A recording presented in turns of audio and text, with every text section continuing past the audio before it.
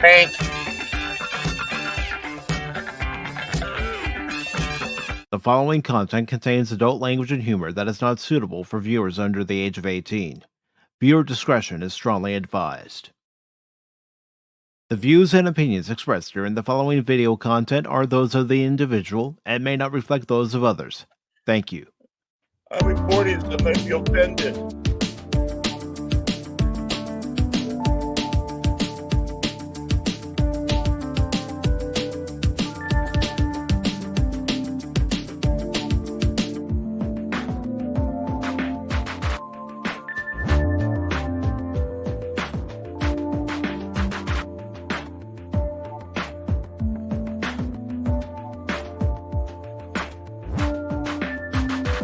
AWOL.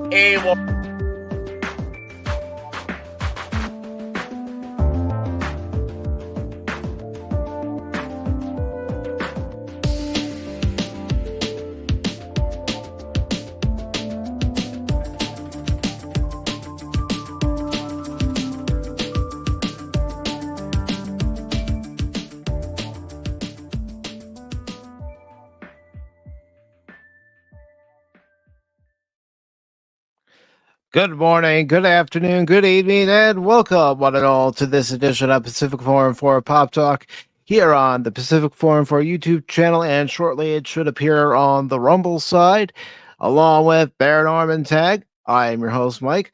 Unfortunately, Cash is still under the weather, so he will not be with us today. This is your opportunity, everybody. When we get to that second hour, this is your chance to shine. If you do well, you will be the replacement for Cash Money. Consider it an audition. We're auditioning with our open line or open chat. So put up your A game, people, and be the new Cash Monet. But that's the thing, Baron. Who's going to be able to fill in his shoes? Yeah, these people. Well, it's more like who's going to fill in his chin. Well, I was trying to be nice about it because you know how offended Cash gets when we mention his chin. Well, he's got such a magnificent chin. I mean, everybody knows it's Cash. When, all of a sudden you see the chin and 5 minutes later, the rest of him comes in. I mean, honestly. Because, who's at the door? Some chin. Yeah. Anyone else? I haven't seen it come in yet. Oh, it's Cash. I mean, yeah, he rings the doorbell with the chin because that's the closest he can get. So true. And if he's listening, he's probably going, "Those goobers." Yeah. Oh, you goobers. Yeah. Oh, you know what? You know what he's going to do? He's probably going to message each of us in Discord later and say, "You goobers, talking about me again." What do you mean later? He'll do it during the show. I'm surprised he hasn't hit it yet. I do have my Discord up, so if he does, I'll let you know. All right. I don't get bothered as much with Discord as you do because you're a guy who's out there and you're moving and grooving and you have your connections and you're just in with the in crowd. I'm just the co-host. It's just Baron. Okay. No, we won't talk to you. Here's the truth of what it is. Whether we're doing Pop Talk or whether I'm doing a game stream, I'm not going to be paying attention to Discord. I'm not going to be paying attention to Twitter while I'm in the middle of the stream. I'm going to be paying attention to providing the content, whether it be for Pop Talk, whether it be for a game. Yeah. I mean, I get it up because, like I said, I get it up. Boy, that sounded good. I have it up. Like I said, I don't get much. And if something right. It's my Viagra, it's my Viagra. Baron will take his Pop Talk pill and get it up. I get it up. Get it up. But no, I just have it up because still doesn't sound good. But because if I will see a message coming in from Mr. Monet like the other night and be able to express his displeasure of us talking about his kid. Oh, he knows the rule of thumb around here. If I'm not here, you guys take over. You fly the pirate flag and talk about me. If you're not here, we talk about you. And if Cash isn't here, we talk about him. Right. Everybody's fair game. Yeah. So if you can handle that type of treatment, folks, like I said, second hour on, this is your audition. Yep. And speaking of the second hour open panel, let me go ahead and pop up the brief edition of the guidelines that we have here. The full guidelines are in the description below. About time, because the old ones took up half the show. So as you can see here, and again, for anyone who is unaware, these guidelines went into effect back in September because of some issues that we've had in the past. So please, number one, wear headphones or earbuds while on the panel. Number two follows number one. Please mute any background noise that can be heard during the stream. I don't want to hear myself or hear somebody else talking during the stream. I mean, at that rate, I might as well just sit back and watch the stream myself. I don't want that reverb. And I do think it's distracting. Now, we have had some people say, well, I turned on my TV because that article you were talking about was boring. You still went against the open Pop Talk panel guidelines. Yeah, hit mute. And that's why you were given a strike. Mm-hmm. And number three, please save all self-promotion until you have been asked to do so. This includes promoting others. We've had many times where someone has come on and they're not interested in talking about the topic that's already been decided upon for this edition of Pop Talk or any other edition of Pop Talk. No, they're more concerned about promoting themselves than being part of the discussion, the conversation.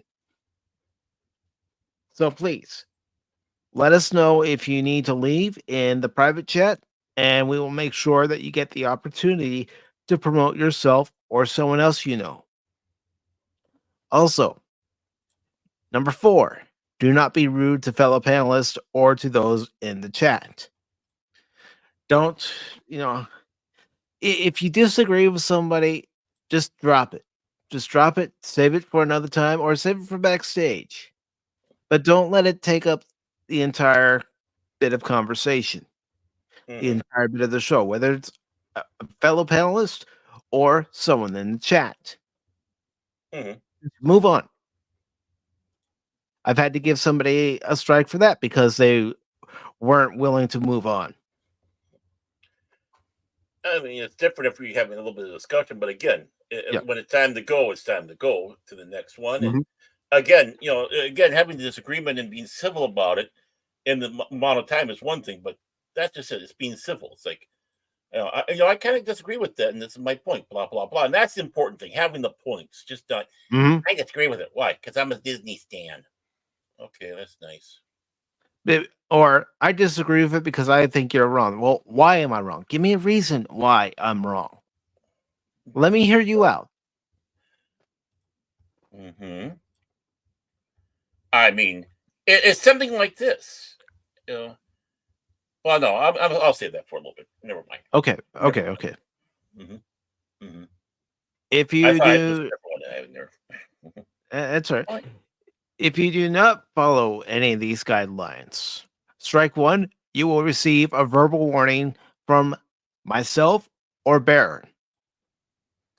Strike two, if you go against the guidelines for a second time, you will be muted for 5 minutes by either myself or Baron.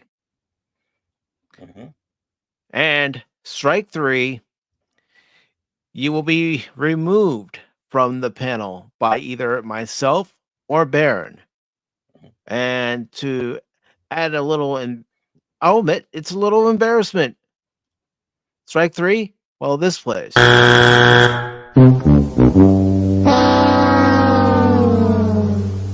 You're gone!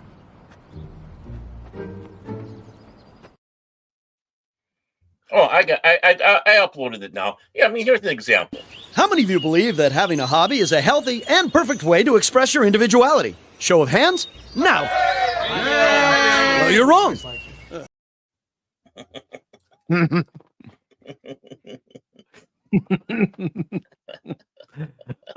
Isn't that Ninja Warrior? No, that's MXC. Takashi's right. Castle, but then they did that with did that on Spike for a few seasons. The MXC, a great show. It's such a funny show. I got all the DVDs that they released. Unfortunately, they don't have the whole show released on DVD, which makes me cry. Nothing wrong with that. So, ladies and gentlemen, please be sure to follow all the second hour guidelines, and Baron and I won't have to issue the strikes. Won't have to give you a verbal warning. Won't have to time you out for 5 minutes. Won't have to boot you from the panel. It's that simple. I'll probably do it anyways because I'm mean. We don't want it. Power. Truth is, we don't want to do it. And Baron can tell you how long I dragged my feet about doing this because I didn't want to have to implement any rules, any guidelines. But because of things that have happened in the past on Pop Talk, I had to do something. I was my hand was forced. I was like that little devil on her shoulder going, "Do it! Do it!" Well, you're that little artist. Do it! Do it now! Come on! Come on, do it! And Cash was on the other, and was a little figure on the other shoulder going, "Yeah, whatever, you goobers, whatever, those people." Yeah, so I mean, he wasn't much help. Nah, it's not. What is he any help? Well, I don't know. He is trying to work I say on that tongue in cheek. I say that tongue in cheek. Oh no, he is trying hard to get us that chin polishing advertising for the show. True. Yeah. So that means he's got to show his chin. So that's what's slowing things down. He thinks his chin was so magnificent that he doesn't want to willy-nilly show it on live stream, to the unwashed masses. But if he gets this contract for sponsorship, he's going to have to. So true. But wait, doesn't he consider us unwashed masses? Yeah, that's why I never show. I've never seen him. Have you? I can tell you off screen. There we go. Look at that magnificent chin. That's right, ladies. That's the chin. He drives up and down Fullerton looking for a girl who can do a chin job.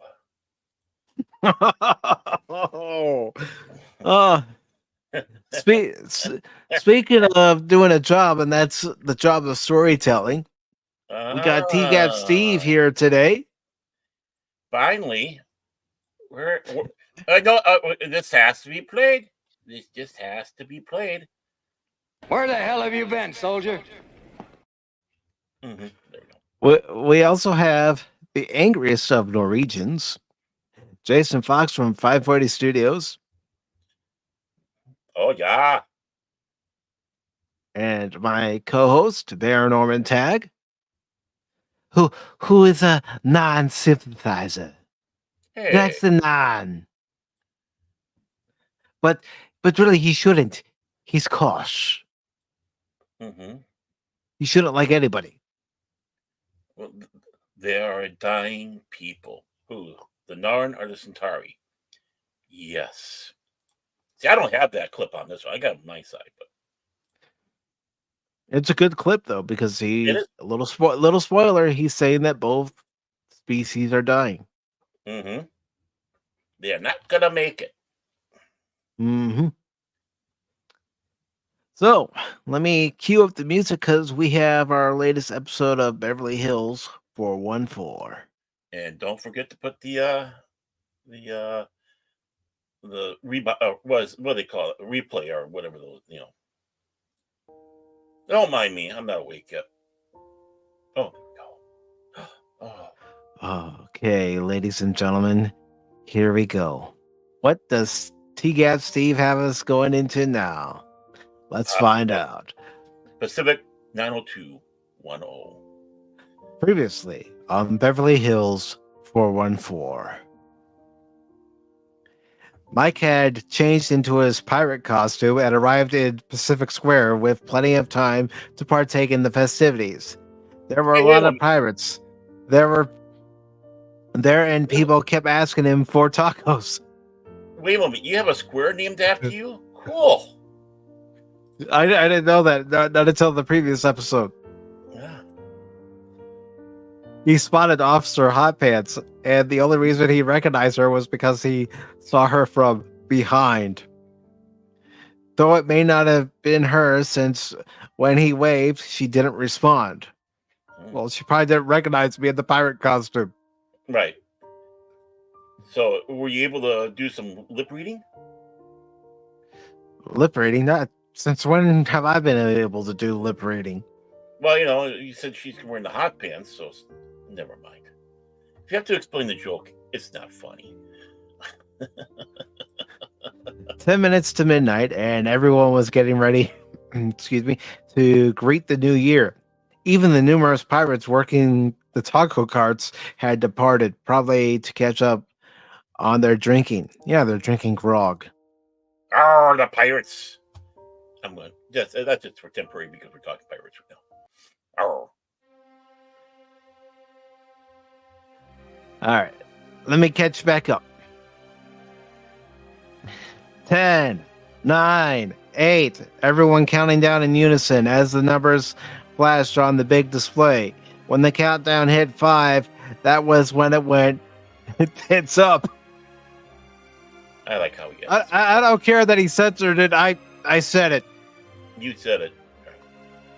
First was the loudest ripping, rending noise, as if a million critics raspberried a bad comedian in unison. And at the same time, the countdown hit 0. Everything exploded in a burst of light and heat. Oh, sounds like after someone had a meal at Taco Bell. Mm. The fireball of Pacific Square going up, and a methane-fueled gas explosion was visible from Crypto, where Crypto kept jogging miles away. Well, that's what happens when you have Taco Bell. It is an atomic explosion. Right. No. You maniac. You blew it up.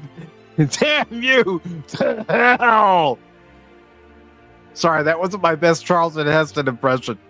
No. Crypto rallied against fate as he fell to his knees and slapped the ground. Pig Leg Paco had won. He had blown up the square. Crypto whipped out his phone and desperately started trying to call Mike. Each time the phone went directly to voicemail. Hit a redial each time. Once, twice, 10 times. I thought it was going to be once, twice, 3 times my lady. There we go. 10 times, all at the same time. Crypto couldn't remember, but he thought he had heard Mike say he was going to the square to dress up and maybe get on local news for his costume, if he had. Baron had to call Baron. There's no way Baron would have gone there. All those people, and he was getting his beard cleaned and waxed, or whatever someone does with a beard. Well, it's like a chin. It's magnificent, but I'm not afraid to show mine. Dialing Baron's number, he had some hope when he heard the phone start ringing and ring and ring and ring. Wow, you don't have a voicemail message where it will go straight to voicemail after a few rings? Nah, I want to torture people. Yeah, that sounds like you. Yep. The countdown had been fun, Baron had thought. At least the officers had let him watch out the window to see the square below. Next thing he knew, he was falling through the air legs over ass. Wow. When his senses returned, he felt like he had a whole building collapse on him, because the whole building had collapsed on him. And that smell, like pre-baked beans, night at Cluckin' Chicken.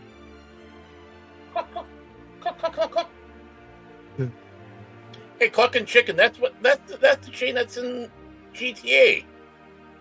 Yep. GTA, I tell you. He was wet, cold, doused with water from what he hoped had been a broken water main and not sewer, and buried under enough rubble to build a comfortable residential home. If it didn't hurt so much, he'd think he was dreaming. I mean, and it had to be a dream, right? Or else do you wind up buried under a building without pants being hosed out like you were being doused? I don't know, Steve. I don't know. This is your story. Well, he must have known some of the parties I've gone to. Maybe.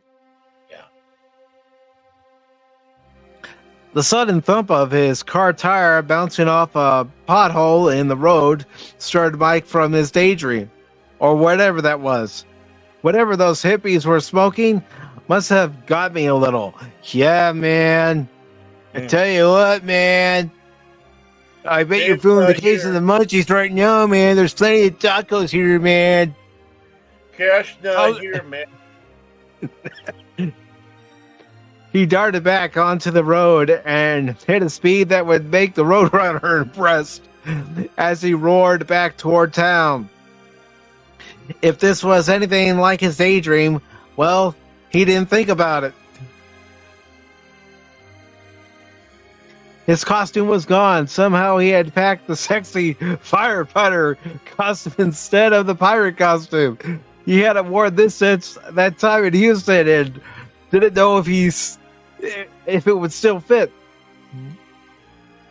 At least it was no time to oyster. True. No time to get his other costume. He took a chance and went as shirtless firefighter. No. We don't need to give the ladies that image, Steve. No, we don't. Oh, he had lucked out. There were far too many pirates in the crowd for Pirate Mike to have stood out. Oh, I just love firemen, a voice said behind him. As he looked, he saw Officer Hot Pants ogling him like a grade A piece of meat. Okay. How do you like being objectified now? Okay, fine. So much so he... He's dying, folks. So much so he wondered if his new name was Chuck. Well, it could be Rump. It could be Rump. Yeah. She was looking amazing in this sexy devil girl costume and moved right on in. Maybe she had a couple of drinks to kick off the night, but she placed a red kiss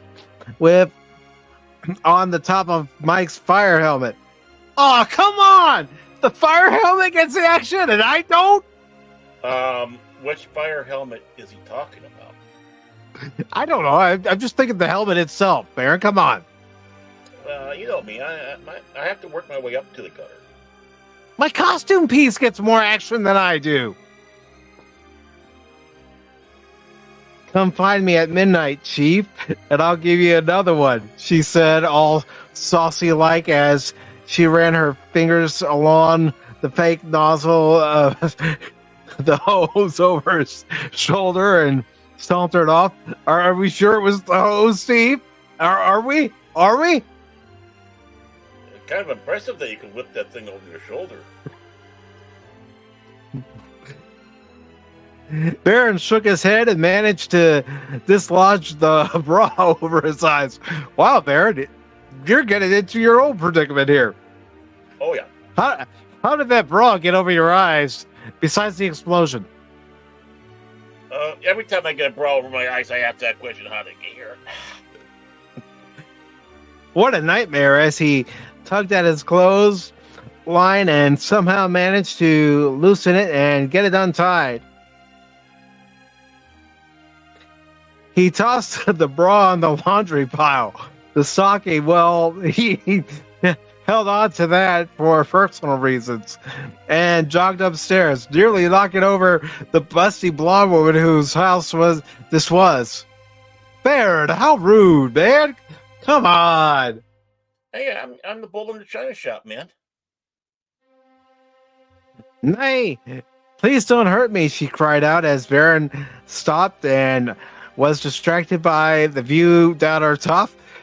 They said they had heard Ingrid if I didn't call the police on you. Ingrid, Baron prompted, and wondered how soon he had if he had called the police. Yeah, my sister, from when we were both in the Swedish bikini team. They took her to get Sif's golden comb. Uh-oh, Baron, sounds like a rescue mission. I'm done with it. Are the police on their way, Baroness? Try not to get distracted by bikini thoughts? Yeah, right. It's probably like me, fumbling his words. Nay, I was just about to call them when he knocked into me, he sniffled, and was about to cry. Well, I tell you what. How about we don't call them and I help you get Ingrid back? Baron said, placing his hand on her shoulder. Yes, shoulder. Wait, did Baron have her consent? No. You know me. Crypto tripped over a bit of discarded excuse me. A bit of discarded cardboard and nearly fell into a convertible parked nearby.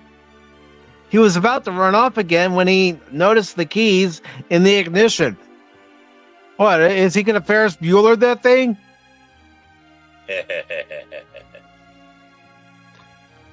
Better to lie and beg forgiveness than ask permission.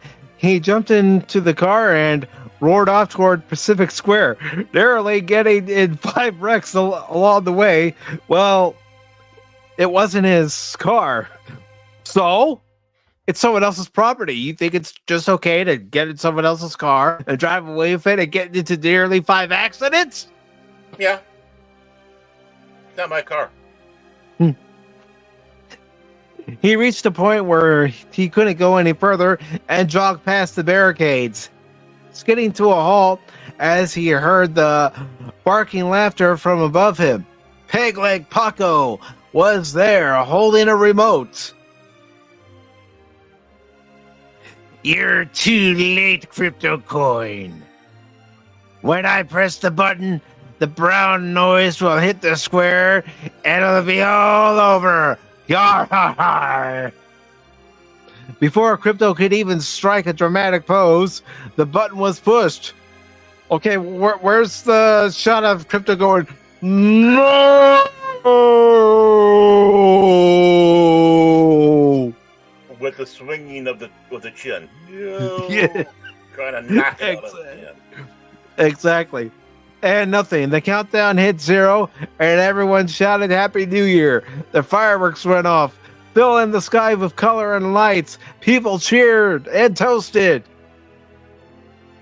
And we're toasted, too. Yeah. Paco kept hitting the button, shaking the remote, pushing the button again, and cursing. Did he try turning it off and back on again? Probably not. He's not that smart. Till he glared at Crypto. I don't know how, but ye win this round, bucko. There was a bright flash and puff of smoke, and Pegleg Paco was gone. Just like a taco ninja using a smoke bomb to get out of there and leave behind only the scent of salsa and nacho. Salsa and nacho.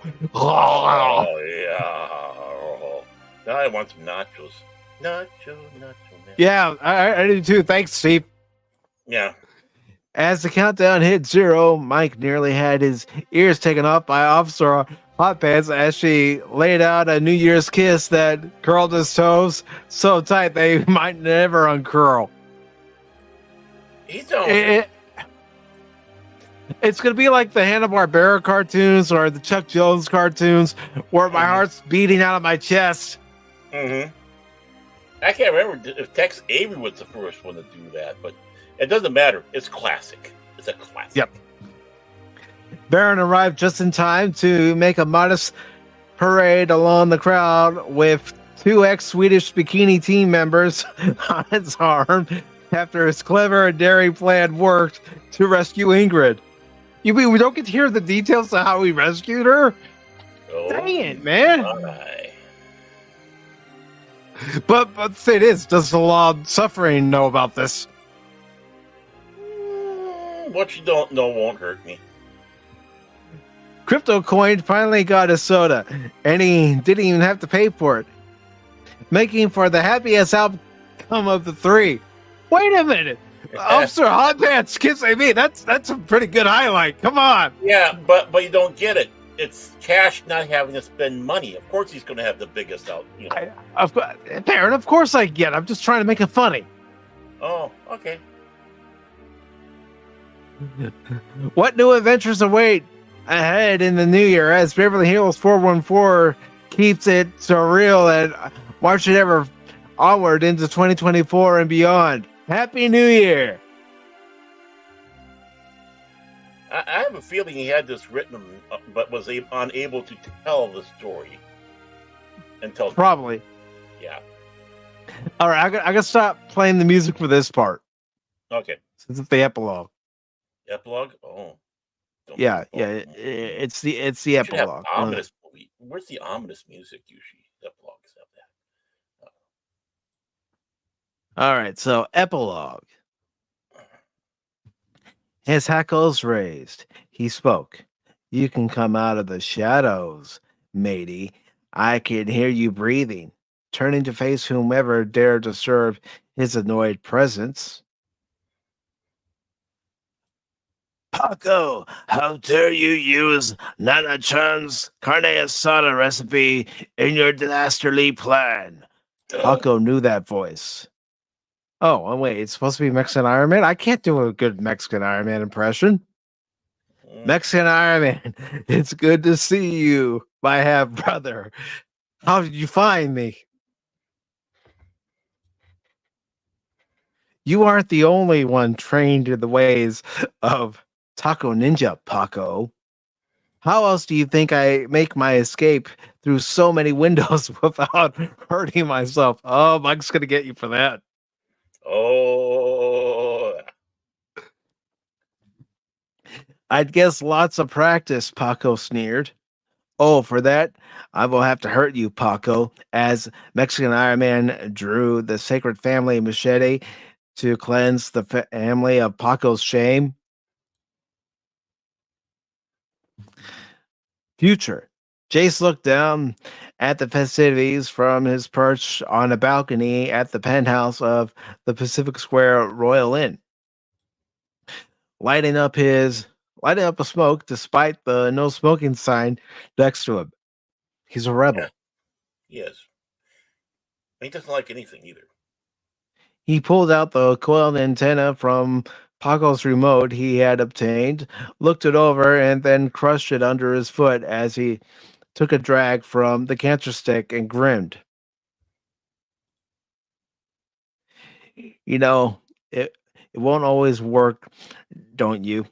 The man only knew as Matrix said from the side.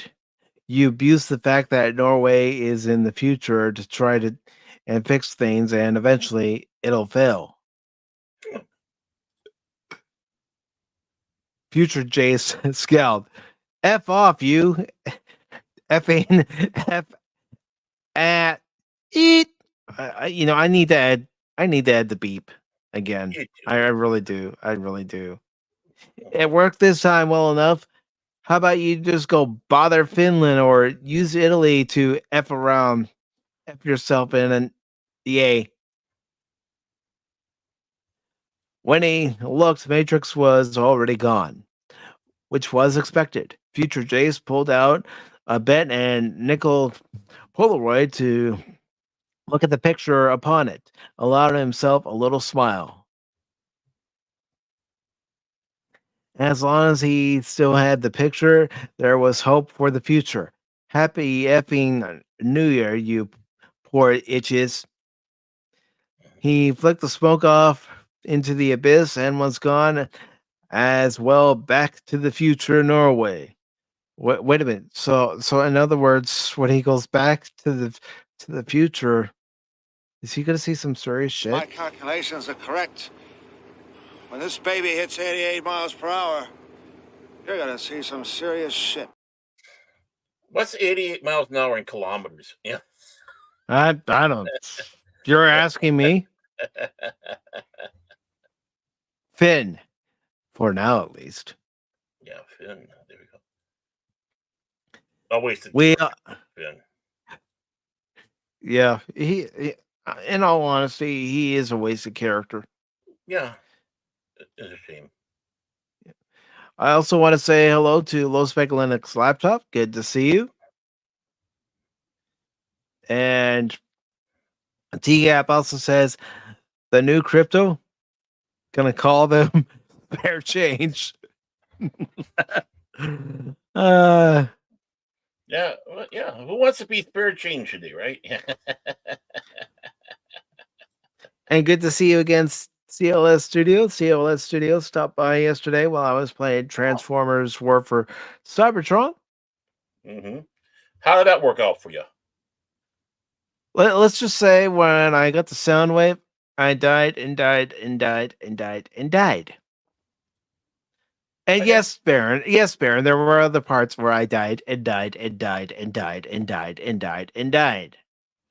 Mm-hmm. So normal. And there was a point where I was tempted, but I didn't do it during the stream. But I was tempted to quote a line from Transformers movie and go, "Me, Mike, need new strategy." Yeah, you should have. I know I should have. I know. And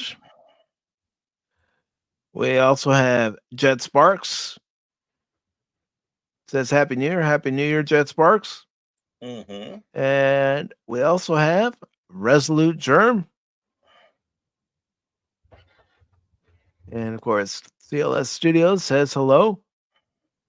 And Jace is saying, with a hand pink waving. Hand pink waving. Yeah, Jace knows. Jace knows.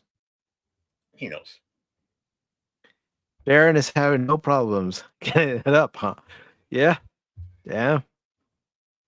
I guess so. That's what he said. Well, that's what the pump is for. That's what the pump is for. Careful. TCAP Steve might clip it. Too late. Hey, what am I? You're trying to say that he's Jewish and he's going to be, doing the Zimmer on me? Going to clip it? Oh, that would hurt. And TCAP says, hello, hi there, greetings and felicitations, everyone. And good to see Kathy Skywalker here with us this morning. Hello and Happy New Year, everyone. Good to see you, Kathy. Happy New Year to you as well. Mm-hmm. And better behave. She's got Lucille, the baseball bat. Mm-hmm. Baron, you probably don't want to be thinking about handling it after speaking about having it up. Just saying. Well, please don't. And Jay says, just don't want shady sites while on our stream, right? And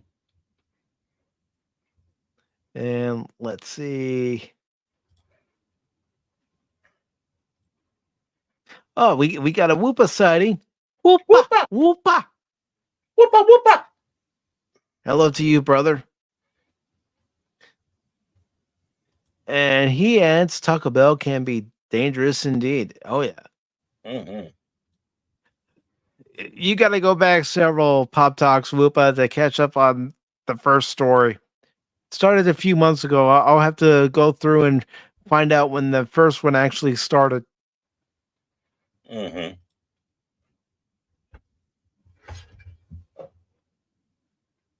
And TGAT says it was a plan that was clever and daring. And of course, Orca Boy, Lord Crit says, greeting from the sea. Sick with flu, but listening in. Ooh. I think he just ate some bad krill myself, but.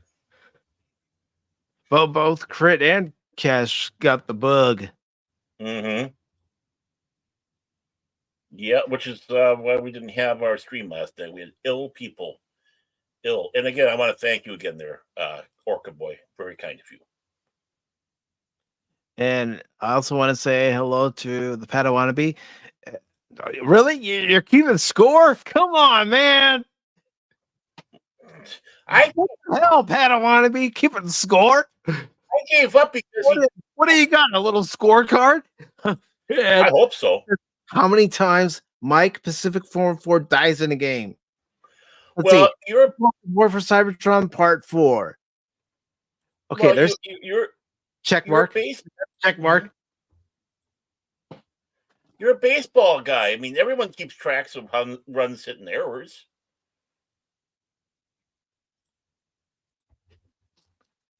And he says, I had the pillow set up for the corner throw. Oh, geez, come on. Nobody has faith in me in a game. That's why I say don't ever give up on me in a game, because just when you do, you might miss something. Oh, boy. The peanut gallery, Baron. The peanut gallery. But this isn't peanut gallery. We have stories that we will be talking about during this open panel. We'll try to get through them as quickly as possible. But one of them being California stores now legally required to keep toy aisles gender neutral. I heard Cash was behind helping that amendment through for California. I heard that he was running for governor of California. Well, if I lived there, you'd have my vote, because this time, why not the worst, right? Yeah, why not? And we also have a story that says CBS to swap Sherlock Holmes' famous partner for a new Watson television series. Well, it's not the first time Watson's been changed. Yeah. And we also have a story about Peacemaker Season 2 pre-production update from James Gunn. Oh, sorry, sir. Did I go over here? I'm already boring you. I'm sorry, Baron. I'm so sorry, Baron. No, that was because of Peacemaker. That was because of Peacemaker. Yeah. I know. So yes, we're boring you with such. I don't want to talk about these stories. I don't want to talk. I'm going to turn the TV on now. Here's a story of a lovely Ewok who was living with 3 Ewoks of his own. Sorry. Funny, I thought it went like this. It's a story of a man named Baron. Yep. He looked like a Wookiee on his own.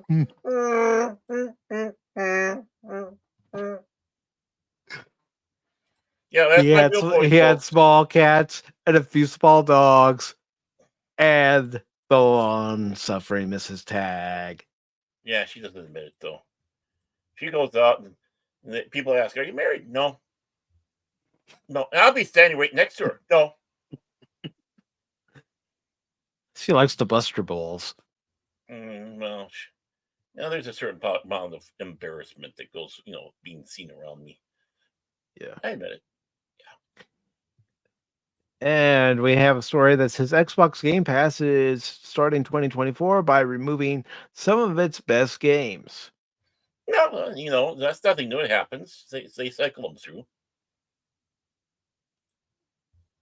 And then we're going to talk about Sharmeen Abid Sunoy. It's about time a woman shaped Star Wars. Oh, yeah? Tell Marshall Lucas that. Well, I was going to say, bless you. That sounded like almost sounded like a sneeze you did there. And then, of course, we are going to talk about the unfortunate passing of Starsky and Hutch actor David Soul at the age of 80. We're also going to talk about Christian Oliver passing away in a plane crash with his 2 daughters. Oh, no. Oh, I didn't know that part. Yeah. Not that would have made light about the situation, but oh my. And then, of course, we're going to talk about a story that we found out about last night. Cindy Morgan of Caddyshack fame passing away at age 69. And Tron. Can't forget Tron. But first, we are going to talk about California stores now legally required to keep toy aisles gender neutral.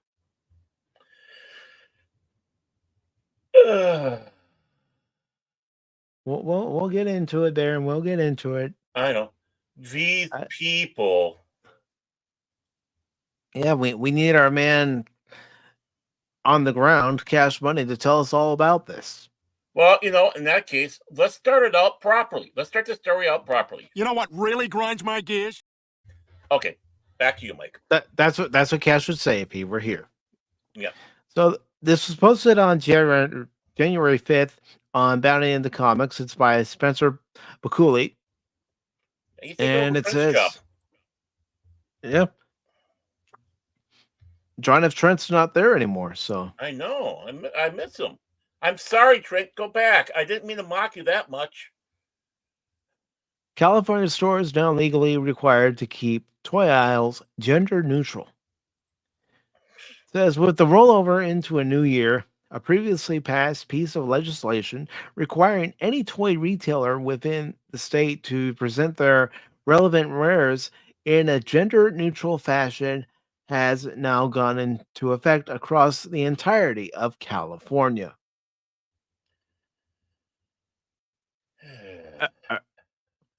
Originally brought before the California State's legislature in October 2021 by the California Assembly's current member Evan Lowe and then member Christina Garcia, Assembly Bill number 1084 requires a retail department store that is physically located in California that has a total of 500 or more employees across all California retail department store locations that sells childcare items or toys to maintain a gender neutral section or area to be labeled at the discretion of the retailer, in which a reasonable selection of the items and toys for children that it sells shall be displayed regardless of whether they have been traditionally marketed for either girls or boys. California, what the hell is wrong with you people? These people, you have people shitting on the street, which of course you okayed in San Francisco. And now this is your big important thing. While more and more people are sleeping on the streets, more and more people are shitting on the streets, and yet we have to make sure we have gender neutral areas for our toys. My word. It says, as defined by the bill's authors, this gender neutral display requirement will apply to all products designed or intended by the manufacturer to facilitate sleep, relaxation, or the feeding of children, or to help children with sucking or teething, designed for persons 12 years of age or less. Huh? It's California, Baron. It's California. What I'm serious about this. You know what we need to add to our little list of zingers? Circus music. Yeah, I need to bring that back. Yeah, we really, more now than ever, we need to have that circus music, because this is a story that needs circus music. It really does. I mean, I was telling you before we started, the last time I went to any store, whether it be a Target or a Walmart, any store that has a toy department, like a Ross, they have a toy department. They don't say girls' toys and boys' toys anymore. Anyway, it just says toys. Well, yeah. What it says in my Target Bullseye boutiques up here is action figures, Star Wars, wrestling, Disney, Barbie. They don't say boy toys or girl toys. They just have listed what the toys are. No gender identification at all, which is fine, because I think people would rather go and try to find the stuff by the name, because they know what a Barbie is. They know what Star Wars is. They know what Thomas the Tank Engine is. I mean, honest to Pete, is it going to be, now we're going to change it for ages too? So we got to have the what is with the little telephones, Playmobil, next to the wrestling toys now too, because we don't want to not genderification, but ageification or whatever the hell freaking word or name they're going to come up with. Yeah, whatever BS name they're gonna make up, and yeah, so the baby Huey walking into place at the age of 55 years old, wearing the fucking diaper and a binky in his mouth, doesn't feel like he's out of place. yeah. Yeah, I'm talking about you, California. Land of fruits and nuts, California. Well, we'll get a load of this crap. This word salad here. Oh no! Unjustified differences in similar products that are traditionally marketed either for girls or for boys can be more easily identified by the consumer if similar items are displayed closer to one another in one undivided area of retail sales floor. The bill argues, keeping similar items that are traditionally marketed either for girls or for boys separated makes it more difficult for the consumer to compare the products and incorrectly implies that their use by one gender is inappropriate. Oh, you shut up, you out of touch politician piece of shit. Well, the thing is that they're not out of touch. They're just pandering. Well, but they are out of touch, Baron, because it doesn't take a rocket scientist to know. Okay, my little girl, she wants to play with a transformer. Fine, she can play with the transformer. Well, yeah, I mean, nothing wrong with that. There's nothing wrong with little girls wanting to play with boys' toys. What do you think happened when He-Man and the Masters of the Universe and She-Ra toys were around? Huh? Mm-hmm. Well, you had boys buying them more than the girls because it was part of the He-Man world. I mean, it didn't matter. Personal experience here. Oh, I still have cough shop. My young girl, who is not young no more. She's 22 now. God, I feel old. But we did, before she was born, we did her room up as the classic Winnie the Pooh. So it wasn't the Disney-fied stuff. It was the old one, and got the book and all that. It's like, okay, this, which of course, Winnie the Pooh is anybody, right? It's about as gender neutral as you can get. It's just, it's young is cute. Well, we took her to a Barnes and Noble, and she gravitated right towards the after she was born and all that, but we took her there, and she gravitated towards the table that they had set out for Thomas the Tank Engine, so the kids can play with the toys and obviously tempt the adults into buying. It's like it has served double purpose and it doesn't bother me. She glommed on to Thomas, and she was the biggest Thomas fan, and for that matter, train fan. I mean, we went around the states visiting various what would you say, train locales. She visited the museums, and we even went down to Iowa because, Thomas the Tank Engine was showing up down there, so we took the road trip so she could ride on Thomas. Mm-hmm. Well, again, people would sit back and say, "Well, you as a man, you're just trying to steer her that." It's like I had nothing to do with it. It was her interest, and you know what I did? I encouraged. You encouraged her. Right. It's like, okay, you like the trains, great. Yeah, she had some Barbies and such like that, and such. But when it came around that, she loved trains. I think she still does. And the thing is, I'm asking, and this is a serious question to you, Baron, and to anyone that's listening, whether it's on YouTube or Rumble. What's wrong with a girl liking trains, liking automobiles, liking planes, liking any kind of machinery? That's just it. It's back in the day, that was what they called the quote unquote tomboys, but they still cleaned up, and they still, there were still women, right? Mm-hmm. They're just women that like that stuff, which of course got a lot of guys V8s humming like you can't believe. And it wasn't the fact that, these women were secretly wanting to be men and they want to change gender. See, they're acting like men. They want to be men. No. We had tomboys, still do, by the way. Yeah. They like this stuff. They like getting their hands dirty with their dads or boyfriends or husbands or uncle, well, whoever it is, right? Friends, working on a car or whatnot. But when it comes time to go out for a date and all that, oh my, it's like, whoa, there they all cleaned up, and it's like you wouldn't even think that girl was working in a garage earlier that day, except maybe if you look at her hands. But still, they're still women, they're still feminine, and they enjoy that. Just like you have women who are in the trades. One, they like it. Two, they know where the money is. Yeah. They're smart. There may not be a lot of them. Yeah.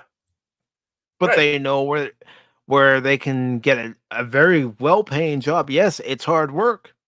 Oh. But the benefits and rewards are part of it. Right. You have women aircraft mechanics. I've seen them.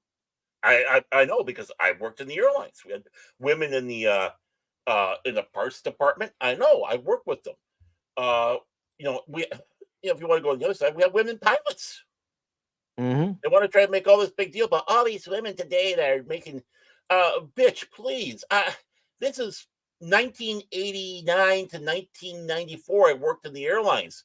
We had plenty of female pilots. Thank you kindly. And they wanted to make a big deal about the first time you have two women flying an aircraft for an airline. So it's like, I think we actually did have that in my airlines, but they didn't get mentioned because it was a commuter airlines, a feeder airlines. Not a corporate. Yeah, well, no, it was corporate. Well, yeah, I mean, we were okay. Not like United, not like United Airlines or American Airlines or Delta, is what I'm trying to say. Well, yeah, we were a feeder airline for Northwest Orient, so it was so we were part of their we were tied in with them, but we were their own company. But still, isn't that important? And that's that is important. Yeah, and airlines like that are a stepping stone for the guys to get to the bigger fish. So yeah, I mean, I've seen a lot of women that were in, obviously the demographics, if you want to take a look at the percentiles, was vastly skewed to the men. But when you get women being told that they should go to college and get some degree in gender identification and in sexuality and basket weaving, all they're paying for is about $100,000 in debt to say you want fries with that.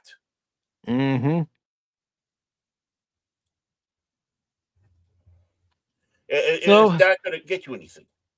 No. And that's what I was going to say, Baron. So what do they think this is going to get them? I mean, it's different if you have someone going to be an architect or an engineer. In fact, there's a YouTuber I watch up in Canada. Notice I didn't. I'm not promoting. I can't remember her name off the top of the head, but she's North Korea. But she's Korean. Family came from Korea. She's up in Canada, and she talks about architecture because she's an architect, and she's still young. She just turned 30 not too long ago. It's like, well, see, there's a woman who's going out there kicking ass and taking names, and she's not doing in the gender field. Speaking of kicking ass and taking names, there's this one female wrestler who I follow who wrestles in AEW. And one of the things she has shown, besides her modeling pictures and wrestling pictures, are pictures of her working on her car or someone else's car. Right. Because it's something she likes to do. Yeah. And let's not forget all the women who work on farms. Like my cousin and her husband. And, she doesn't sit around in the house and doing what you'd expect a farm woman to do. No, she's out in the field working, getting beaten up sometimes by the weather and such. But the thing is she's still a woman. Yeah, and here's another thing. When my dad used to go up to the Sierra Nevadas in the spring and then in the fall before wintertime, and sometimes he would go up there in the wintertime for the skiing, but he would mainly go up there for the fishing in the spring and in the fall. That's when he could get time off. Right. He knew a husband and wife who owned one of the lakes there. It was called Gull Lake. They don't own it anymore. They sold it off, and someone else owns it now. Okay. But she was out there getting the boats ready, doing all the hard work, and then running the shop at the same time. Right. She loved it. Yeah. She said, I wouldn't be doing this if I didn't love it. Mm-hmm. So this bullshit that California is doing, because obviously they have their heads shoved up their asses so far, they're coming out their own mouths. They don't understand what, real, they don't understand that real world at all. No. And they don't understand it's not because you have the had the toy aisle segregated that the women didn't feel like they could be involved in stuff like this. I mean, how insulting that is. Absolutely insulting it is to women. Mm-hmm. This is a slap in the face to women, this crap. This is what's setting women back. Setting us all back. Uh-huh. And they think it's a slap in the face to men because, it's our misogyny that does it. But no. As it goes, it is proven that there are times when we do like to be with our own ilk, you might say. Like men want to be with men, women want to be with women, right? And this is another example when Pope John Paul II died, towards the very, very end, basically when the time was coming. He wanted to have the Polish conclave, or whatever you want to call it, come in and be with them. Why? Because he was Polish and he wanted to be around his fellow kinsmen when that happened. Is that bad? No. We do like to have that familiarity. We want to have that comfort. Now, if we hide in it all the time, that's the problem. Mm-hmm. If we cannot that's what we're doing. That's what we're doing. I mean, I'm not trying to use it as a universal us or them or they, but that's what society is starting to do. Well, how long of a battle did we have to get the segregation out? Right, the whites only, colored only, water fountains and such. Now, what do we have? We got segregation. This is a black only room. No whites allowed. It's like, wait a moment. Now, personally, when it comes around the groups, organizations, whatever, I have no problems if they segregate. Again, like with like. But you don't go out there and hinder someone from having their own. Right? So, so if you want to have a men's only club, fine. That's no problem, as long as you have a women's only club. Well, you had that movement back in the 70s and in the 80s where they wanted to destroy all the men's only club, but keep the women's only clubs. That's wrong. Yeah, it is. That's as wrong as saying that women can't have their club, only club. But if you hide behind another example, the guy who ran Domino's, or founded Domino's, he wanted to have a closed community in Florida. I remember reading about this. Yeah, because he's Roman Catholic. This was like about 25 or so years ago. And basically control of, the entertainment and stuff like that, because they basically wanted to get away from the world. And again, you're right, but to close yourself off of the world that much is just as bad as these morons that are coming up with this bullshit that we're dealing with. Because it's just like they're ignoring the real world around them. Mm-hmm. And which is why I said in the beginning when we were reading this, they are out of touch. Yep. Yeah. They're not out of touch of what they feel is their constituents, blue-haired land whales and others, Trigglypuff and Gorlock the Destroyer. Those are the ones they're in touch with. They're not truly representing the people at all. No. And the sad thing goes is the old saying is as California goes, so goes the nation. Why? Unfortunately. Yeah. Why? California is its own creature. just because California does it doesn't mean we have to do it. Exactly. Just as And Norway welcome, does it doesn't Jace. mean we all have to do it. Hello, Oh, everybody. Jace. Oh, Jason's here. Oh, hi, Yeah, Jason. hi, you fucker. Hey. But ain't this toy really nice? You know, Supergirl from that movie, right? Yeah, looks like Elsa Miller, Oh, right? yeah, you made the movie that did not do so well because people just didn't want to see Ezra Miller. Yep. Well, yeah, It's a and bad movie, bad actor, and you have three. You have no. We basically have 4 Elsa Millers because the woman who plays, Supergirl looks like Elsa Miller and acts yeah, like Elsa Miller. So we basically have 4 Elsa Millers because we have the main Flash, we have the young Flash who likes to smoke weed and who's always high and looks like Seth Rogen in his, how he is, it's basically like Seth Rogen.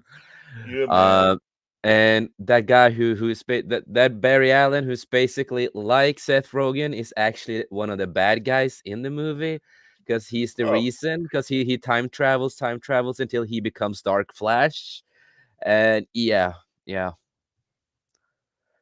it's a good convoluted. movie. Yeah, It's a but really good movie. Like James Gunn said, it's the best superhero movie ever made. did he say that? Yes, he said it. Oh, God help us That's all.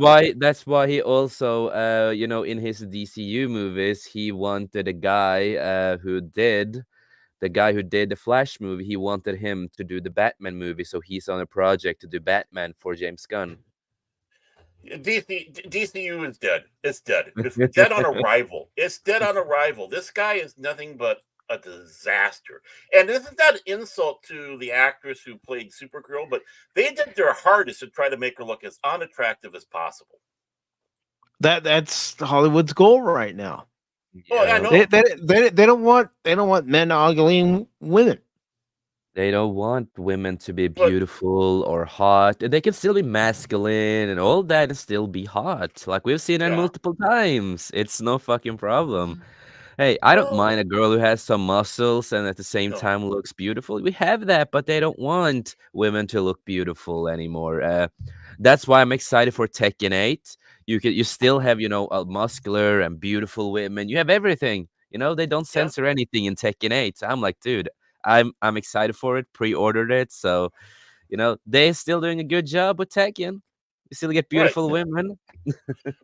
But meanwhile, they don't mind the fact that you have women and let's face it, homosexuals going oogling and mad over Jason Momoa as No, Aquaman. Oh, that's true. Many are like that. Yeah, I that's mean, true. yeah, and I'm not being facetious You or should have been down Lobo with the though homosexual. from the start. Oh yeah, you know what? You're absolutely right. And the thing is, I'm not being snarky when I say that either. It's like no, it's just a fact that It's the truth. That's one of the things And he's that a big you fan of heard Lobo when too. the original Aquaman movie came out in 2018. yeah, Is the women women, were going to see it because of Jason Jason Momoa Momoa. and his They physique. don't care about the character. They don't care about it's Aquaman. It could have been whatever character, and the yeah, women would be and gay people and women would be like, "Oh damn, it's Jason Momoa." We have to watch yeah. that. We have to watch his muscles. Yeah. It's Mhm. gonna be And shirtless. yeah, and the reason why I said that too is because when Playgirl was out there, Mhm. before it folded, of course it was aimed for the women, but the Mhm. people who were buying it the most were gay men. So it's like, well, you have an audience. It wasn't who you're expecting, but congratulations, you got an audience. You Mhm. know, which kind of deflated their sales a little bit because that's not what they're intending. It's like, Yep. well, why? What? Like they're gonna go and read Playboy, or more importantly, look at Playboy. Yeah, but no, Jason Momoa should have been, for all guys' sakes, for everybody's sakes out there, being Lobo from the start. He's a fan of Lobo. Mm-hmm. He also was a little bit like, what the fuck, when he got the role like Aquaman. Like, why Aquaman? Yeah, Mm. yeah. I'm sorry, no offense to him at all, because he's good. He's good, but yeah, that was not a good fit for a character. The No. studio, did the mismatching. It's like I like the Justice League movie to a certain point, and I think Jason Momoa does really well in it. But it's just like it's not Aquaman I'm used to. But it's though he still plays really a fun character, but it does feel like a Lobo character as Aquaman. The only mistake, like the biggest mistake in that movie, is of course Ersa Miller in the first place. Amber Turd, of course, but that it is what it is. But those two people are fucking crazy, and I don't agree with Zack Snyder on that kind of point. But Here we go. But yeah, this whole thing with gender neutral stuff in stores and stuff, I don't see the point of it. It's just like just say action toys or toys, whatever. Who the fuck cares? They're collector editions, toys, whatever.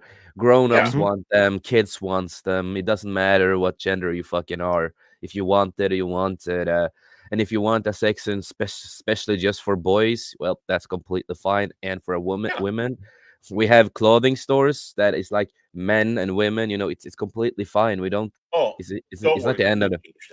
Oh, don't worry. California will probably change that too. Oh yeah, exactly. They're probably working on that right now. Oh, if you ever come to certain places in Norway, they do have certain stuff here and there for like non-binary shit. Yeah, they do.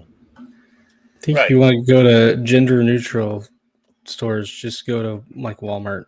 Like, if you just want basic stuff, don't go to a fancy clothing store.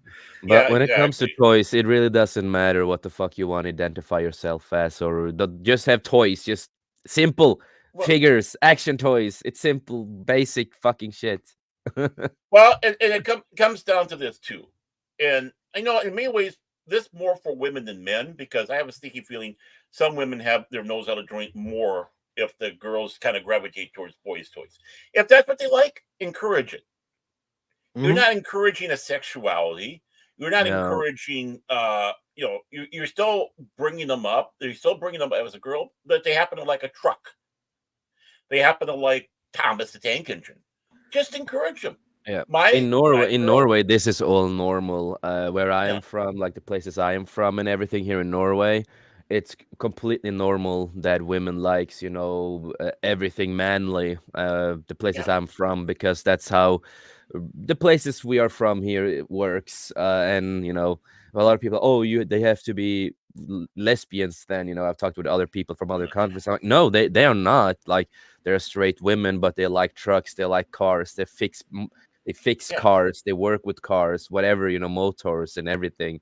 They're like that's just the way a lot of women here in Norway is, and it's nothing woke about it. It's just our culture.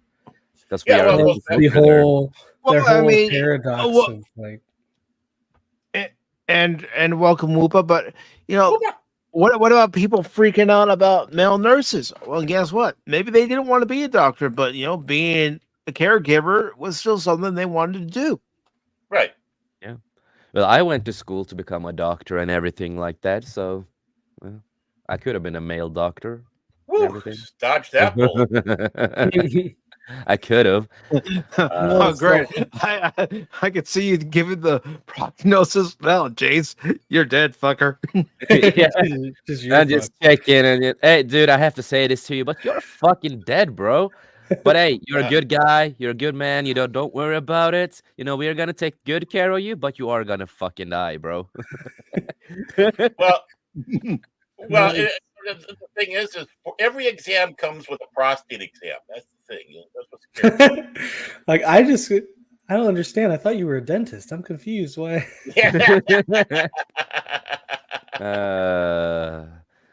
No, but dude, that is a fun thing. I am such an honest person. So it's I would have done a little bit different than normal people, but I would have been nice. But I wouldn't I probably wouldn't say fucking. Maybe who the fuck knows? It's like when I go to my dentists, like they are the most coolest people ever, because we swear we are cool. They're really cool people. It's like the woman who works in the counter, she joked about, because I couldn't pay at the time, so can I get like the factura with me and the thing with me, and I will pay it later. And she was just like, yeah, but you have to remember to fucking pay though, She was like that, and I'm like, yeah, fuck yeah, I'm gonna pay. Don't fucking worry, So we joke. She wants you to pay another way, if you know what I mean. Coming back. Time to make No, the but we call. joke like that all the time, because some people I'm with, and I know with different culture, but it's always fun to. It's like we say it like this, if I get sick and I get like whatever sickness that can kill me, I just want the fucking doctor to be fucking honest with me. I don't want him to Right. like try to be nice or whatever. I'm gonna be like, just stop. I would just say stop the fucking bullshit and just say how it is. Like I don't Yeah. fucking care. Just say it how it is. It's the same thing when I removed my testicle, right? When they first said there's a possibility you have cancer, and then you might have like 5 to 6 years to live. And I said, yeah, I don't fucking care. I'm gonna make it the best years of my life. If that's the case, and I'm not gonna go on, this whatever shit you have to go on when you have cancer and all that, that bullshit. Chemo Um, and all that. yeah, chemo in Norway we have like another name for it too, so that's why I'm a little confused by the names. But chemo, yeah, I said I'm not gonna take that fucking shit. I'm just gonna let my body do whatever it has to do, and I'm just gonna live until I die, because that's how I am. That's my belief in the world, and that's how I am. So, but it's like, but you can't do that, I can do what the fuck I want. I told them, I don't care what you say. Yeah, you know what, Jace? You've got a great point there. If someone says you only have this long to live, well, then guess what? I'm gonna live my life. That's the way I want to live it in these last, however long the prognosis is. Yep, it's the way to Well, do it, yeah, you got about 5 minutes to live. Great. Where's the nurse? I want to make the last 5 minutes worth it. Yeah, I'm gonna make the last 5 minutes worth it. Where's the nicest nurse here? Yeah. She's okay. She has a nice ass. Okay, fine. Oh. But no, I mean, your attitude is just fine about that. I mean, it should be for anybody that's Don't be scared of stuff. If right. life is life, and again, life is too short. Make the most of it. There's a reason why I always say it, because it is the truth, and you just have to live day by day, take it as it is, Right. and we can never see the future if we're gonna get sick or get whatever sickness in our bodies. We never know what's gonna happen, and the best thing to do is, just be strong. Just don't worry about it. Just like it is life. Of course, you can be sad and stuff like that, but just remember, you will always go to another place, and people always love you. And no matter what, just be strong. Always. Well, yeah, I mean, you never know when that time comes. I mean, you could be walking across the street and all of a sudden a time warp opens up, a Tyrannosaurus comes out and eats you. I mean, you never know. We're not guaranteed tomorrow. No, No, or right. next hour for all that matter. I mean, No. You never know what's gonna happen. It's a good experience. There is that I thought many times I thought I was gonna die. When I've gone over the road and all that, because people cannot fucking drive here in Norway most of the time. Well, they can't drive here in the States either. don't Yeah, worry. right.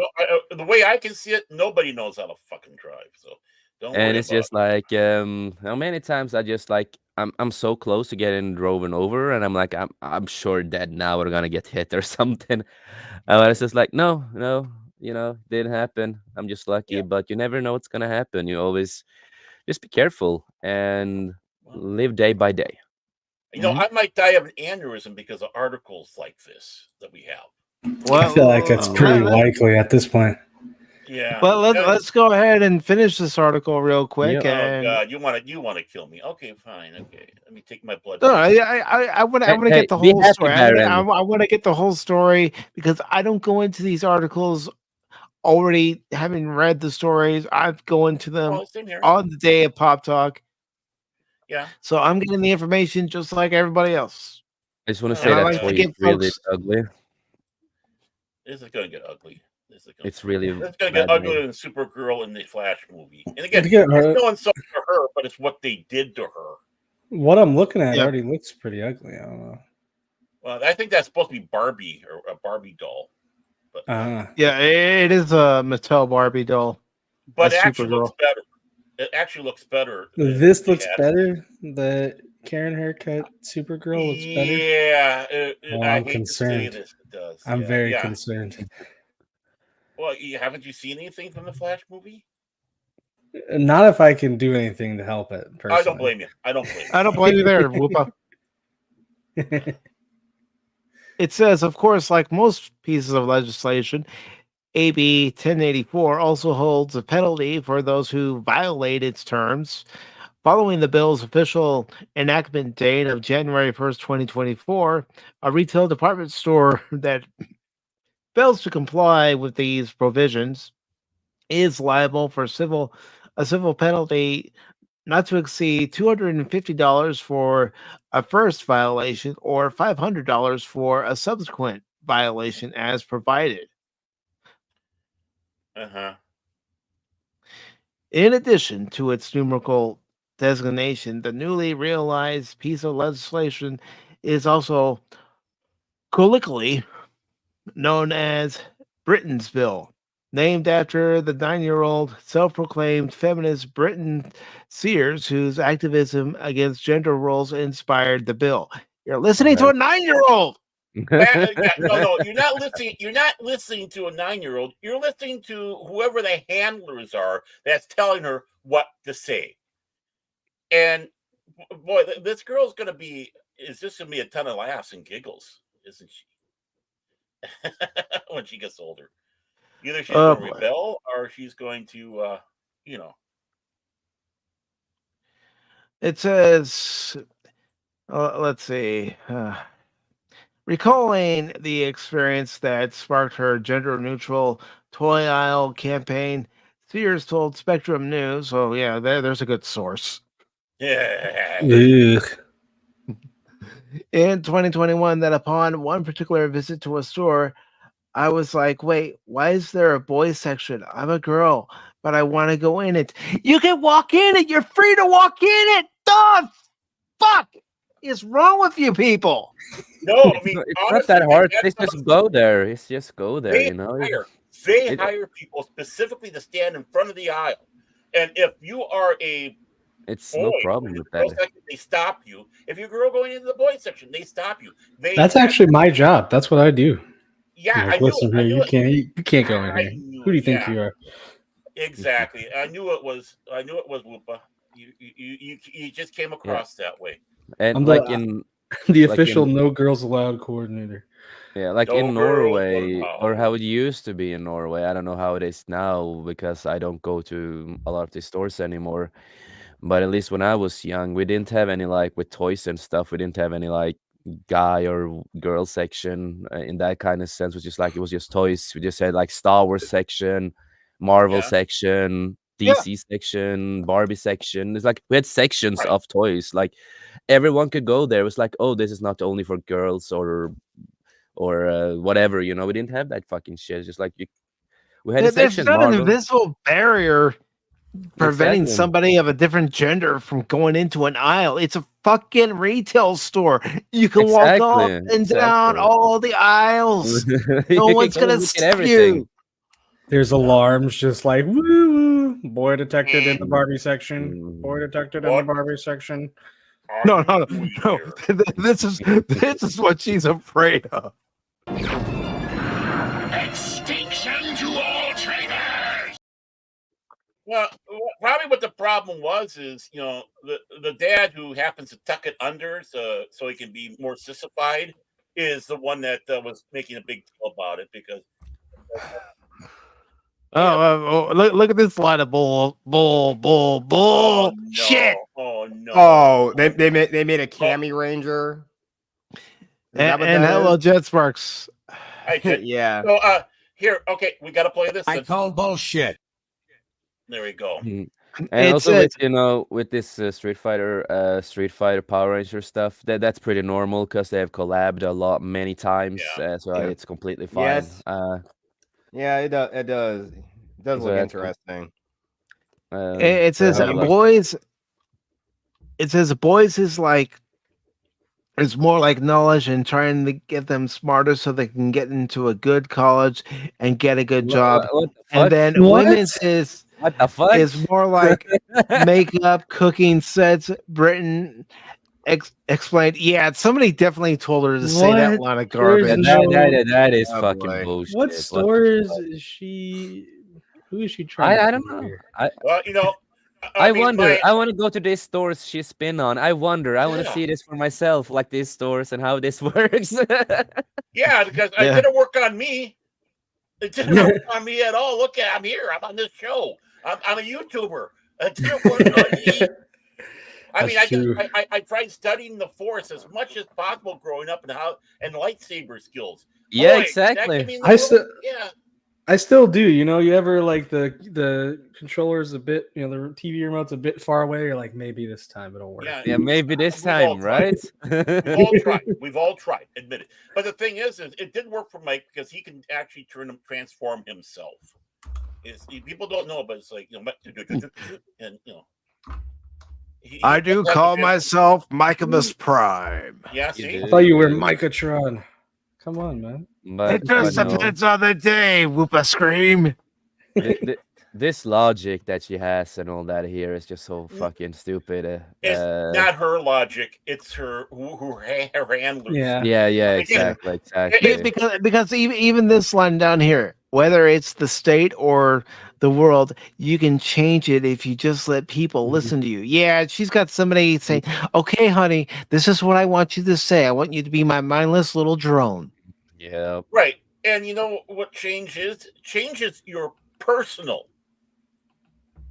Change is it's the micro, not the macro. It's not going out there and starting to tell everybody to be this way. If you really want to know who the Ists and the phobes are, listen to these people. Yep. And women, be offended by this. And we are the ones who get called. Everyone should be offended by this, not just women. Yeah. Well, Exactly. no, but the thing is, this is aimed. You can tell this is aimed at women because the evil bad boy. All the stuff that you had keeps you dumb. Really? Yep. Honestly. But again, no matter what, we are the ones who's gonna be attacked and gonna be called all the fucking names in the book. But right. I mean, absolute fact. I mean, honestly, I want to know what toys it was that were the boys that made me smarter because it didn't work. The only thing I can possibly think of that would be considered like educational toys in like, and this is really stretching it, but like Legos. And Legos are not like there's sets that are made for more guys and sets that are made for girls. There's even a specific like Lego Friends that's like women, like it's targeted towards girls. So like if that's the argument, which again that's a pretty crappy argument, but that is really crappy, like then even Sega toy, so that doesn't make any sense. Even Sega in the 90s had an educational games console. Oh hell, even the Atari 2600 had some educational games. Yep. Heck, what's one educational game that everybody played in elementary school back in the 80s and 90s? Carmen Sandiego. I was gonna say Never heard of it. I live in Norway. Where in the world is Carmen We have Sandiego? other games Obviously that not in Norway.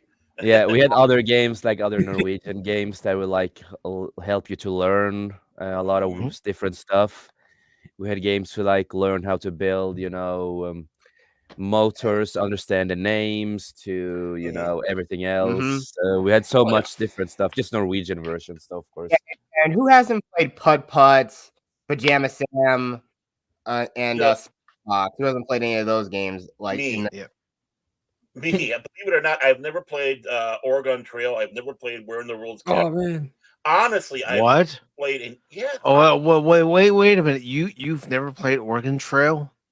You've never played Oregon Trail? Get off my panel, man! Get off my panel now! Hey, how old? You will I can't believe it. He's never played Oregon Trail. Oregon Trail. Yeah, I don't know what it is. Oregon Trail. I've never heard of it. That's no excuse, Baron. That is no excuse. It was available for everybody. Yeah, not just in schools, but if you had an Apple IIe, you could have played it. They gave it to you are a disgrace. Give me your card. Give me your card right now. I want your card right now. I think the problem is maybe Oh. Baron was born during the Oregon Trail, like when it was going on. Yeah, I think it that's might be exactly it. the I lived it. I didn't have to play it. You want to know how much I had dysentery? No, actually, I'd like to get a copy of that and actually play it. And I know it's out there. I can download it. I'm going to do that. But They have a zombie version now, the Oregon Trail. So you can play that. I don't like the. I'm so tired of the zombie stuff. And now that I got everybody here, this is even more appropriate. How many of you believe that having a hobby is a healthy and perfect way to express your individuality? Show of hands, now. Well, you're wrong. Yeah. You're wrong. At the end. But you want to hear what Lowe has to say? One of the authors of the bill. I don't, but I guess I don't have a choice. We don't have. You got to hear it, okay? Don't turn that TV on and wander away. You're listening with me, okay? Offering his own reasoning behind taking the bill to legislature, the aforementioned Lowe told the news outlet a young girl who is vivacious and is very talented and understands that toys are toys and that we should let kids be kids. Shut up your ass, dude. We already do. Exactly, Baron. We want to make sure we create a welcoming, inclusive environment for all children. Well, guess what? Guess what, you dumb shit? Guess what, you dumb piece of shit? When kids see toys in a room, it doesn't matter if it's at their grandparents, at their preschool, wherever there's a play area for kids and there's toys, guess what? All is fair game. Yep, and they're going to gravitate towards what they find interesting. Again, you put like a toy gun or a thing that looks like a blaster toy in a little boy. He's gonna pick it up and start pretending he's Flash Gordon or he's Han Solo with it. You put like a baby doll. A girl's gonna pick it up and treat it like a real baby. Well, it's natural. I've seen girls grab the blaster, and I've seen boys grab the babies. I mean, again, going back to my little girl, who's not a little girl anymore. She wasn't the only girl playing at the Thomas table. And there were a lot of girls. There were a lot of girls at the Thomas event. You would think Thomas the Tank Engine would be more geared to boys. Yeah. But I tell you, that had a huge, it still does, by the way, a huge following for both. Again, it's what it comes down to this. If that's what floats their bubble, encourage them. You know what makes them smarter? Is playing. It doesn't matter what it is. Yeah, exactly. Even if they're playing with an easy bake oven and that stuff, the quote unquote sexist things to do, for a woman, they're still learning. They're still learning things. Yeah, and sometimes, little boys will play dolls with their little sisters, just to bond with them. It's that simple. Right, and exactly. Of course, obligatory sexual things with it to piss their sisters off. There's one thing I gotta say to the two twat waffles that brought this forward, and all those who approved it, and any politicians that are behind it. You're all fucking morons. Right, you're the guys that are just like Buffalo Bill. You're like Buffalo Bill. You tuck it in, and you dance around, and I'm sure there might be somebody in a pit. Hey, I resent that. Good. Listen, I got a proposal for... this is Buffalo Jets bars. Great proposal for California. If you're worried about all of these toys and kids playing with toys and all this stuff, why don't you just send them to Whoopstone School? We'll put them all to work in the mines. They won't have to worry about it. Exactly. Look, I'm also going to say this, but nowadays, why are kids even playing with toys? They want to play either toys that they can interact with on their smartphones or anything like that. That's this generation coming up. They're too attached to their smart devices. Well, yes and no. Well, that's because their parents are influencing them to be attached to the smart. Right. It all comes up to the parents. It all depends on the parents. Because it's funny. When you do put a toy in their hands, when you do get a toy put in their hands, they still love doing it because they have the interaction, physical interaction. They don't have the pixel interaction. Yes, exactly, and that's what I prefer. Yeah, that's what the point is, and that's something. And again, the kids who are like just scrolling on their phones and messing around with that stuff, it just it doesn't bring out that imagination aspect you have when it came. Because I remember way back in the day, I was at my dad's like company baseball game, and he and some other one of his colleagues' kids, he had like a golden like a golden like Spinosaurus toy, and a dude that had like blades on the end, and we just pretended we pretended like we were in a fighting game, just duking it out and whatnot. Just the imagination aspect in our heads. Right. And see, the other big problem with this is the toys have started to become too inaccessible to the kids because they're too busy marketing it for us, the older generation. And they're not going to get that, if they do not get the Star Wars toys that are well done, I'm not talking about Black Series, just well-made toys that last. No, I know what you mean, like the collector editions of Transformers. That's what I've collected. Right. The Masterpiece collections. Exactly. But the thing is they ignore the other end of it now. And so they're inaccessible for the adults. It's like, oh, you took it out of the packaging, you lost its value. It's like, screw that. What we're looking at is if they don't get playing with these toys, you're not going to have them in the future. Yeah, exactly. I mean, that's the whole thing. I actually really do like with the Legacy Power Morph. I actually want to pull that thing out and do the motion. I do like, and heck, I wish like Hasbro made like more of different legacy of other morphers throughout the franchise, like a Legacy Dino Thunder morpher. But they need to come out with toys for kids again. Yes, they have to, and because that's what's going to help keep the series alive. I mean, for the kids to be able to play with the Morphin Rangers, come up with their own stories or their Star Wars toys or whatever it is. That is what helps getting the creative juices. Even Barbie, they're going out there and doing look how popular the Barbie movie was. So you mean to tell me that you can't deny that it wasn't popular? Right. Yes. I'm not denying that at all. I wouldn't dare, because it'd be a lie. But it was popular despite what we thought it was going to be. But the thing is a girl gets her hand on a Barbie, what's she doing? She's making imagination. She's making a story. And that in and by itself is a learning tool, a coping tool. Sometimes you work your frustrations out with your toys, things that are bothering you. And you can come up with a little, I guess, same play or whatever. You just imagination story behind it, and it kind of helps a little bit with that. It's a coping tool. A coping tool sometimes. Thank you. That's what I was looking for. So it doesn't matter if it's a boy toy, quote unquote, a girl toy. No matter what, it's going to be a learning tool, no matter what. And you're an idiot. You're sexist. I don't want to say the full word. I'm sorry. YouTube, strike it against me for saying it, but I'll say it. They're going to strike the channel, but say it. Say it. What, sexist? Yeah, it's sexist. It truly is. This is the definition of that. This is the definition of segregation.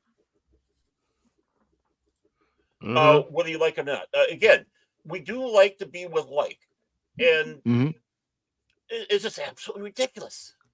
This is why I don't care what party affiliation you associate with.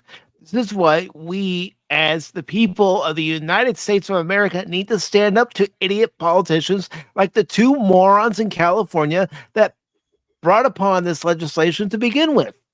Thank you. And it was on both sides of the aisle. I think we should blame Cash for this 100%. Well, it is Cash. Isn't it interesting? Cash isn't here. We're talking about this. How That's convenient. why.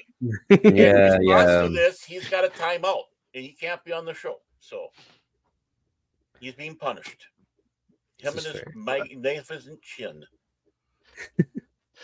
But there's so much stuff with also with not being accessible. Some of these toys get ridiculously expensive. Way too expensive. I was talking about Legos. If you want to get, I buy gifts for a decent amount of people, but I don't spend that much because I don't like them that much. But Well, it's like, you're not gonna get your cousin like gonna spend $50 on each of your 5-6 little cousins. Yeah. That's gonna add up quickly, and it's not really expected of you. But it's like, oh, this person likes Legos. I'll look for like a $20 set. You will go look at even just $20 Lego sets. They're not that they're really not that great. They're like, here's a few pieces. It's like, this would be nice if they were 5, but this is a 12-year-old. They're gonna be I was gonna say the $20 sets now are like the little sets I used to get as a kid that would make me very happy. Right. No, they're nice, and it's like it definitely used to be cheaper, but it's also like, these things are geared towards almost kids, like not kids, like 5, 6, 7 and under. And then you have those, and then you have the big sets that are really cool, and it's like, hey, you want to spend $100 or $80 or something like that? It's like, holy cow, like that's someone's Christmas right there. You're gonna get a Lego set, and you're gonna get some candy, and there you go. Oh, it's almost even get even more insane for the price. It's really expensive. It really is expensive now. Because speaking they're aiming for the collector, they're aiming for the collector, not the kids, and that's the biggest crime. And then they're aiming for a lot of adults too. Like my mom has always, she doesn't do this a lot because there's a lot of little kids who would just break it. But like she's saying like once people get older, she wants to get these big Lego sets.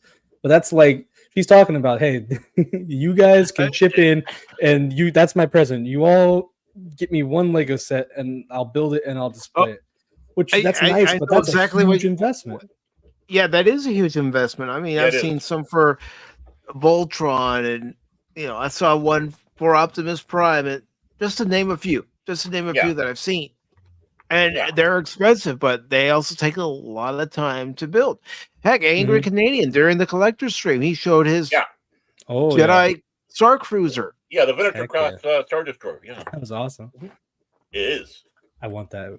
Angry Canadian, you should get me that for Christmas next year. Yeah. But speaking of more out of touch morons. Hey, whoa! What did I do now? Oh yeah, I know. This is so fucking stupid. It is just oh boy. This is. I've been seeing this. So what have we done for a couple of last years with old stories, for examples, and comics of Star Wars? 90% of just women, strong, independent women who has no fucking story.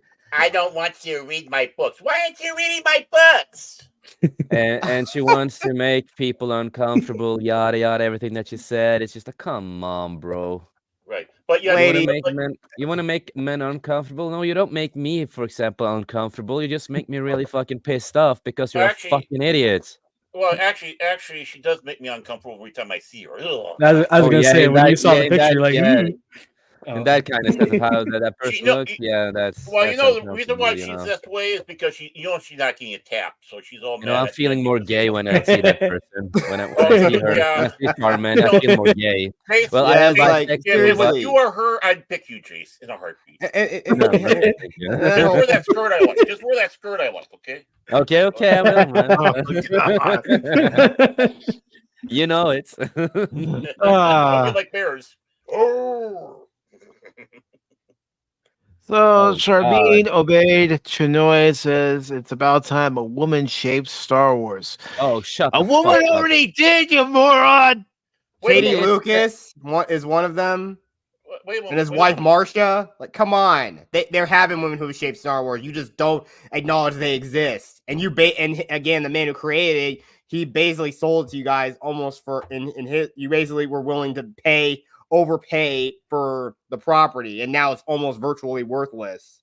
Well, again, first of all, was that a name, or are you trying to cast a spell? And second of all, for better or for worse, Kathleen Kennedy, she's in charge of Lucasfilm in the sense she's been shaping Star Wars. She's better or for worse. She's been shaping it for the past 12 years. Yeah, and see what happened. A nice big old turd. Oh God, Steve. And not to mention Patty Jenkins could have shaped it good enough. I mean, Rogue Squadron could have been a good movie, but no, because again, because Kathleen Kennedy probably doesn't align with her. or they creatively didn't line up. She said, "Yep, nope, you're gone. Bye, get out of here. If you're not gonna put a chick in and make it gay, you're gone. Bye." Make it gay. Well, it's not the first director that she's let go. I mean, I know. It's been multiple times. I know it's been multiple directors, but yeah, that's one. She's the one woman director that's at least known that she's pushed off. That, of course, if she doesn't align, if that female director doesn't align with her creatively, which I probably bet she expects every female creator to align perfectly with her because, well, again, she's a woman. She's a woman. I mean, that's the whole thing. That's crazy. It seems like that's something that I've noticed with like my coworkers. They'll talk like really openly about politics. And it's not stuff that I generally speaking align with. And I wish I could just tell them, "Hey, shut up." But I enjoy my job and don't want to get in trouble until I have a new one at least. But there's a thing. I think there's something in people's brains that like this is not, I think, for any of us, but it's definitely something for other people. Like, it'd be like, "Oh, Baron, he's a nice guy. He must agree with me on everything because, of course, if he's a good person, he believes what I believe because I believe that because I'm a good person." Like it's this weird thing that's like, oh, everyone who's on this other side is some comic book, villain. Like, oh, I just want to be evil. And of course, they would never have any redeeming qualities. It's a very weird thing that seems to go through people's heads, but it definitely seems to happen. If you don't agree with me, and remember, the Force is female. We all know where this is. How Kathleen and everyone that works in Disney Star Wars, how they look at Star Wars, how they've done this for years now. And even with the Mandalorian, it started out with the guy, and see what happened with even him. With his character, he got sidelined. Let's guess. Bo-Katan, yep. But when you did have when you had a really true strong woman in there, let's get rid of her. Yeah, and right. we also have. Let's look at Book of Boba Fett. Okay, let's look at that show. Oh, Boba Fett was a fucking moron, and you had a side character who was a female who could fight, who could do a lot more stuff than he could do. Let's see, Rogue One. Sequels, the comics, they're both basically Kathleen Kennedy. Jim Erso and Rey are basically Kathleen Kennedy. Well, look at the story groups and who are the prominent figures in there, and then you have like Claudia Gray, who is prominent in writing the books that they have out there. Again, you can tell that she died. Oh wait, we're also getting Acolytes. Have you guys forgotten that? We're getting Acolyte. We got Acolyte. I haven't forgotten that. Goodness. And that's with a misunderstood black villain who's a woman who's misunderstood. Yada. Okay. Yeah. Boy. And that's the whole show was gonna be. I still remember the fucking woman who talks about this. Yeah. Like, there's never been a safe space for black people in sci-fi.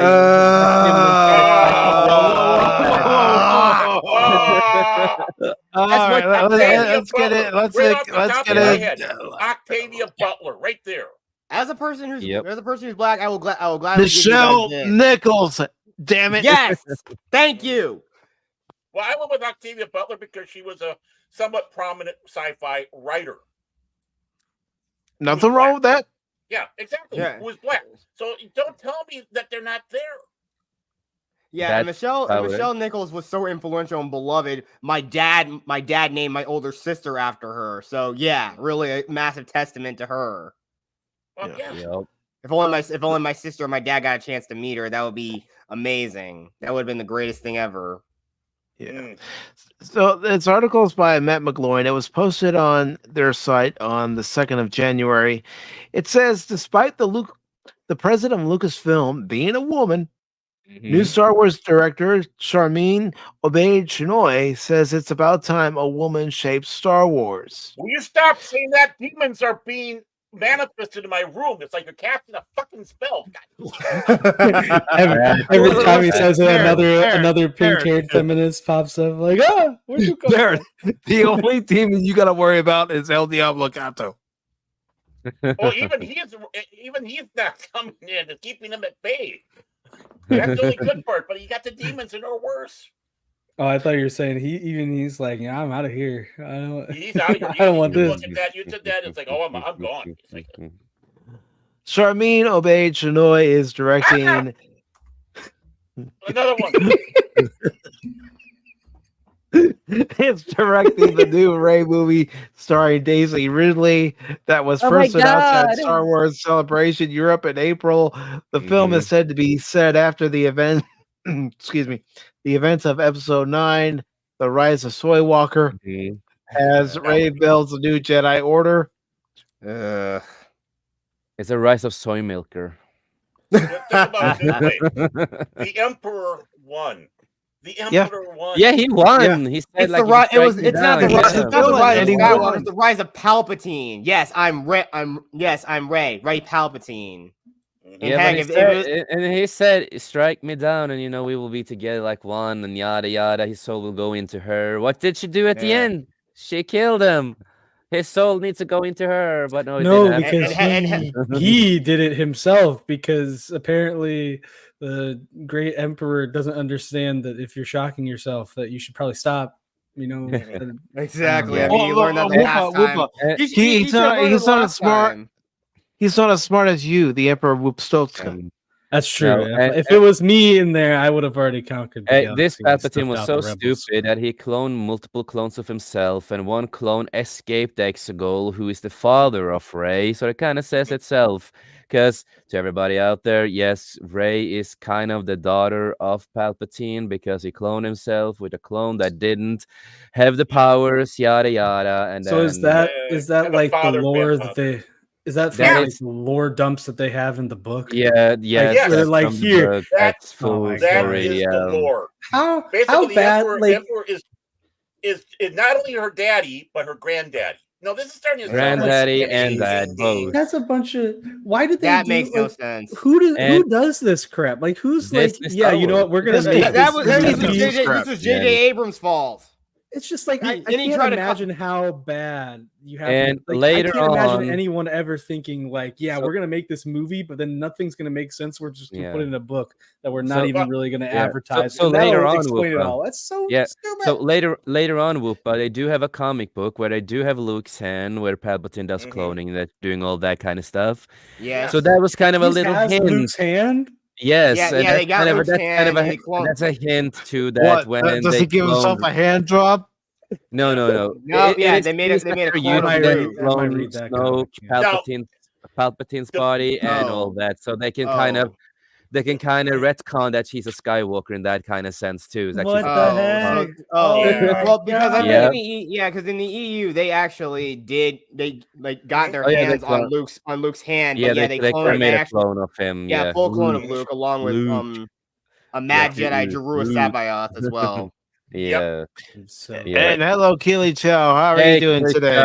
Hail, brother. What's going on? Well, they're out bearing. Well, we've already roasted the state of California for their gender-neutral toy aisles. Now we're gonna roast the new director of the Rey Star Wars movie. Yep. So this is how this Star Wars writes. This is how they write. This is their story. This is the team they have behind, and a lot of them are wokey pokies who doesn't know how to write. And remember, they mostly want non-binary characters to women characters and all that kind of stuff. That's all they fucking focus on. And if you do remember back in the day too, if you look behind behind scenes and one of the videos when they talk, you have them crossing out Luke. They had like an X on Luke. They want to remove Luke. They wanted dinosaurs. Remember that whiteboard? They wanted dinosaurs. They want diversity with an exclamation point. Jedi Survivor had a dinosaur in it. And Star Wars now is just strong females with no real backstory, no real story, no reasons to be strong. None of the characters they come out with have a real backstory anymore. It's just here I am. I'm Pacific. I know everything. Yep. I don't need to go through a hero's journey of any kind. I'm the bestest ever. I mean, exactly. Anyone who sits back and says that this Disney crap is better than what the EU gave us, then you do not know what world building is. Lucas did and what the people who respected the lore did when they continue on. People like, of course, Tim Zahn. People like, even people who don't like him, but necessarily, but Kevin J. Anderson, our Michael Stackpole, our Aaron. I can't remember his last, but I mean, all these people that contributed. Michael Stover or Matthew Stover. Yeah, Matthew Stover. James Lucino, and of course my personal favorite, Drew Karpyshyn. And Troy Denning, who yes. I don't think much of, but that's beside the point. I mean, I'll be honest. What was that? Oh, I'll put it up again. Oh God. What in? So there's a quote for the new director. We'll see how long she lasts before the project doesn't even happen. After all, how many projects have they announced that haven't happened and saying that someone else is going to be directing it? Like Taika Woke Titties. I call him Taika Wa Titties. And we on 540 normally call him Take a White Titty. He's got a lot of potential. It's so easy to bastardize his name, and I can only imagine how triggered he gets from. And he wanted to piss off people with his Star Wars movie. You know, he wanted to split the fan base too. Well, where did Rian Johnson's trilogy go? I thought he was getting a Star Wars trilogy. Yeah, and another thing he also stated as saying, he asked Natalie Portman if she wanted to be in a Star Wars movie. Bro, she's the mother of Luke Skywalker and Leia Organa. Where the frick have you been, bro?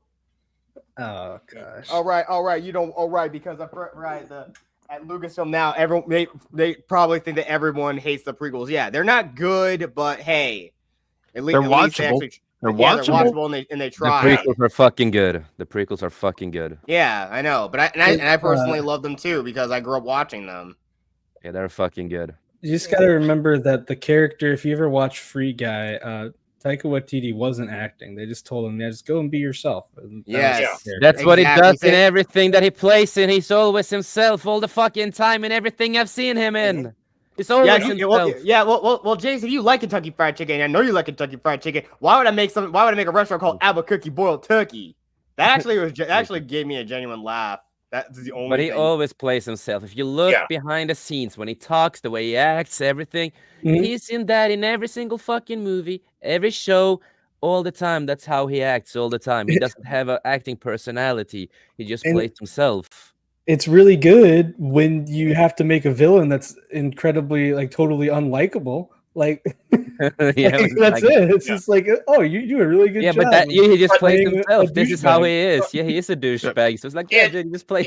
We know you're he doesn't have to be irrelevant, but he reverence. The thing is, with Star Wars, you have to be reverent, and that's not his thing. Nope. So, and to address what T-Gap said there, it's like, he might be a crap Star Wars writer, but the thing is he still respected the lore, and he did bring in characters that lasted and people loved, whether they were good guys or bad guys. He did do that at least, and other people were able to shape those characters and bring it. I mean, he was able to bring in a female villain and have it believable of what she was in there, and make her feel like a threat without it being, I'm woman, hear me roar. You're talking about Dahlia, Admiral Dahlia. And not only that, the factor that basically she was kind of shoved off to the side because they wouldn't accept a female admiral, whatever. But Tarkin, had his dalliances with her. Lutchenko wrote about that in there with some of his stories. Well, how she went there and was in charge, even though it was a big project. She was still in hiding. And again, it was addressing struggles that women were having. Mm-hmm. Oh, but we never had any of that. Oh no, but we've got a quote. We've got a quote here. Oh. Okay, let's see what the twat from our new esteemed Star Wars director, who's going to be the first woman, just like Jennifer Lawrence was the first woman to be an action star ever. This is the first woman. There was no women before she came. This woman is going to be the first Star Wars director, influencer, producer, writer, whatever category you want to put her in, to actually influence science fiction. Yeah, that's right. And science fantasy. Don't forget that either. I'm very thrilled about the project because I feel that what we're about to create is something very special. They all say that. Yeah, short but special. It'll be weird if you're a director who's like, yeah, I think this is gonna suck. Yeah.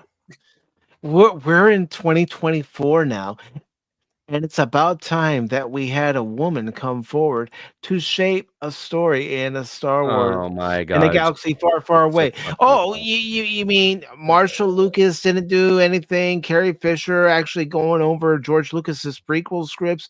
She didn't do anything. Bryce Dallas Howard and Deborah Chow directing episodes of The Mandalorian. They didn't do anything. Which is new Disney canon, by the way. It wasn't even the old.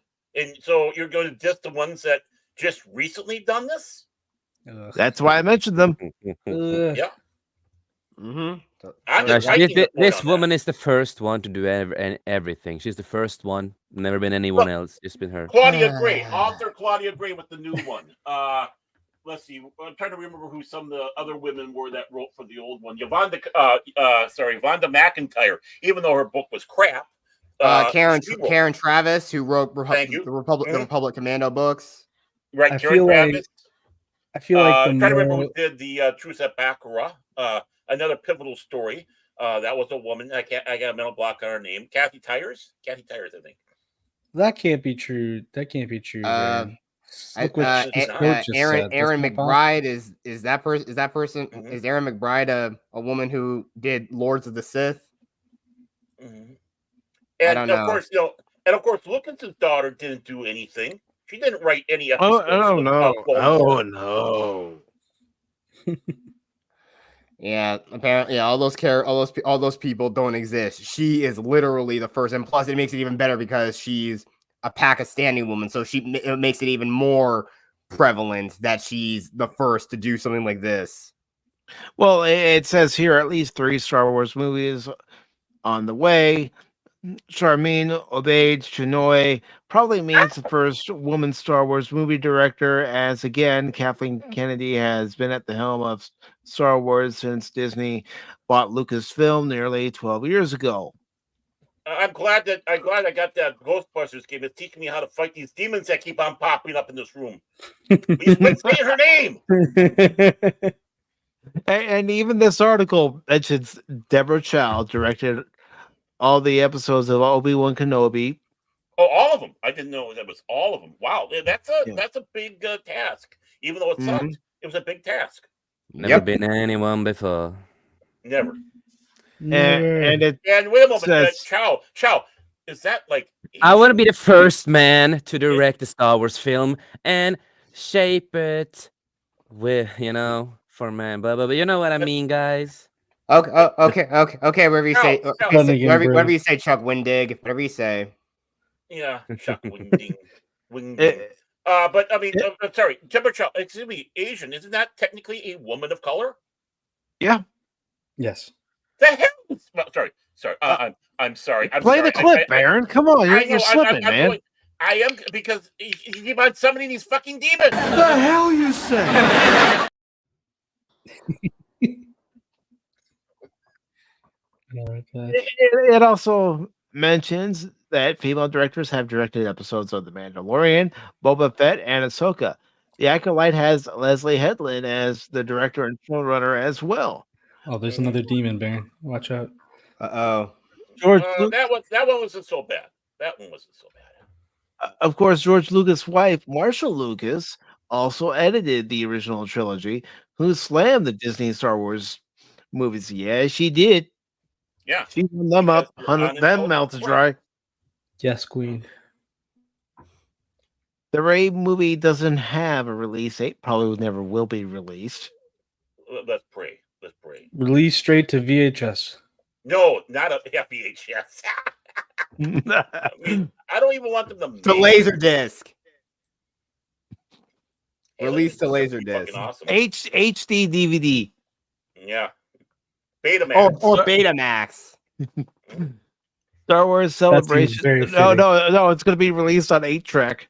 It's going to be an audiobook on 8-track. And Rey, who was the bestest ever, and she pulled out her lightsaber, and all the men cowered in fear because she was the bestest ever. Bestest ever. Bestest ever. It says read cue card. Bestest ever. And yeah, of course, we are like with the whole James Mangold movie. That's just gonna be ripped off of Dawn of the Jedi and other stuff like that from all the old expanded universe books and comics. And again, it's funny. I was gonna say this. They say that they're gonna do original stuff here and there with all this fucking stuff. They never fucking do. Mostly every single fucking project we have seen on the fucking screen of Disney Star Wars is a stolen property from the expanded universe. They never do anything original. It's like, let's just take Rise of Soy Milker, for example, the last sequel movie they did, right? Let's just take that. Okay, that's just, based on, what's the name of it again? Dark Empire. It's just based on Dark Empire, when Palpatine comes back and all that fucking bullshit. That's just what it's based on. Last Jedi, well, that's basically just Empire Strikes Back all over with so many other things that you see in the fucking movie. And of course, Force Awakens is a very thinly veiled. Rogue One is stolen story with Kyle Katarn, and the whole story there with Kyle Katarn and everyone else. They're just stolen. It's just a stolen story right there. What's happened with the Ahsoka stuff? Oh, heir to the fucking Empire. That's what's gonna happen with fucking Dave Filoni's movie. Even the solo movie was ripping off of Daly and A.T. Crispin story novels, and they even kind of threw in the quote unquote Easter egg of the L. Neil Smith's Lando Calrissian stories as he's dictating the adventures of Lando Calrissian, and he's listing off the various things that was in those books. So yeah. And TGF says, here's the thought. Do you think KK actually watches what comes out? Oh, she salivates when she sees the script. Oh yes, but you gotta make sure, make it lame and gay. Make it lame. That's the best carpet I could give you. TCAP, put a woman in it. And make it lame and gay, Daddy. Hey, TCAP, she flicks the bean furiously when she watches these products. No, they're like, why is the floor so wet here? What the heck? Yeah. It's gross. Someone's got to clean this up. And Phil McCracken is here. He says, as I did say, 2024, the end of Cash Money.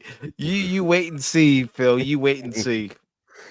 You'll be tanned, rested, and ready for you, Phil. I'm sorry, Skipper. And Phil, you and Moopa won't have to worry about ending the Ivy. The Cubs are doing that themselves by not signing anybody and putting a good team on the field. That's one thing, the Cardinals offseason, not the best, but at least it's better than the Cubs. Wow. But again, this is what we've seen so far with all Disney Star Wars. They just steal from other properties from the expanded universe. They can never do anything original. And this Rey movie, what is this gonna be about? Oh, that's just a story about Luke Skywalker from the expanded universe when he actually had a good temple. He got a lot of fucking Jedis, and he didn't fail like they did in the movie. She's just basically getting his story that we already know, just with her and changes. What they're doing is they're going to basically do the Kevin J. Anderson, the Jedi Academy trilogy. And remember what Dave Filoni basically have said in certain interviews. He basically admitted that he steals from the expanded universe. It's like he's not original. He doesn't care about Star Wars in that kind of sense. He just want to make whatever the fuck he wants to make. I've said this for years. But then Kathleen Kennedy says there's been no roadmap. We don't have any roadmap. They don't have anything. Right. They say, I think you can, if you watch it, you can agree they have no idea what the hell they're doing over there. Well, they don't, but I mean, I really want to see like the training segments, like Rey just trying to figure like all right, Master Rey, How did you learn the Force? Like, I don't know. I just kind of failed, and then eventually, like I stabbed this dude in the chest, and then I won. And I said I was all a Jedi.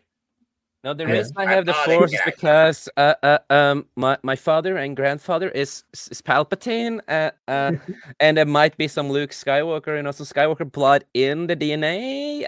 We are not quite sure, but that's what I've been told. That was an interesting milk shape they did. Yeah, and TKFC says, but I mean, do you think she actually goes to the theater and watches the movie itself? No. No, she does it in the screening room, so.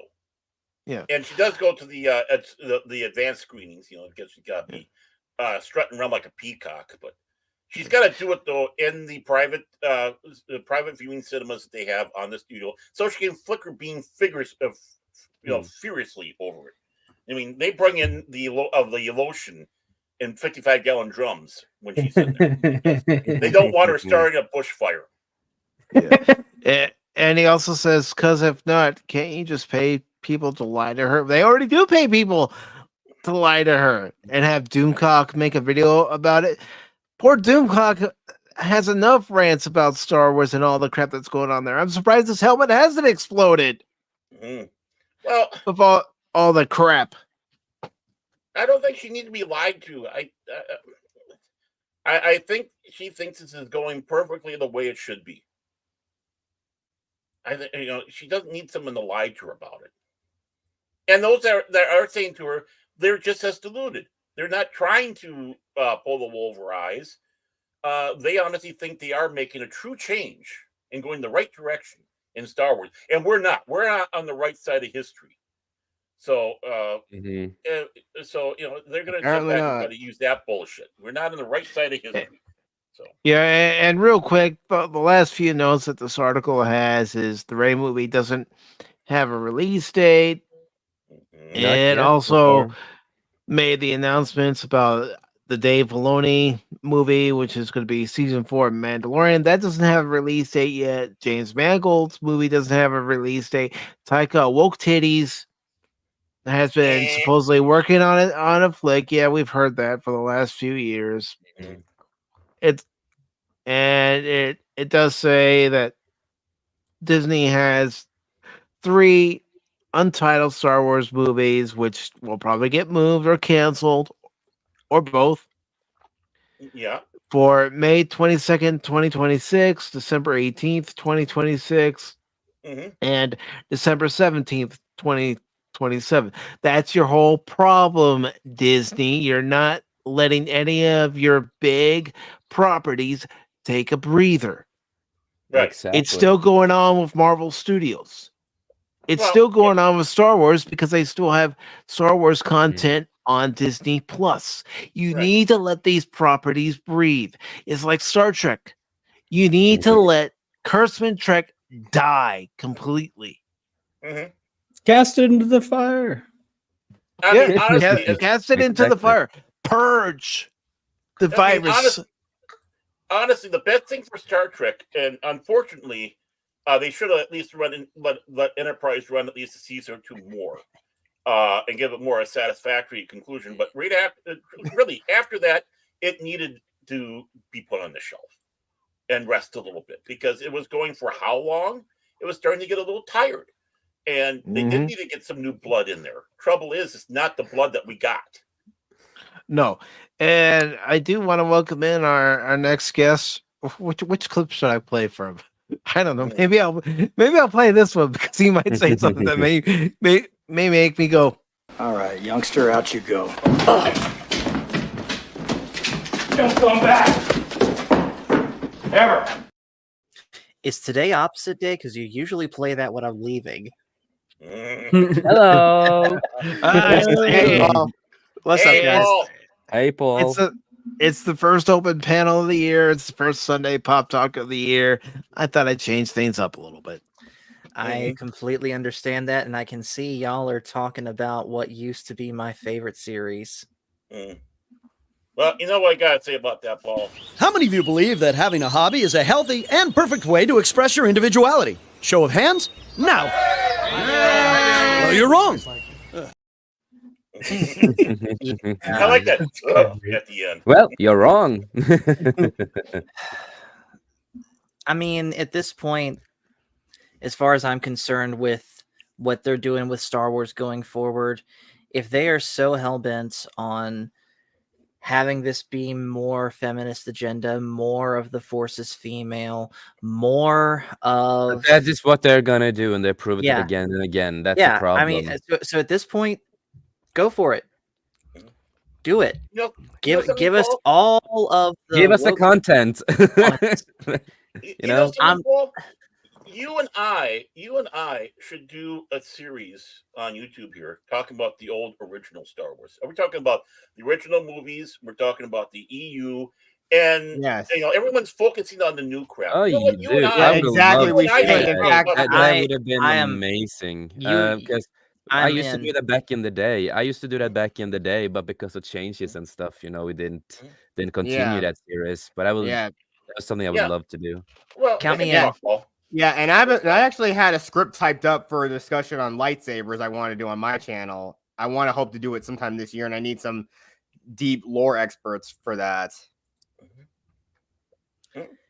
I mean, but yeah, like I was saying, if this is the course they're going to go, at this point, nothing's going to stop you. Go for it. Yeah. But it took me longer than it took a lot of people, but I'm to the point now where it's like, screw it. Disney Star Wars is dead. Yeah, dude. I've said it's been terrible for many years, and I always have said expanded universe has always been my thing. It's always gonna be my thing. It's the expanded universe will never die for me. That will always be there, and it will always live on, and I will always share the love that I have for the expanded universe to others. And I want more people to see this world that Bear and Paul and a lot of us people who grew up with the expanded universe. I want people to see that, like, what Star Wars is real all about. Exactly. Well, I mean, and as long as we live, it will never die in that kind of sense. Yeah, that what Disney is doing. Yeah, that instead it's terrible. It's trash. But expanded universe, yes, it might not continue the way we wish it did, but it's still, we have a lot of history, a lot of stuff we can go through, and there's just so much good stuff there, and some, of course, some stupid stuff, some funny stuff, but it wasn't perfect, but then again, nothing is. I mean, it was 30 years of, but they were trying very hard to keep it tied together as much as possible. And a lot of the curveballs that the old EU had is actually Lucas's film's fault, because they okayed everything. So if Lucas afterwards didn't like it, well, you okayed it, despite what they want to say. Lucy Williams, I believe her name was, she took the idea to George, and George gave the ups and downs. Yes, we can do that. No, you can't do this. You need to change this one just a little bit. We're not going to talk about this subject because I want to do this. This about the prequel. Because he was still talking about doing the prequel at the time that no one believed was really going to happen. But anyways, as all went along, things were blessed by George Lucas, and then he would like the timelines and stuff like that. People were going off the timelines that came off of Lucas. And people were saying, well, see, they got all the timeline wrong. That's because that's what Lucas told them. It's not their fault. So, enough of the bashing on that aspect, and realize that, they did the best they could with what they were in some ways hampered with. But overall, it's a better lore building than what Disney is doing in this whole matter. And a lot more love. It's like I say, like not everything in the expanded universe is really accurate to many of the timeline stuffs. There can be stuff here and there, but at least they still try to fix it when they saw this happening. They tried to do something, and it still felt like the Star Wars universe. And the biggest thing for me in that regard too is that it was never about trying to preach any sort of real world message to it. It was Star Wars for the love of Star Wars. Yep. I think there's a lot of stuff. I don't have this necessarily with a lot of entertainment, because either the stuff I pay attention to either is still fine or sucks. So, but like, there's a couple musical artists that I know that like some of the stuff that they've put out lately, it's maybe like this isn't great. I'm not a huge fan of it. But you can tell that like those artists are actually trying, like making something new, and they're like, "Hey, this is my style. I'm gonna try and mix it up, try to give something that people will like."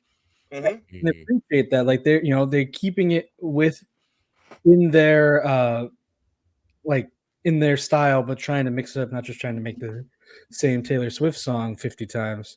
Oh, don't Like, even wait. start it Doesn't on Taylor Swift do that herself? Yeah, she does. Yeah, all of her songs are about all of her exes, most of them. Soon, and how they didn't like toothy blowjobs and stuff like that. So. Sorry, I'm sorry. Did I say that? I'm sorry. I'm so very sorry. No, there's so much. Honestly, I still go to Wikipedia, and they do have like their little, little forum thing they have in there. One person goes, "Should Disney make the EU canon again?" And it's like, no, it already is canon. You have two different canons. You have Disney canon, and you have the EU canon. Just because Disney didn't take it up does not make it less of a canon. It's just a canon in a different universe. So quit thinking that aspect. Now then, when they have delved in with Disney doing some of the nods to the doing what they call legends, such as issue 108 or 109, to finish up the original Marvel storyline, it did gangbusters. You still have people out there. I mean, even when you had Heart of the Jedi, which was let's face it, was Sailing the High Seas book that they put on Amazon for about 3 weeks. Great story, by the way. Yeah, I have the book. I do have it. Yeah. It's good. And if you didn't get it, it's still on PDF online. It's still available. It just was returning to a paperback. It's nice to have on your collection to shelf for a purist. But the thing is without any advertising, no advertising, it creamed the High Republic, which was going out there doing everything they can. And High Republic did terrible as fuck too. It was one of the most real terrible storyline. Yeah, the only thing that beat the Heart of the Jedi was Timothy Zahn's Thrawn book, which is to be expected. People love Thrawn. They love Timothy Zahn. He's trying his best to steer the waters of this cesspool of Disney. But even Disney is ruining it. The Ahsoka book ruins the history of the Clone Wars with Ahsoka and others. It contradicts. The series contradicts. And there's no and they fucked up the story again and again with Ahsoka and her origin, her lightsabers, everything. Right. And they forget the one thing that George Lucas said. Ahsoka died. Yeah, exactly. And here's the thing on that too. If she was going to survive Order 66, at the very least, she should have died in Rebels. At the end of season 2, Vader should have been the one to strike her down instead of basically saving her. We have worlds between worlds. At this point, screw the world between worlds. We can go back in time and save everybody. Hey, exactly. Go back and save Anakin before it goes to the dark side. They can go back in time because my calculations are correct. When this baby hits 88 miles per hour, you're gonna see some serious shit. You know what was going on? I will not allow it because I live in the future, so I will not allow them to. Exactly. I mean, sure, if you want to do it as a parody, watch that Star Wars series of videos where they're on like a talk show and it's like done with AI voices. Just go watch that if you want to see that insanity for yourself. Go watch that. Well, you know what was so nice about the Star Wars universe? And actually, it's still in the EU, but that Disney ruined it. There was no time travel. Yes, it was nice to have a property in the expanded universe. We only had one incident where when a machine when they would do hyperspace, they accidentally went to the future. But that's the only time we had any fucking stuff with time travel. That was the only time that an accident happened.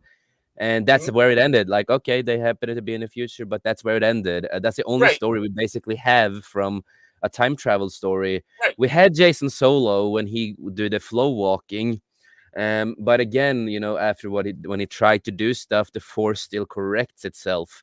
So the world still corrects everything. It's like, no matter if you try to do flow walking in the future or the past, whatever, it's not going to change anything.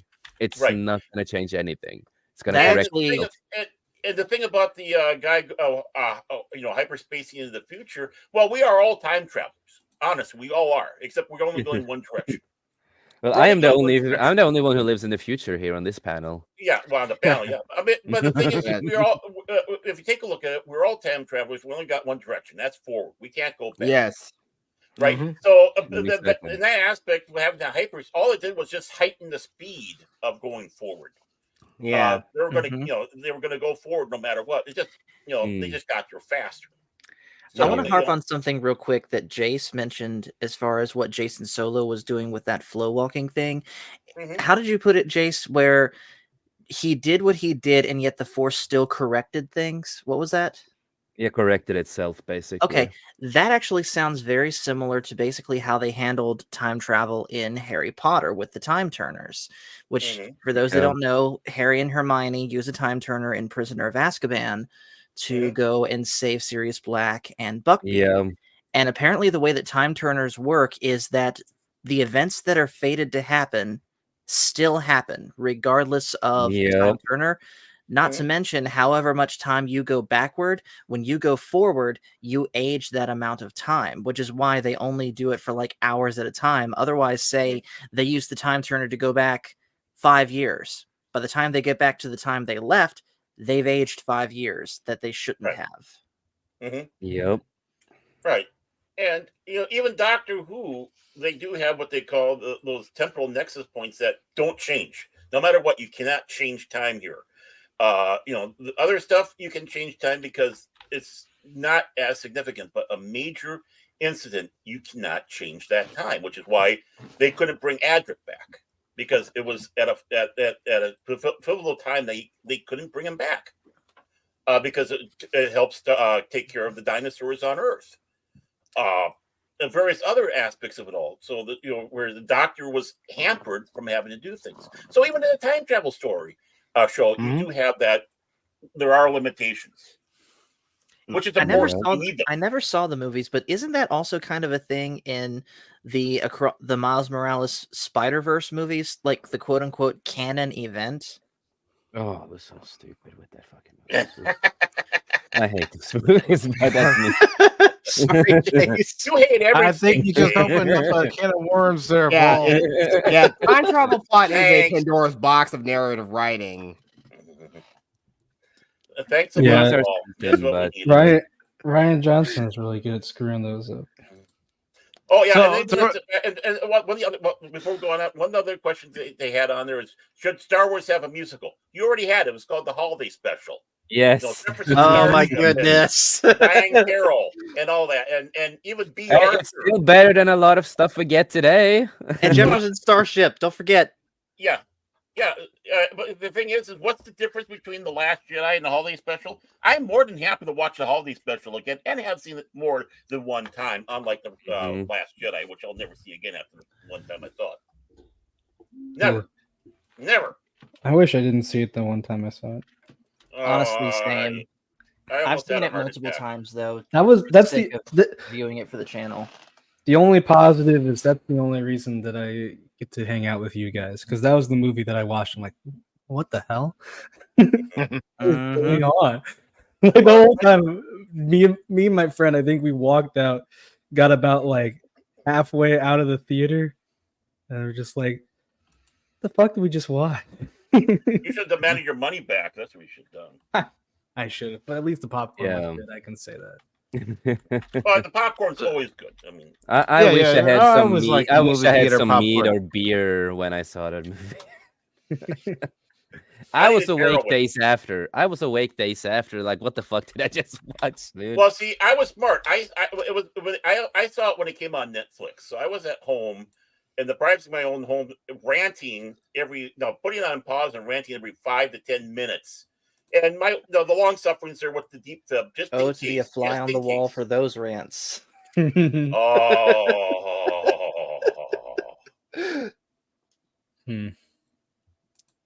still remember wait. my friend too, in the who was in ROTC at the time. Now he's in the military. Just like watching whatever pink hair space lady, I forget her name, and like every Holdo. time, Hold Admiral on. Just Holdo. like it's like this is the worst command. Like he's like, I'm pretty sure, I think he was saying something about like they teach us not to do this stuff, like as an officer. Yeah. Well, they all are. I mean, for crying out loud, Paul should have been drummed out. He did in the beginning. Yeah, he should have. He caused more deaths than he did anything else. I don't care if it was your opportunity to take that ship out. You were supposed to help escort these people. It was a poor command decision. Yeah. Well, yeah, that was also driven from the fact that Star Wars, you had to have line battles in space. Like, hey, we've got all this area. Why don't we just stay together? Because that somehow will make sense. That's the thing that they did in all of those. I don't remember The Force Awakens, but I know like in that where you're just like, why can't they just space out? Like it'd be really easy, and this problem would not be a thing. I think they gave like a half-assed reason for it, but it was half-assed. And then they had the whole thing with the finding the Sith planet. They're like, you have to go through this, and even when like Kylo came out of it, you could look behind him like there's empty space all around that. Why didn't you just go around? Yeah, like it's not hard. Don't you get it though, Whoopa? You're not supposed to ask questions. You're supposed to turn your brain off and just consume it. That's true. Never ask questions, just consume, or you're a bigot. By the way, but speaking of consuming, it doesn't really look like moviegoers are consuming the box office as well as some might think. Wow. Look at those numbers. And you know what? They should be high because this is the holiday season. Yes. It has made 465 million worldwide, but look where it's getting most of its gross. Yeah. From different countries. Yeah. All right, so I'm out of the loop. So what exactly was wrong with this movie to warrant those low of numbers? I don't know. Fatigue. I think it's fatigue. People, I think the fact that Hollywood's been putting out so much crap, and why do we need to so see much remake, so much bad? It's been so much. I will say, the Wonka movie has done really well in Norway. Yeah. But there's a lot of kids who people that takes their kids, and we also dub them in Norwegian, of course. So that always is a big plus in Norway. But a movie again, they have a great actor. He's not a bad actor. He's a really great actor. But yeah, he played a great Paul Atreides. Yes, and it's just it's more of the fatigue of like we have gotten so much shit in a couple of years, and prequels and remakes. It's just like it's the fatigue of all that. It's just like it's you hear it's like why? Oh, sorry. Yeah, it's just like suddenly we hear, we are getting this, and it's just like, oh, why do we really need it though? It's like, really? Yeah, it's no, we don't. No, now, in fairness, but I want to get through this real quick because we do have 3 sad stories that I do want to talk about, and before we get to the remaining stories that I have lined up. But I don't know. This guy here, he keeps saying that 2024 is going to be the end of Cash Money. How do we know that Cash Money isn't going to come back and tell this certain individual once he comes back? Let me find the clip. I'm almost to it. There it is. That Phil's going to hear this line from this certain individual who is not here today. One shall stand, one shall fall. Why throw away your life so recklessly? Yes, Phil is Megatron, Cash is Optimus. Optimus Phil! I have arrived. Hey, Hello, Phil. These people. Alicia McCracken. What do you mean? I'm here. I'm here. Hey, Phil, guess what I'm doing right now in the background of this stream? I don't want to know. I don't want to know. Whoa. Okay, hold on. Paul, I'm being serious here. If it's self-promotion, wait till the end. It's not, I promise. But I'm just getting my Skyrim mods back in order again since Skyrim updated itself again. Oh, yeah. Todd Howard updated an old game, broke every mod, leaves. Yeah. You know, I don't have to talk or say anything. The chaos just automatically it just happens, man. It just happens. Well, these people just, they're just that way. Yeah. But what drives there my- you can see it. Aquaman, it's not making as much money as the first one did 5 years ago. Mm-mm. The movie was terrible. I don't know if you guys have seen it. No. I have no desire to see it. No, Scared. a lot of people don't, obviously. No, it's terrible. It is. Mm-hmm. I only watch these movies because I watch them for free, So Yeah, I watch don't know. this I movie think 'cause I watch them for free. Well, Yeah. Well, I have my special. No, I am privileged. I'm using my white privilege, everybody, to see movies. No, free, it's okay? not white. It's not white privilege. It's Norwegian privilege. Let's get it straight here. Oh, okay, Norwegian privilege. Okay, dude, I've never had that privilege in my life. I have white privilege. I'm gonna stand for that. So fuck everybody. Listen, you have to pay me to watch this stuff. I feel like if I watch this stuff for free, I would feel like I got robbed. No, the thing is that I used to work at the cinema and stuff like that, so I still have connections to watch it for free. Oh, listen to this. Yeah. It's my white privilege. He knows a guy. He knows a guy. Mm-hmm. Yeah, and someone opens the exit door so he can sneak in the back. Yeah, like we did in the old days. He does like people sneaking in the back. I've heard that. He does like that, doesn't he? Oh yes, I do. Excuse me. So Migration, which is a family film, has made 150 million, and I don't think its budget was that high, so that's pretty good for that movie. I haven't even heard of that movie. Yeah, that's the problem. I don't think people have heard of this movie. Was it Pixar by chance? Because that's a thing. No. Okay, that's a thing that like I've been it? seeing so many. Illumination. Yeah. Oh, okay. That's the same people that did Minions, right? Yeah, the Minions. Super Mario Brothers. Yeah. No, there's just so much stuff that's like I don't understand because that was the thing with Pixar. People were like, "Oh, look, Pixar did a unique story," and still no one came out to see it. And it's like I didn't know that it was out until I just saw this tweet. Like, I don't know what happened to their advertising budget, but there's so many things that have come out, and I'm like, I didn't even know that this was a thing. Well, I think that's the problem with No this shit. movie.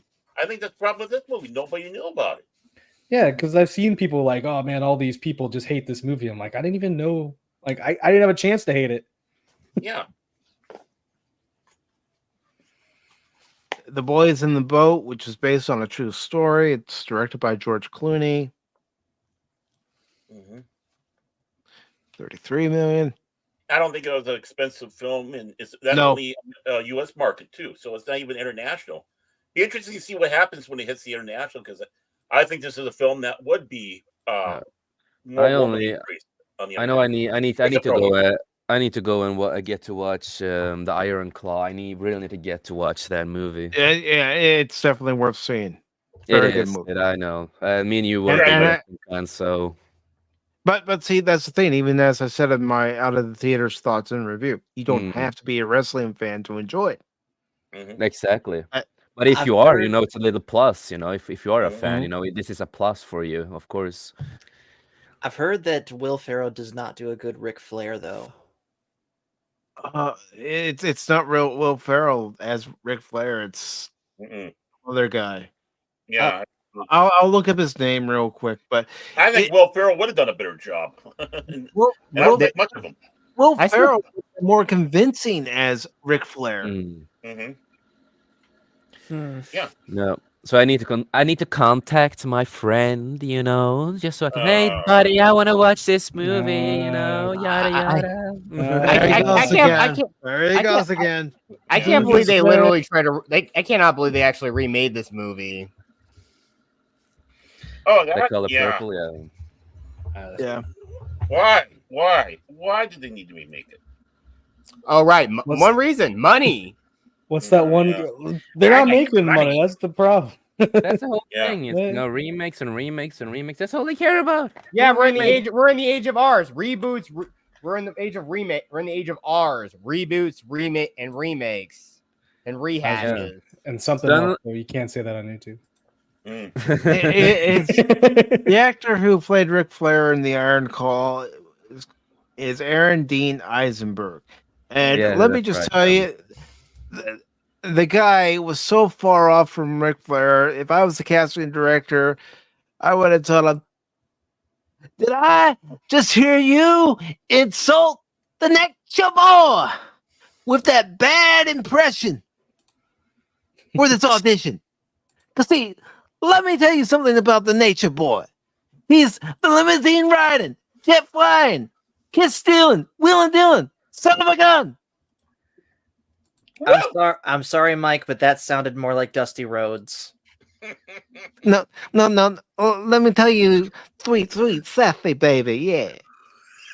It's the American dream. It's the American dream, Paul. It's the American dream. American dream, yeah. Welcome to the Pacific. Well, let me tell you something, brother. I'll tell you something, all right, boy. Let's go see Iron Claw. Oh, yeah. Yes, I've been a dirty boy. Yes. For governor again. I got a conspiracy theory for you. I ain't got time to read. What? This movie does bring joy to us, though. Jesse, you got a conspiracy theory? What? I'll tell you what you can do with that conspiracy theory, Jesse. You can turn that sumbitch sideways and stick it straight up your ass. Yeah, I was governor. What were you? What? Media I'm so cold. You sorry, some bitch? I had to fight media jackals. What did you have to fight? But yeah, I don't know what the budget was for The Color Purple. I wouldn't think it would be that much. Let me look it up real quick. Let's hope not. I mean, actually, I hope it was a huge budget. I'd love to see the fact that this crashed and burned. Because you don't need it. You got the original one. What is the original one about? Oof. It's not. I did look it up. If I can. A bunch of women just sit around bitch and moan. Okay. Really, it's an estrogen fair. Okay, so basically, Mamma Mia. No, there's no singing. So what I just saw online is saying 90 million budget and 40 million marketing. So holy shit. Overall 130 million. If you can, I did graduate with a mathematics degree, so let me describe these numbers for you. You see this number 54 million, that's less than 130 million by quite a bit. Yeah. You know why? You know why? You know why you graduated with that mathematical degree? Because you had boy toys that helped encourage you. Oh yeah, no, I was always, I started playing with my Pokemon, and it's like, yeah, theory of relativity. I understand. Like if I hadn't gotten this, I had no idea. I've watched the original Color Purple multiple times. My parents had the VHS. Yeah, it was a very good movie. Why do you need to ruin perfection? Yeah, well, you had Oprah Winfrey, I think, Whoopi Goldberg in there when she was actually likable. I mean, wow. Why do you need to change it? Well, I mean, she was likable and shining too. But I mean, shocking to remember that there's a time where that would be possible. I know. It is shocking. And the Iron Claw has made 24 million. Its budget was 18 million. Oh, so it's doing pretty good then. Yeah. I'd like to see what happens when it's released internationally, if it is released. Oh, you know, down in Mexico, they'll go nuts because they are wrestling fans down there. Yeah, they are. Even though there's no masks involved, they're wrestling. They're in their wrestling. Not every Mexican wrestler wears a mask. Some take them off. Heresy. I know. It's like Judge Dredd taking his mask off. Come on. Oh no, Mm-hmm. Can't have it. Can't have it. Ferrari doesn't look like it's done that well at all. I mean, I don't know what the budget was, but And I'm surprised. I would have thought the international market would glom onto that one because it's about Ferrari. Yeah. I'll tell you one thing: Adam Driver is unrecognizable. All the pictures I see of him, he's unrecognizable. Really? I mean, the makeup and everything is like, holy cow, they did a good job on the makeup. It's like, oh, that's Kylo Ren? Yeah, I'm looking up the budget right now. I think most of the budget would have been in cars. I would think so. Oh yeah. Let's see. R-rated movie. It was made on a budget of 95 million. Oh, that's not good. Oof. That would be two movies that Adam Driver was the headliner. This and 65 that are performing in the theater. Mm-hmm. I mean, I don't mean to be mean. I do not. I'll be mean for you. Well, no, yeah, I know you will. But I don't picture. I can be mean too, brother. Well, I know you can. I don't picture him as a leading actor. No offense. I don't think that's where his strength is. I think he's a good actor. He's a good supporting actor. Right.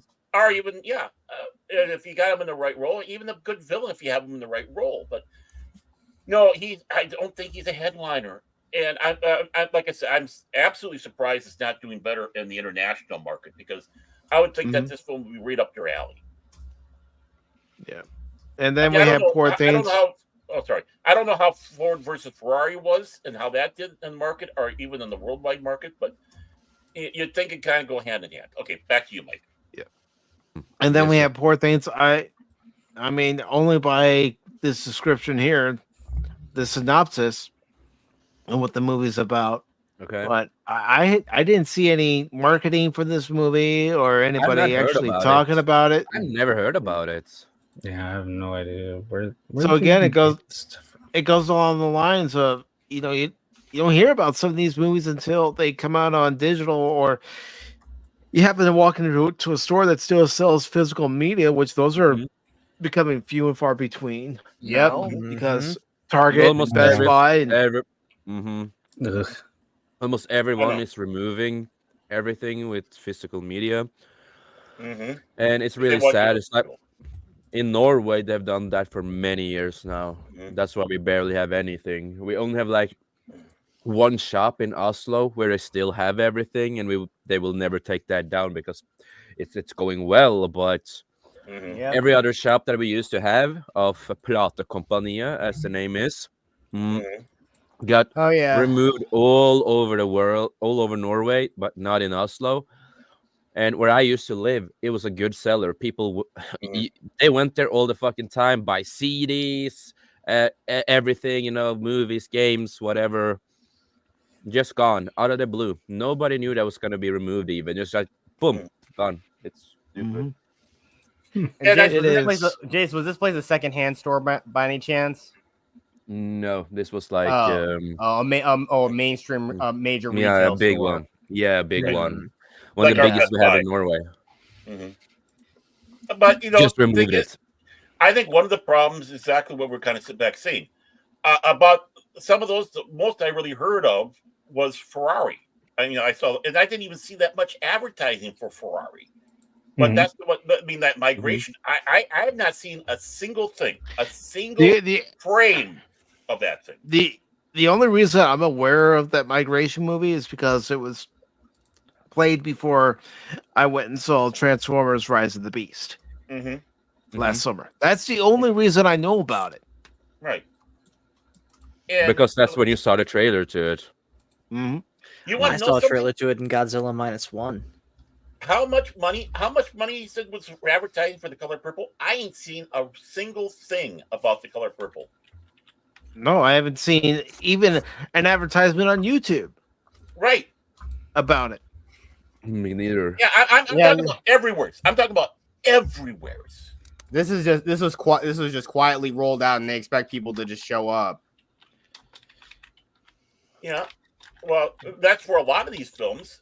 So they, in some ways, the studios have themselves to blame because some of these movies might be actually good. That Migration might actually be a good, fun little film, but they don't know about it. No, they have a good track record though with children movies like Minions and other movies. They have a good track record at least. They do. And here's the thing. I didn't see any advertising for the Iron Claw. It was by going around on YouTube and seeing other I only YouTubers saw the talk YouTube about trailer it. and YouTuber. That's how I know about it. And why I got excited for it. It's like, oh shit, yeah, that's interesting. And then I also got, exactly. And I also, because all the people that talked about, his face and all that, so that's why I also it was a good commercial that people talked about his face because people, I want to see this movie. It's like, hey, but I think the studios realize that, and when they're coming to lose money, like they all have, if anybody says 2023 was a movie year, wasn't. It wasn't at all. They have to cut back somewhere. And I think where they cut back is on their advertisement. And I think the smartest move they can do, and what they probably did do, is advertise in the movie theater of up-and-coming movies as opposed to your television or your internet, because you've got a better chance of getting people to come to the movie if they are moviegoers. So if they didn't advertise on YouTube and they weren't advertised on radio and television, it probably was in most of these movies were advertised in the actual movie theater. That's a failed strategy, Phil, because you want to be able to reach out to as many people as possible.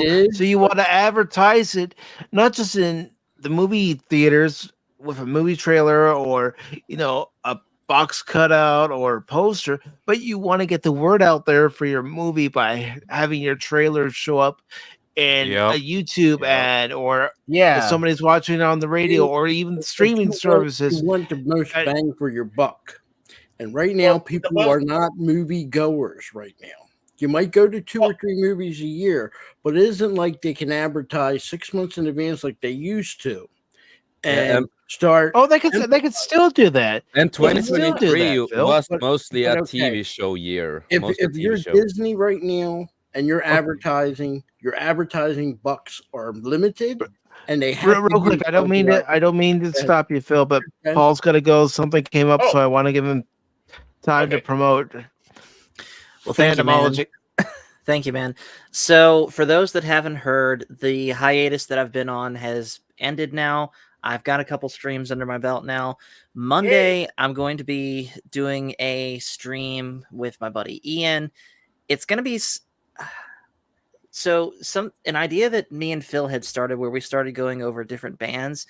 I'm going to carry that over onto my channel with Ian, because there's some bands that the two of us really like that we're going to start talking about, like Petra, Striper, Theocracy, things like that. And so I believe the first of those on Petra is going to happen this coming Monday.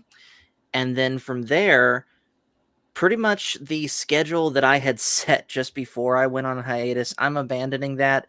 I'm pretty much just going to post what I want, when I want, and how much of it that I want. So gaming streams are going to come back.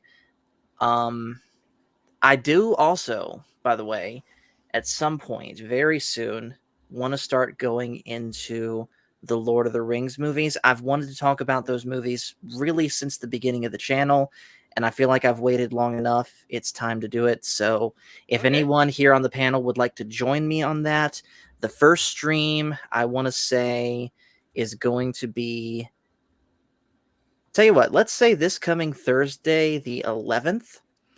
And that stream will be about Fellowship of the Ring, the extended edition, if anyone is interested. You have my sword. Awesome. You have my axe. What time? You have my arrows. Probably 9 o'clock. 8 o'clock my time. Okay. Yep. Okay. So that's pretty much it. And as always, Mike, thank you for doing these open panels, and thank you for having me on here. Love having you. Not a problem, Paul. I'm glad you were able to hop on when join us even for this little while. Absolutely. You know, you're man. always welcome. Thank you. You're our little brother. I appreciate that, Baron. And hey, tell old man I said hi. I'll And do see you that. later, brother. All right. See you guys. Always good to See see you you. later. And Jet Sparks, you're saying that you have to go as well. Oh, okay. Yeah. So once again, you can find me at you can find my icon JetSparks373. I'm here on YouTube. I'm also on Instagram. I recently did a video as the first of the year where I talked about the slate for all the films coming out in 2024, and I also have a few things I want to do that are planned. Like I said, like we talked about a little bit earlier briefly, like possibly doing a panel discussion about the history of the lightsaber and from Star Wars. And I would love to have some deep Star Wars lore experts with me for this discussion. And I know I may not have much in terms, but I'm going to try it at least up the production of my YouTube channel throughout this whole year. And I mean, I'm also going to be doing a little gig that hopefully I can further try to actually up that production, hopefully soon. And also, I'll also be appearing on other people's streams. In fact, tonight, you can subscribe to my friend Bear64. Bear64 is his channel. I have it right here in the description in the private chat here. He and I do a podcast every Friday called The Gaming Den, where we talk about any topics pertaining to gaming. And again, I'll try to do a go ahead with him and try to get other an extra guest on extra guest on the panel, because we really would love to have other people talk about certain things in gaming. And also on like his Saturday stream called Subpar Arena Step into the Ring for Super Smash Bros. Ultimate. And also he does a poll every Sunday where it's a Sunday Fun Day poll, where it's a random thing where it's more Smash Bros, or he'll play Titanfall, or recently, since I got it over the holidays, we'll probably maybe playing Mario Party Superstars. Okay. Sounds like it's going to be a lot of fun. Exactly. It better be. Exactly. And if you got a Switch in Smash Bros, you're welcome to join. Like first step in the ring. Yeah, if you got a Switch in, yeah, you're welcome to join. We're always I used to looking. play it a lot before. I don't have a Switch, but I used to play it with friends before. It's fun. Yeah. It's fun when I kick people's asses. Yeah, but anyway, guys, it was good. It was good to be on here. But thank you, Pacific, for having me on. See you guys later. And as I say on my channel, may God, the Force, and the power protect you always. See ya. Hey, all right. Take care, Jet Sparks. You have a good day. You too. Take care, brother. Talking about Super Smash Brothers here quickly. I don't know if you've seen it, and I don't even know if it's a real news story, if it's one of those tabloids, but the tabloid goes, two gay lovers find out that they were actually brothers separated by... I've seen a lot of stories like that. Yeah, they were separated at birth, and they find out that they're brothers. And think about that. Not separated far enough, apparently. Yeah, but the thing it goes, it leads new meaning to Super Smash Brothers. Someone put a quote on there, so. Yeah, but think about that. You have, a relationship with this person. You have a lot of sex. You love each other, and suddenly, just out of the blue, hey, you guys are siblings. Yeah. That would be like, oh, what? Ding, ding, ding, ding. When you accidentally meet your family members at the other person's family reunion. You'd be surprised at many stories, and you can even go on YouTube, and I'm not talking fantasy or fairy tales, actual stories of people that has happened to. Yeah. There's one on YouTube about a lady that lived in Maine in the 1890s, had a child, gave the child away because she couldn't take care of it. 20 years later, ended up marrying this guy she thought was wonderful, and to the parents' horror, found out their son actually married their mom. Oedipus. Yeah. So What a wonderful world we live. Sweet home Alabama. This ain't Alabama. This is Maine. So almost as bad. The only thing that's worse is Delaware. Yeah. The only thing worse is your queen who married her brother. Yeah, but she did it before she came here. She did it before she came here. The great kingdom of Mini Somalia. Yeah. Wonderful flag, by the way. Wonderful flag. Well, at least it wasn't a senator that married his babysitter. And take showers with the daughter. Just remember, he's not from Delaware. He's from PA. Hey, if I could have married my babysitter back in the day, I would be fucking happy because she's fucking she was hot. She's still hot today. She knows I think she's hot, even though she has a kid and a man and everything. She knows. We've talked. We're friends. But hey, at that time, I would be like, oh shit, yeah, dude. Well, speaking of a woman who is very attractive. Oh no! Yeah. Yeah, I heard about this. I'm gonna cry literally. I'm not being facetious. This shocked me. Yeah. This comes from CBR, and Crit, thank you for posting it in Discord last night. I really do appreciate it. I just want to say before this, it's like we have lost so many last year, and apparently the start of this year too. Well, technically, this was last year. It was last year this happened? Or we just found out about it December 30th. Oh, okay. Well, that it always happens. I always want to say that it always happens like the end of the years or the start of the years. It always ends or starts with some death, unfortunately. And it's always the great legends that we love and cherish, unfortunately, that this happens to, man. It's so rest in peace. Yes. Circle of Life. Didn't you watch The Lion King? It's a circle of life. She lived 69 years. That's a pretty decent time. Yeah. But still, you hate to hear about it, no matter how old you get. It's like, no, not them. And I mean, I'm even talking about close friends too. It's like when you find out a close friend has passed away. Exactly. Like, no, not them. And sometimes, yes, we do not know these celebrities and these people we watch on TV, but many of them, we have grown up with, we have, fallen in love with their personality, their acting, and so much more. And of course, it is gonna hit us, it's because they are still part of our lives. For many of us, it's like for me also, when Jason David Frank ended his life, of course that affected me really much because I'm a big Power Ranger guy, and I grew up with him. He used to be one of my heroes as a kid. So of course it affected me. Chester Bennington, that affected me really. Michael Jackson also affected me really heavily. It's like, yes, they might not be our family, they might not be our blood, and we don't know them that way, but they're still part of our life, and we do care about many of them. And it's always sad to see actors and people die. It's always the same. It's sad. It is circle of life. As again, as I said, life's too short. Make the most of it. It is a true fact to live by, but it is life, unfortunately. So rest in peace to everybody who has passed away last year, and to the people who has passed on in the start of this year, because there have been a couple too. So yeah, and we're gonna hit them too. Yeah, we're gonna hit them too. We're gonna hit all these. Boom, boom, boom, boom, boom. But so this salute comes from and skull for great content that she has done, and to everybody, skull to these people. This comes from CBR. It's by Jeremy Disk.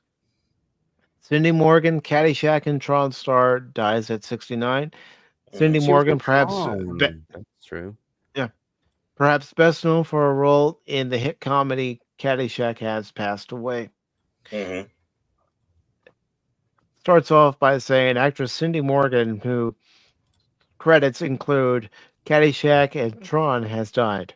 Per TMZ, Morgan's death was confirmed by the Palm Beach County Sheriff's Office, but the circumstances surrounding her passing are not yet clear. All that is known at this time, and at the time that this was posted, Right. is that Morgan died in the area. She was 69 years old. It's not that Mor- old either, though. No. Morgan may have been best known for playing Lucy Underall in the 1980 comedy Caddyshack, which marking one of her first feature film roles. Directed by Harold Ramis, the film also starred Chevy Chase, Rodney Dangerfield, and Bill Murray. The widely celebrated film is still very popular to this day. Yes, it is. Considered by many to be among the very best sports comedies ever created. Indeed, it is. Morgan had embraced her association with the film, which included serving as the director of a Caddyshack reunion themed golf tournament in 2006. The tournament, which reunited Morgan with other cast members from the film, raised money for the Illinois Military Family Relief Fund. Morgan is also celebrated by many fans for playing dual roles in the sci-fi classic Tron, portraying a human researcher along with her virtual alter ego. While Morgan did not appear in the 2010 sequel, Tron Legacy, she briefly reprised her role as Laura in a Fox News conference that year to promote the film alongside co-star Bruce Boxleitner.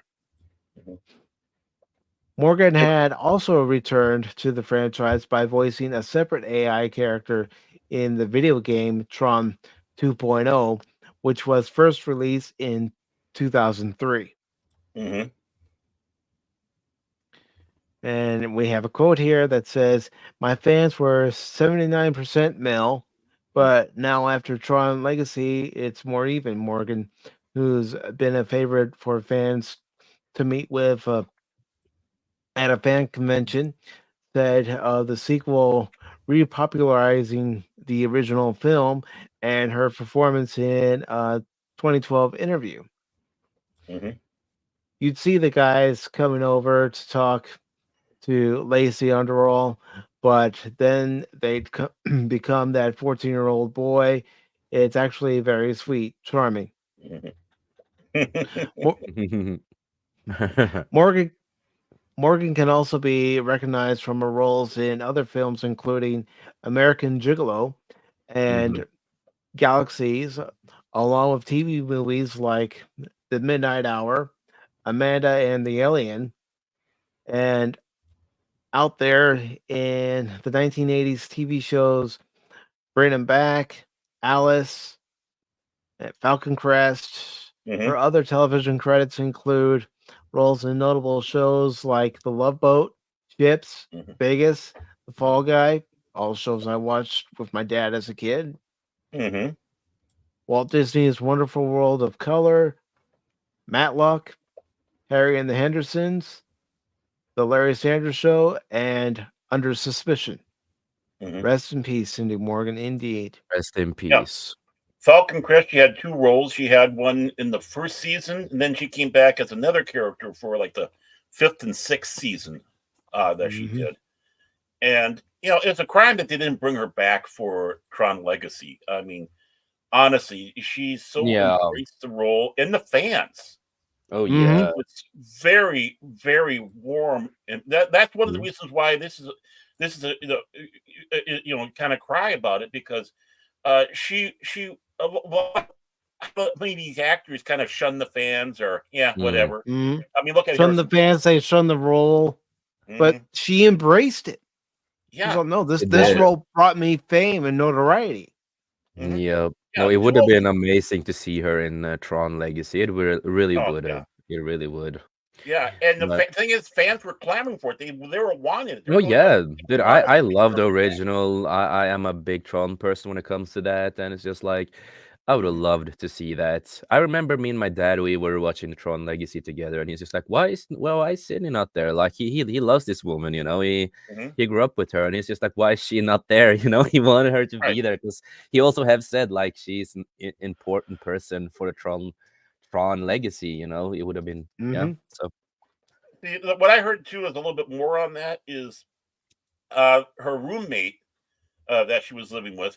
She last had contact with her on the 19th. She went out of town to visit the roommate did to visit family, and then when she came back and there was that unmistakable aroma, you might say. I'm trying to be as polite as possible with it, and that's when of course called the police, the sheriff department, whatever, and that's when they discovered and confirmed. So even her date of death can be in question, but they listed it down as the 30th. I think that might have been when she was discovered, sadly.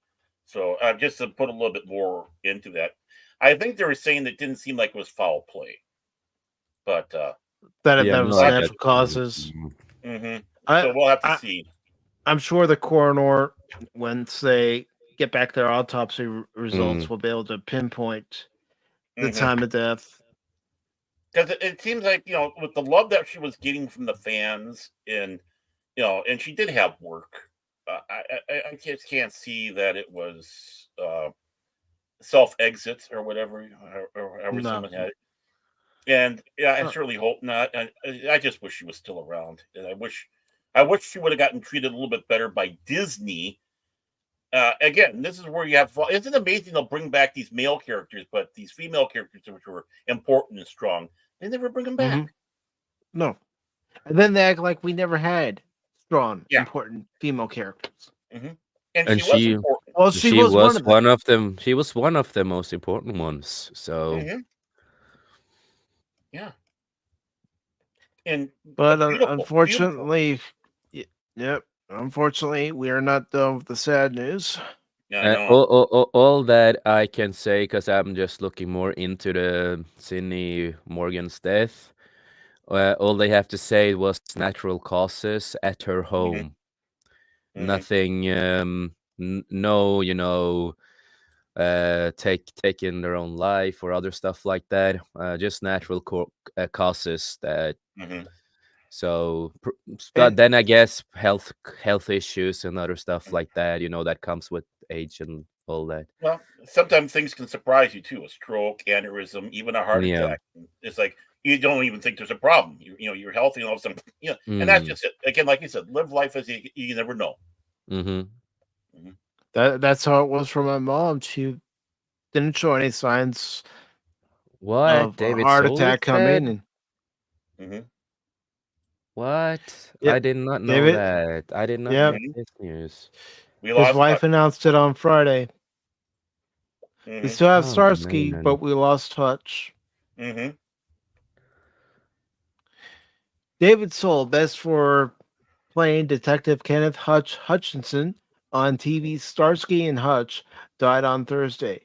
He was 80. His wife of 13 years, Helen Snow, shared the news in a statement with People as she described Soul as a beloved husband, father, grandfather, and brother. The actor died yesterday after a valiant battle for life in the loving company of family, Snell said.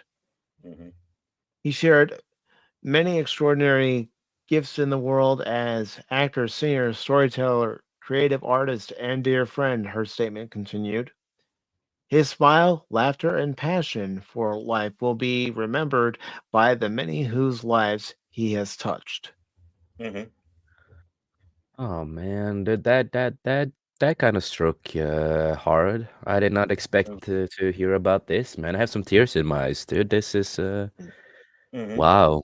Well, it's like Baron and I have said Yeah. here on Bobak, we're losing a lot of the great actors. Yes, it's a what I lot said of the earlier. memorable actors who are household names for one reason or another. Yeah, he tried his music career. He didn't take us off as much, but I mean, he was in Salem's Lot. That was something that was kind of Salem's Lot. Yes, I do enjoy that movie with him. I really do. He was playing. Oh, what was the character's name again? Ben Mears or something. Something like that. Yeah. Yeah, and I do remember him in Magnum Force. Yeah, Magnum Force. He was the bad guy in there. Yeah, of Officer John Davis in that movie. I do remember that, and of course Starsky and Hutch, of course. and stuff like that. Which, to bring in there, seeing the opening intro, because it's been a long time since I've seen Start Seeing Hutch. It really has, but amazing. Their boss was a black man, but that never happened, Oh no, it never happened in the 60s, 70s, 80s, 90s, Did he play or early 2000s. Did he have a little role in Star Trek back in the day too? Yep, he played in the Apple. Yeah, that's true. I've seen certain episodes here and there, but I do remember him. I do really remember him there. Yeah. And it says here in the article, the Chicago-born actor originally aspired to play baseball with the Chicago White Sox, and then changed course to study to be a diplomat, following his father's footsteps, and said his detour into entertainment was purely accidental, according to his official website. He started out pursuing a singing career in New York City before moving to Los Angeles to begin his acting career. Prior to Starsky and Hutch, he made appearances in shows like Star Trek, Here Comes the Brides, All in the Family, Magnum Force, but his performance as Hutch, starting in 1975, solidified his career. Starsky and Hutch star Poo Poo's reboot pitches self, and I'm just reading that because it's related to this. But anyways, getting back to this main article here, the series aired for 4 years and saw Paul Michael Gassler as Hutch's partner and fellow detective David Starsky. In November, Soul said Gassler 80 is and will always be my best friend, my brother, in a post on X, formerly known as Twitter. Just call it Twix. Yeah, just get over with it. Following their run on the hit Crime Stopping show, Soul spent years acting and directing various TV shows before moving to London, where he pursued a theater career and made several West End appearances, including Bill Kenwright's Catch Me If You Can. In 2004, he and Glazer reprised their roles as Starsky and Hutch in the 2004 film adaptation with Owen Wilson and Ben Stiller, Vince Vaughn, Jason Bateman, and Snoop Dogg. Wow. I can't do it as good as him, but wow. But you Catch Me If You Can. That's a movie I do have to remember. And Last year, news broke of a potential reboot of the Cop series starring 2 female characters as the leads. Soul responded to the reports questioning why he and his original partner couldn't be the ones to do the reboot. Every article about a reboot mentions the original actors by name, so why not just reboot Paul and me as a couple of old parts? Solving pitifully old ass crimes. I'm sorry for laughing, but this also helps too. Yeah. But we have to remember the funny stuff they've said, fun stuff they've done, and the good times with them. That's important to remember. Something a lot of people forget. It's like they just focus on the negative, sad stuff. But try to remember all the good stuff, the happiness, and all that the actors, family, whatever friends have given to you, and cherish that in your life.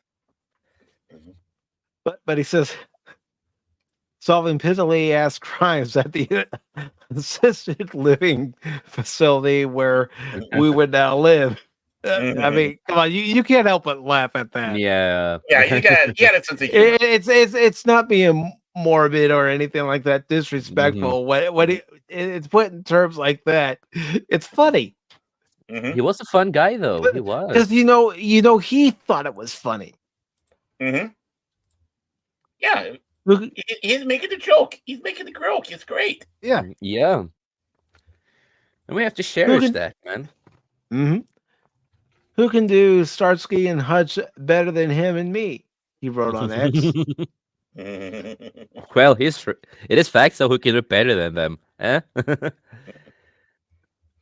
And then Glazer replied jokingly, if you're going to describe me as an old fart, please leave old out of it. I don't want to be an old fart. Yeah. I can be a fart, but not old. Exactly. Yeah. The idea gained some support, though, as comedian and actor Dave Foley replied to Soul's tweet, "Sounds great. Can I play the upstart 60-year-old who thinks he knows it all, but he hasn't seen shit?" And P.S. watched every episode of the original. Yeah. Rest in peace, though. Rest in peace to him. Only And- 80 years old, man. But Yeah. And the Paul legacy Michael will live on. He will not be forgotten. Yeah, and Paul Michael Glaser himself being came out being a great director.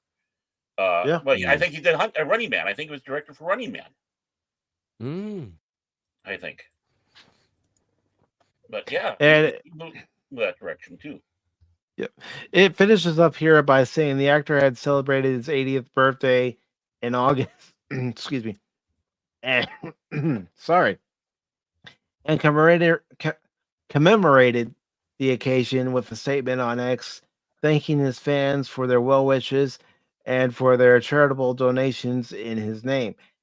He called it a milestone birthday as he admitted that he had never been more touched, and not because of the overflowing good wishes, but because of the impressive list of charities so many of you donated to in my name. I sat around the kitchen table on my birthday with precious family and close friends and read each one aloud so we could discuss together the issues they raised and the work they do. I am so moved by the outpouring of support they received from all of you that I really can't thank you enough for this collective effort, he continued. On his birthday, he said, "You made, excuse me, you made turning 80 something extraordinarily special. So here's to my next 80 years. I hope you all stay along for the bumpy ride. You're the best. Big kiss and much love." Nice, that's sweet. And Baron, you were right. Paul Michael, he did direct the Running Man. I know some things occasionally, not very often, but sometimes. And welcome, Padawannabe, to the panel. Hello. Get my money out of this membership here. Well, this is Us. This is an open panel for everybody. Yeah. Oh. Yeah. So are you in the she shed? Are you in the she shed right now? I am again. Although I just had to move everything. We were in the living room last night because it was just too cold to do karaoke. But I had everything in the living room. And I'm looking at, of course, David's death just to see what happened. So he has been affected for smoking 3-pack cigarette for 50 years. That affected his body with the COPD. And he also had a lung removed due to cancer. So there were certain stuff that unfortunately made him really weak and all that kind of stuff. So again, be careful when you smoke. Like, yes, I smoke, but we know the risk. But he had a great life. We have to remember that he had a great life. A lot of good content, movies, good comments, as you still see when he was older. He still had a great comments on stuff. Great sense of humor. So rest in peace to David Soul. Great guy. Growing up in the 70s, Rockford Files and Starsky and Hutch are the ones that really started out. Your show is identified by the car you drive. Yep, I was going to say Rockford Files. He had the gold Pontiac Firebird way before Burt Reynolds, and Starsky and Hutch.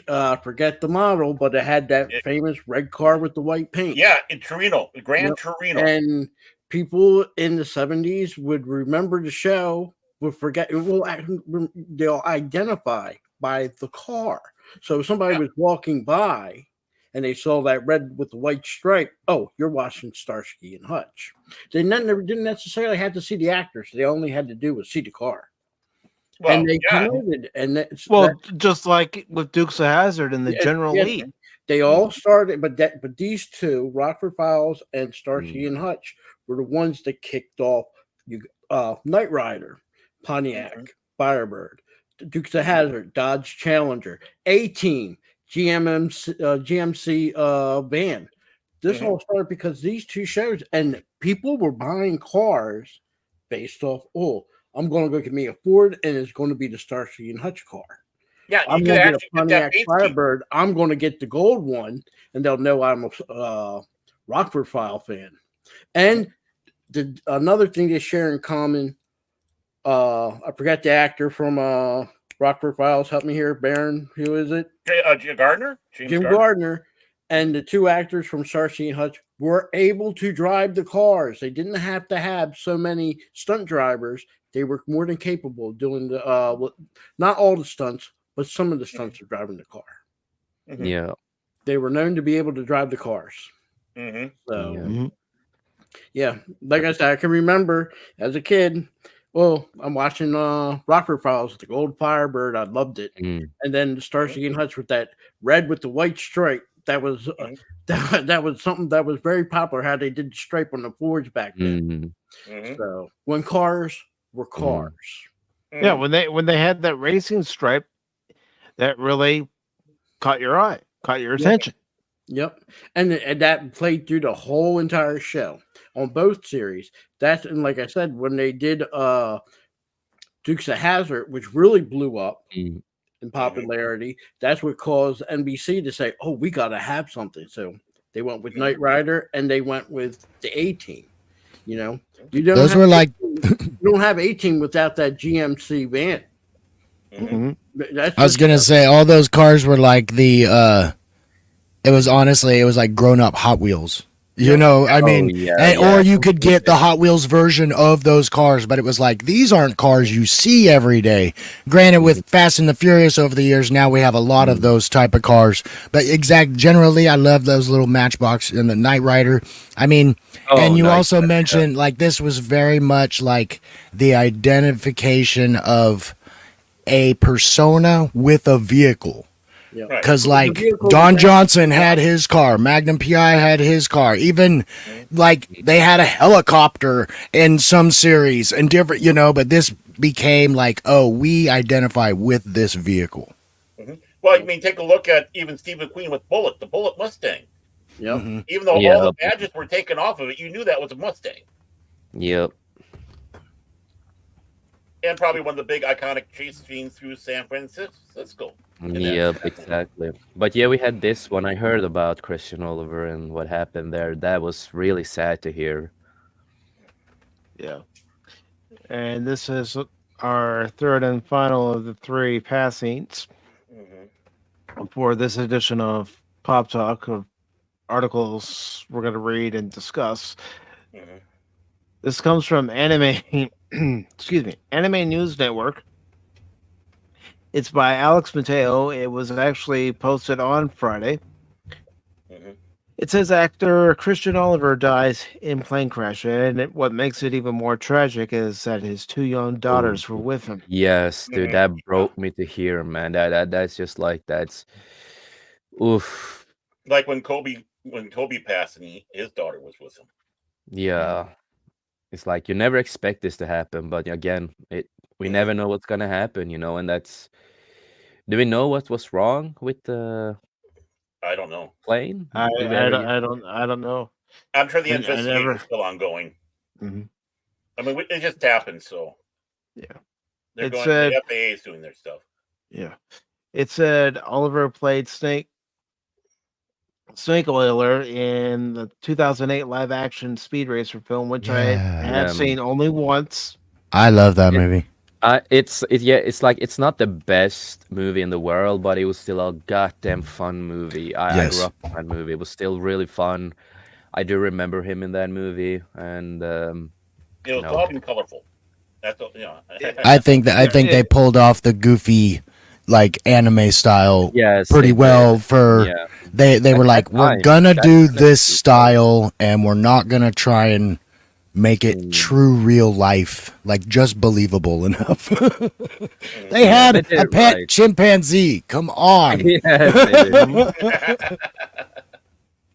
In a race that, and they got to like drive their race car around town like their daily driver. It says actor Christian Oliver, real name Christian Klepser, and his two daughters, Mattia Kasper, age 10, and Anik Klesper, age 12, died on Thursday due to a plane crash. They were in a Yep. small plane that crashed into the sea off a Caribbean island. The pilot and the plane owner, Robert Sachs, also passed away. Yeah. Oliver was 51. Young. Yes. Young and the young kids, and it just breaks to hear, man. It's I'm thinking about the family, friends, and everyone else who's Oh, yeah. infected by this, and everyone who was on board, on that plane. Rest in peace to everybody that was on that plane. Family member, friends, and everything was lost. And may them rest in peace and let the legacy live on, not let them be forgotten. Yes. It does finish out here by saying the Royal St. Vincent and the Grenadines police force stated that shortly after takeoff, their aircraft experienced difficulties and nosedive into the ocean. The single engine plane took off from F. Mitchell Airport in Becuya. I probably said that wrong. On Thursday afternoon and was headed for St. Lucia. Oliver played Snake Oiler in The Wachowskis, 2008 American live-action film adaptation of Speed Racer. He was part of The Good German, Valkyrie, and the recent Indiana Jones and the Dial of Destiny film. Oliver also played Brian Keller in the Saved by the Bell, the New Class series. Well, I just have got one thing to say about all three of them. David Soul, you have Christian Oliver here, and then Cindy Morgan. We here at Pop Talk send our sincere condolences to the family and friends of all three individuals, and to the fans of all three individuals. And the pilot, not forget the pilot and everybody else who was on the plane. Yeah, everybody was affected, yes. Everyone. And like I normally love to say, because I'm Norwegian, skål to Valhalla, and may them rest in peace. Yeah, really unfortunate for all three of them and their families, friends, and loved ones. We've all experienced loss at times in our life, and to lose a friend or family member, it hurts. And it will continue, because that is just life, and that's something we just have to come to terms with. And of course, it will never be fun to go in terms with this and be like, oh, but it happens, and everyone who passes away, may them rest in peace. Yes. Moving on to our next story here. It comes from Superhero Hype, and it was posted on the 5th. I have so many things to say about this again. James Gunn, you have to stop talking about your stuff.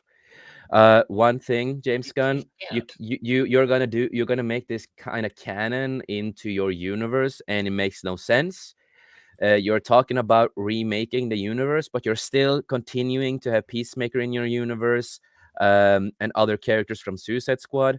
And James Gunn just came out and talked about he wanted Margaret Robbie again, either as Harley Quinn or as someone else. And I'm just like, James Gunn, you have to stop. You have to stop talking about all of this. Just Do a clean plate, just remake everything. Don't cast any of the old actors. Start from scratch. Just that's what you're supposed to do. And we also got this is a add-on for James Gunn. It is confirmed that we will never get the Suicide Squad Ayer cuts because David Ayer is done with DC. He's done with it. His cut will never come out of the original Suicide Squad. But with David Ayer, just like I love him as a director and everything. All I have to say, I am hyped and excited to see his future of the work that he's gonna do with the Beekeeper, Chuck Dixon's movie, and so much other work that he's gonna do. And James Gunn, just learn to shut the fuck up because you have messed up already. You added on, you said the Flash movie was the best movie of superheroes, and then you are taking that director to make your Batman movie. We don't want that. We want a good director, good writers. We want to have a proper Batman movie, but that's not gonna happen. And Well, firing of Henry Cavill. No, yeah. Well, and all of them. Gil Gadot and all of them. And how much you want to bet? This is speculation. This is speculation. I don't have any inside sources or such. How much you want to bet that Ezra Miller being the hang-along as he's been for so long, they're not getting rid of him, is because of Gunn? I wouldn't be surprised. I haven't, everyone was wondering, why haven't they got rid of Miller? Why? And now him sitting back saying about how he thought the Flash was so good. Obviously, he's got a thing for Ezra. Obviously, and it wouldn't surprise me if James Gunn suddenly is just like, hey, let's make a new Flash stuff. Let's add on Ezra Miller to a new project. It would not surprise me. Yeah, right now it wouldn't either. No, and I think that's the reason why Ezra's around, because he's pounding the putt over him. They had all this talk when Discovery bought into it, and they quote unquote, "We hear the people. We're going to do changes. Up and coming DC universe is going to be better." Yeah.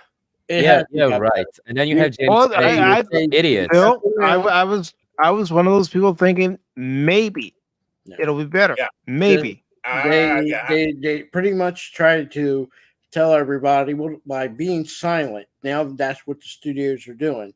They didn't tell people that Amber Heard had a bigger role in Aquaman like they were quote, she's not in there because they knew what backlash they would get. And it isn't that these studios don't know what they're doing. They know what they're doing.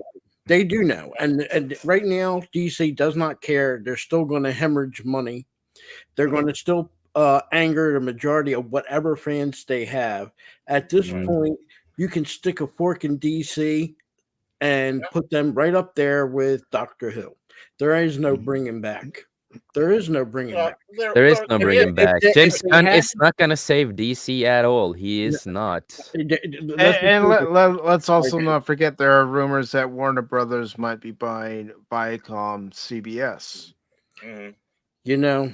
Like granted, they're rumors, so take them with a grain of salt. These studios, they're never going to learn until they're going to be in a predicament, if not the next year or the next 2 years, where they can't afford to lose any money. Yeah, they're going to be Sears and Kmart. Yeah, and I also want to say they were big names. I just want to add on. They're nothing. They're nothing. And they give it to themselves. You can go to Batwoman. Shouldn't have had a full season, let alone 2, and they lost money completely on both them seasons. All 3 seasons, all 3. And if they were smart, I don't care if they go with the excuse, oh, Henry Cavill was old. Let's be honest. Henry Cavill pulls people to the theater and television. He's as big, if not bigger now, than what what's his name? That did Achilles over in Troy. I can't think of his name. Brad Pitt. Brad Pitt, most of the time you want to put him in a movie, it's because you want to bring the women and bring his fans in there. Henry Cavill is on that level. Fucked up there because he did talk about the age of Henry, but then he tried to say that, oh, that's not why Henry left, yada yada, even though he said because of age and all that. And the fans on Twitter of Henry and all that, they caught him red-handed of what he said. but he tried to be. No. That's not what I meant. Like, yes, that's what you fucking did, James Gunn. Yeah, that's what you said. Yeah. Word for And word. We have the proof. And the same thing with Gal Gadot. She's too old. He said and it. Pat Wannabe, I'm glad you're here because you and I actually did a live stream talking about the first season of Peacemaker. And terrible. if I recall correctly, please correct me if I'm wrong, but if I recall correctly, it wasn't John Cena that made the show better as it went along. It was the supporting cast. Oh, yeah, for sure. Everything. This is, and coming from this perspective, I thought you enjoyed it too for what it was. I enjoyed this show. This is my kind of stupid. I don't care if it fits in. I don't care where or how or if it keeps going. This is just comedy to me. Whatever it is they did, the formula worked for me good. Having some good key real actors in this cast, you know, and I know it's James Gunn's wife, but I actually find her character kind of fun. And she did have an arc. Like I hated her in the beginning of the series. And as it went on, she kind of grows on you. She learns to have a relationship with each of the characters in the group, and nobody likes her at the beginning. And it's like, wow, this actually, I care about this character I would not think I would at all. I love the comedy in it, you know, with, I forget that big guy's name, Cosmo, not Cosmo, but his comedy's great. And, you know, and they did have, there's a lesbian couple in there, but they never really pushed it. It was just kind of mentioned, and it was almost used for comedy more. Not the fact that she was a lesbian, but the way she led her life. Like she liked to dress her dogs up and things like that. It was just ridiculous. And it turned out to be the daughter of that. And it's like, good. Yeah, we all hate Waller. Give her the finger, please. Now James Gunn is also creating a show with Amanda Waller in this universe. That's what I heard. But to be honest, Amanda Waller, that character almost doesn't even fit in this series. It's too lighthearted for her to come in and be that way. But the problem again with James Gunn is that he said he was going to erase everything and start from scratch. But I know. He still adds all this character in his universe. I know, and that's what I mean. Like, I don't care where it goes. I just like this is my kind of stupid. It just I enjoyed it, and it's ridiculous, and it's like I love the gore, of course, in the show. I like gore in the show, but I didn't enjoy the show. I thought it was fucking stupid. But that's just my view, of course. No, I get that. I understand. And I don't like John Cena as much. I don't think he's a good actor. And I don't like. And suddenly he was a bisexual character that was out of the fucking place. But I just did not enjoy it. But again, I want to add one thing with James Gunn. You know, sometimes he can create stuff that is fun that I can enjoy. He can be 50-50. You know, I did not like his Suicide Squad movie because that was just basically Guardians of the Galaxy humor on drugs, basically. That was R-rated. Did not enjoy it. Too many same humor in the thing all the time. You know, it was the same humor in the fucking movie. I thought it was poorly done. It's like, I'm gonna be honest, like I always say, I think the first Suicide Squad movie was a lot better than James Gunn's Suicide Squad movie. I just didn't enjoy it. I didn't like that first one. And David Ayer didn't either. The guy who created it, he didn't like it because that was not his version of the movie. That was all the the studio interference who did reshoot the whole thing. That's not his movie. His movie was completely different. But unfortunately, because of James Gunn, first, this is what I'm going to say. First, James Gunn promised David Ayer that your cut is going to come out. And then, now David Ayer is no longer with DC. Wait. A liar in Hollywood? Oh, The hell you say? You yell at me for not doing it. Here we go. You yell at me. The hell you say? And remember, that's your favorite clip, and I'm trying to give you the cue to play it. You need to do it. It's that it's your favorite clip, Baron. It's your favorite clip. But also, we have to remember one of the actors who was auditioning for basically Superman Clark Kent in his movie. He said he didn't want to do the movie because James Gunn's Superman movie is too dark. It's way too dark of a superhero movie. And again, and Superman's supposed to be about hope. Yep. And with James Gunn, I'm going to also mention this because it's really important to understand. Sometimes if James Gunn have a lot of free will, he didn't do it with the Guardians of the Galaxy because, he still wanted to fit the MCU and everything. But when he gets 100% free will to do most stuff, he can be more dark than Zack Snyder. Zack Snyder is not as dark than James Gunn. James Gunn likes to top it even more with dark shit. And I am really wary about Superman's movie and what he's going to do with it. I don't like the casting because he was just like, let's get rid of Henry Cavill and let's get an actor who looks like Henry Cavill, a wish version of Henry Cavill. It's like, bro, why? You could have done a proper good fucking Superman movie with Henry Cavill. He's not too old. We would have gotten a established Superman who's been, we had him in certain movies now, and now we can go from the more hopeful and Superman that we all wanted and all that. Now we have the perfect point to get Man of Steel 2 with, more of the hopeful, loving Superman, because we've already gone through the arc when he did go bad, when he did go a little more dark. That's based on the Injustice and other stuff that James Gunn based it on. That's why I don't hate the things that Zack Snyder did, because I'm a big fan of Injustice and other stuff that he based this movies on. But we had a perfect opportunity with Henry Cavill, who's a fucking geek. He's a fucking geek. He loves Superman. He loves Warhammer. He loves a lot of this stuff. He's everything. Us on this panel, we wish we could be Henry Cavill. Oh, That's like the thing. We want to be as him, as big of a I geek look at that he myself in the mirror and go, "Wait a minute, I'm not Henry Cavill. Look at me." Yeah, exactly. He has the body we want. He's more of a geek than us at times. He's just like, he's everything that we want to be, and just get a proper good Superman movie with Henry would have been perfect. Hey. But James Gunn, you dropped the ball there. You are stupid. How much you want to bet the reason why he did drop it? Because he knew he was going to get some flack from Cavill because it's not going the way Superman should be. Because he is a geek.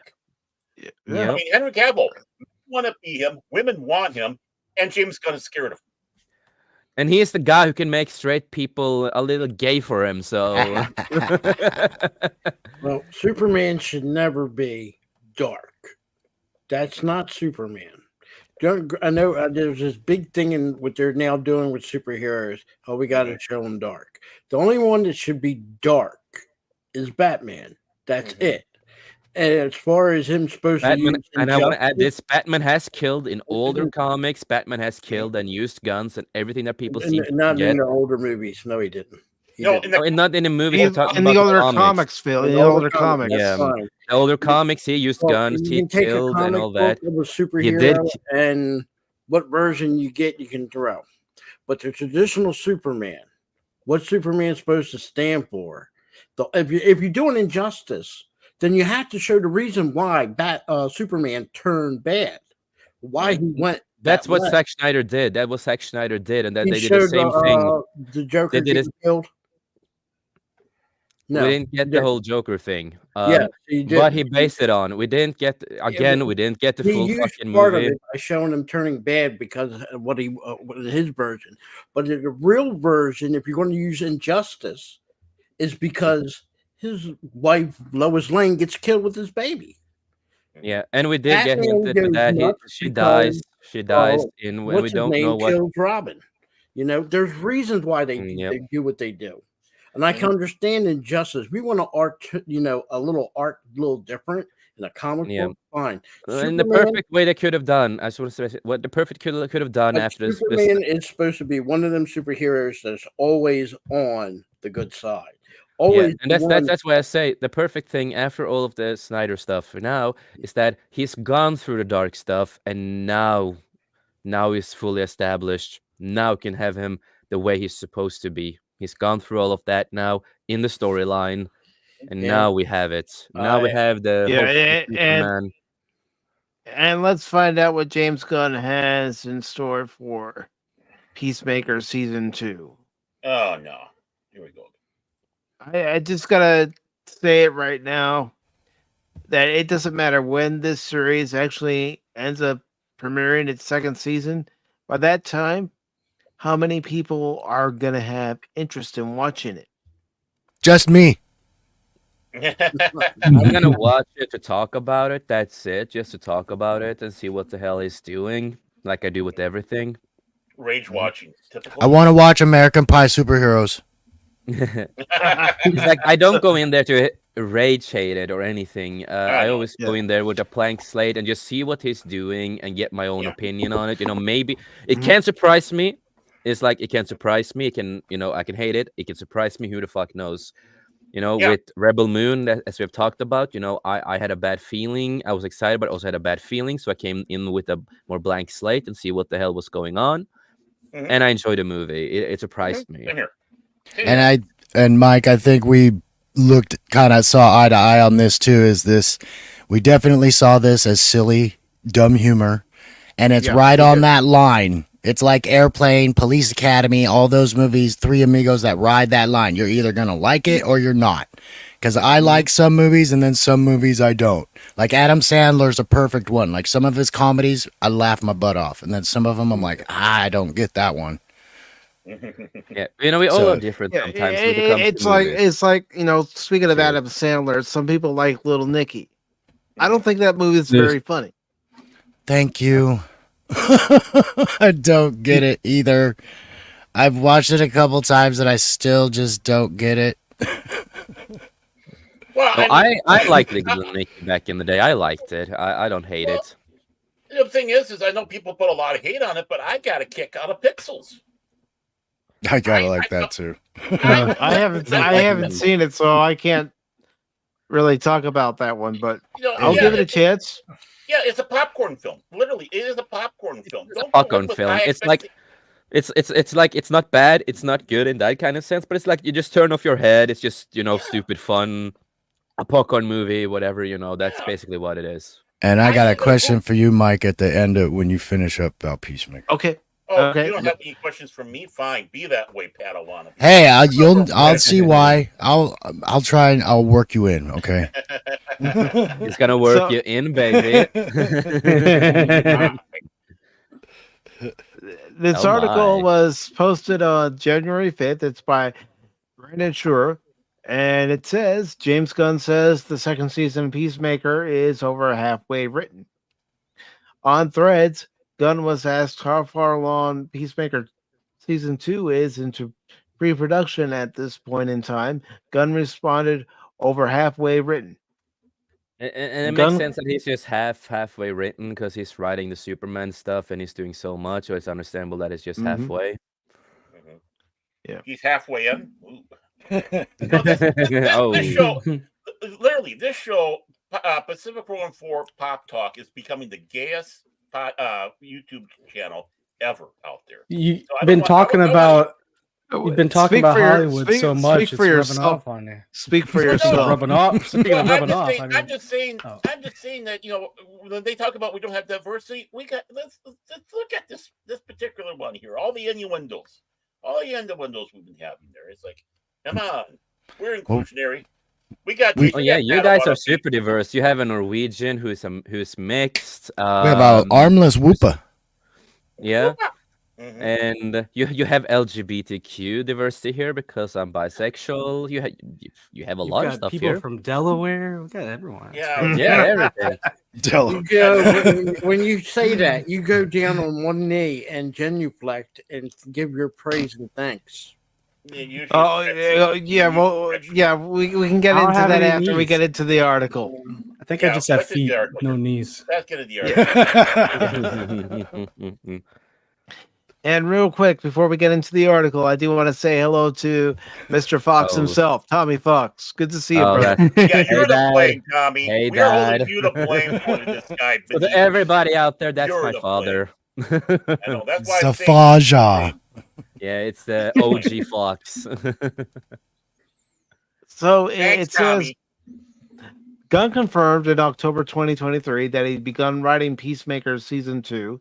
He's also currently preparing for Superman Legacy's production, which begins filming in March 2024. So not too far along. Before it releases in the United States theaters on July 11th, 2025. I just wonder if it's gonna be dark as people have claimed that, like the guy who did not want to play in it. I just really wonder if this movie is really dark. Superman Legacy. I'm That's worried. a question. That's a question that only the trailer will be able to answer for some of us. Yeah. And here's another thing: if Superman Legacy is only going into production this year and won't be out till next year, when are we getting Peacemaker season 2? And again, by that time, will there be any interest in a season 2 of Peacemaker? For certain, like Padawan wannabe, for certain people like Padawan wannabe, and maybe some other people out there is excited for it, of course. There's like 8 of us. But I know that I am not, of course. I'm gonna watch it to see what's going on. Maybe there can be some surprises here or there. Who knows? But we will see. The best thing with season 1 was the intro, because that's Wigwam, one of my favorite bands from Norway. Oh, I was gonna say, I remember watching the first episode, and I was like, I'm not gonna watch the rest of this. Everything comes back to me. But it's really hard to see the show because I couldn't see John Cena. I only heard about the name, but I couldn't see him. I only saw a suit moving, outfit moving. It's pretty hard. It's like I hear the thing saying, but I just see an empty set. I don't understand. Yeah, I just see it. It says Peacemaker premiered on Max, formerly known as HBO Max. Well, some of us still call it HBO Max. In Norway, we don't care. We don't care. HBO. In Norway, it's still HBO Max, because in Norway, in Sweden, and Denmark, we have a burger shop called Max. So it's confusing for the EU to have a platform just called Max when we do have, They could do a tie-in. Yeah. With the most shittiest burgers you can ever get in the EU. Why not? Because we're getting some of the shittiest entertainment from them. So, hey, shittiest burger, good fit. It premiered in January 2022. Yes, it did. As a follow-up to 2021's The Suicide Squad, which was directed by Gunn. The series finished its first season in February 2022. Well, that's what happens when you have all these short seasons, because there's only 8 episodes or so. At which point it was renewed for a second season. Peacemaker explores the continuing story of the character that John Cena reprises in the aftermath of James Gunn's 2021 film, The Suicide Squad, a compelling, vainglorious man who believes in peace at any cost, no matter how many people he has to kill to get it. The synopsis reads: after Gunn and wrong with that. I'm sorry, Baron, you broke up a little bit. I said, make it sound like that's a bad thing. It's not. It says after Gunn and Peter Safran were hired as co-CEOs and co-chairmen of DC Studios in October 2022, Gunn confirmed that Peacemaker would still return for a second season, despite the fact that the DC Extended Universe was being replaced with a brand new DCU. Gunn later clarified that no DCEU properties released prior to the upcoming animated Creature Commando series, which debuts in 2024, are considered canon to the DCU. However, there are elements and characters the DCU will continue to use from the DCEU, such as Cena's Christopher Smith Peacemaker character, Viola Davis, Amanda Waller, and Jamie Ray's Blue Beetle. Yep. And again, it makes no sense that they're still going to continue with this in his universe, because they were not created in his universe. They were not a part of his universe, but that's what he does. That's because, he's cherry picking, and it's because James Gunn had a hand in Peacemaker, because it's related to his Suicide Squad movie. So as long as it fits. But how is he going to explain that? Like, how is he going to explain that when you have the Batman, the Flash? Wait. Wait, Jace. Somehow Peacemaker returned. Jace, you're inquiring that logic is going to be used to explain how Yeah, Peacemaker. I know. Yeah. But we need to question, like, how is he gonna explain that? Yes, you had the Flash movie that was fucking terrible. It just happens, Jace. It just happens. You just gotta go to the grocery store and pick up your Warner Brothers DCU cereal and consume it. Yeah, right. Like a good patron. Yeah. Well, but if I remember just- right, if I remember right, he also made it known that stuff that he did would be incorporated in, even though it was before that. I think he was one of, because he's been out there flapping his gums left and right, and he's been flapping it so much that people forget some of the things that he does say, and rightly so, because he's a flim flam man. Yeah. But he made it known that even the stuff that he did beforehand is going to be considered part of this new one, even though the Creature Commandos is going to be the official kickoff of his new universe. And I just want to say this in a logic thing, and I know they don't use fucking logic in a lot of this shit, but yeah, Dad, I agree. Max has shit food. But since James Gunn loves the fucking Flash movie that much, it would have been a perfect time. Just even the movie was trash, I know, but you could have used that to change the universe at the end. Like this, boom, now we have a different universe, different Batman, different actors, yada yada.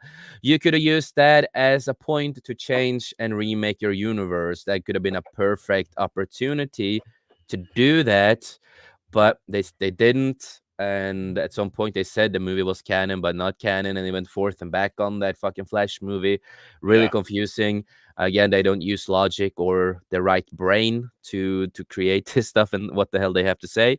And that's is the problem with James Gunn, is that he talks too much, that nothing at the end makes sense. He should just, like I said, and a lot of other people have said, he should just stop talking so much about all the plans, like, oh, I'm gonna create a new one, I'm gonna do this, I'm gonna do that. Just stop with that and just say, we are remaking the universe, we are creating the movies, and nothing else. It's like, hey, we are so long in the movie, we are writing the movie, the TV shows. Just talk about that shit and stop arguing with people on Twitter. Stop doing this, stop doing that, and just do as a good director and writer. Just be professional about it. And, but he doesn't. No, he doesn't. It's ego. He has a big ego. Yeah. And again, James Gunn is 50-50. You can get some great content out of him, and you can get some really fucking terrible content out of him. Yeah, I enjoyed the first two Guardians of the Galaxy movies. Oh yeah, I'm not that crazy about the third one. For me, I enjoy Guardians of the Galaxy 1 and 2, and I enjoyed the third one, but I didn't like Adam Warlock in the third movie. That was a waste. But everything else I did enjoy in Guardians of the Galaxy 3. Not everything is accurate with the plot and the storyline where Star-Lord, like his father and all of that. I wish they used the original father and not make Ego the father. I thought that was weird. That's one of the things I was a little bit, why did you do that in the second movie? It makes no fucking sense. But hey, the movie overall was fun. I will accept it, but I don't agree with it. So I enjoyed those three movies. They could have been better, but I'm more of a sci-fi guy, and I've said this multiple times. With the movies themselves, the Guardians of the Galaxy is the superior movies of the MCU movies. They are the best of the MCU movies. Everything else I couldn't care much about.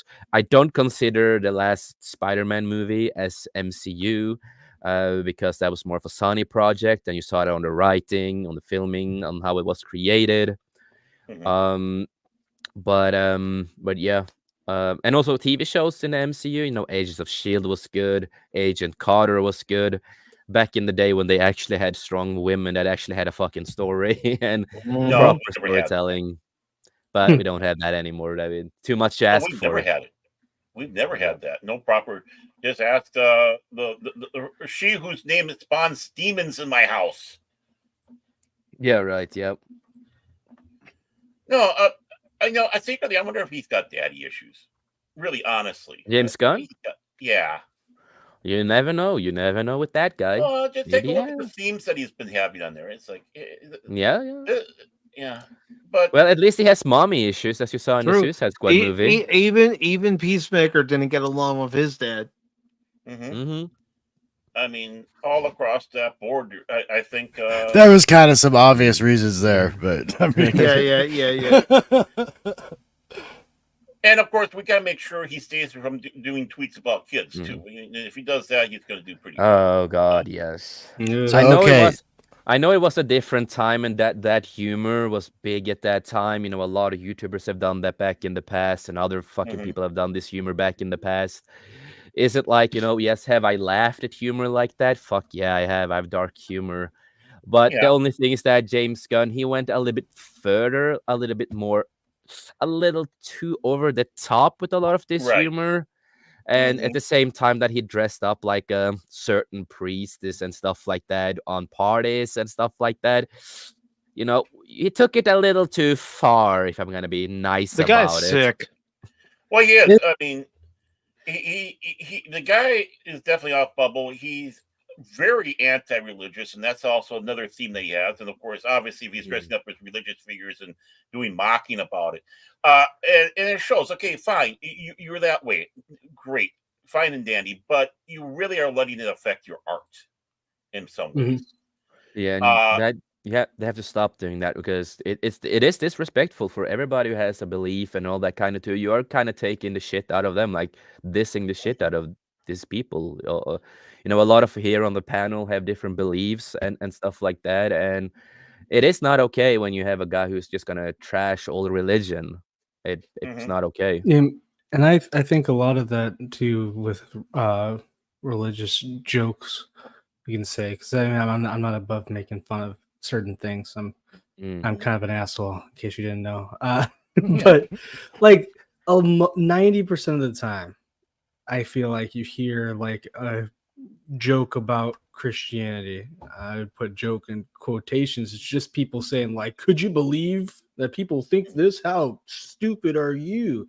Like, that's not a joke. You're just being a jerk. You're just insulting someone. It's like you can joke about a lot of things, and of course you can joke about religion here and there, but you have to do it the right way. And James Gunn, he can take it too far, if you know what I mean.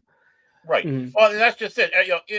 People, even religious people, can have fun and poke fun at the faith and religious practices. I mean, you talk about it's like the basement Lutheran ladies, with their hot lux and stuff like that.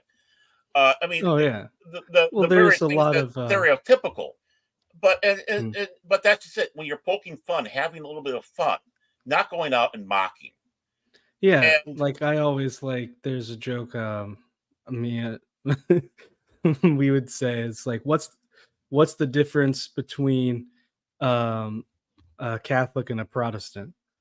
A Catholic will say hi to you when he sees you in the liquor store. Well, you haven't been in my town, I'll tell you that.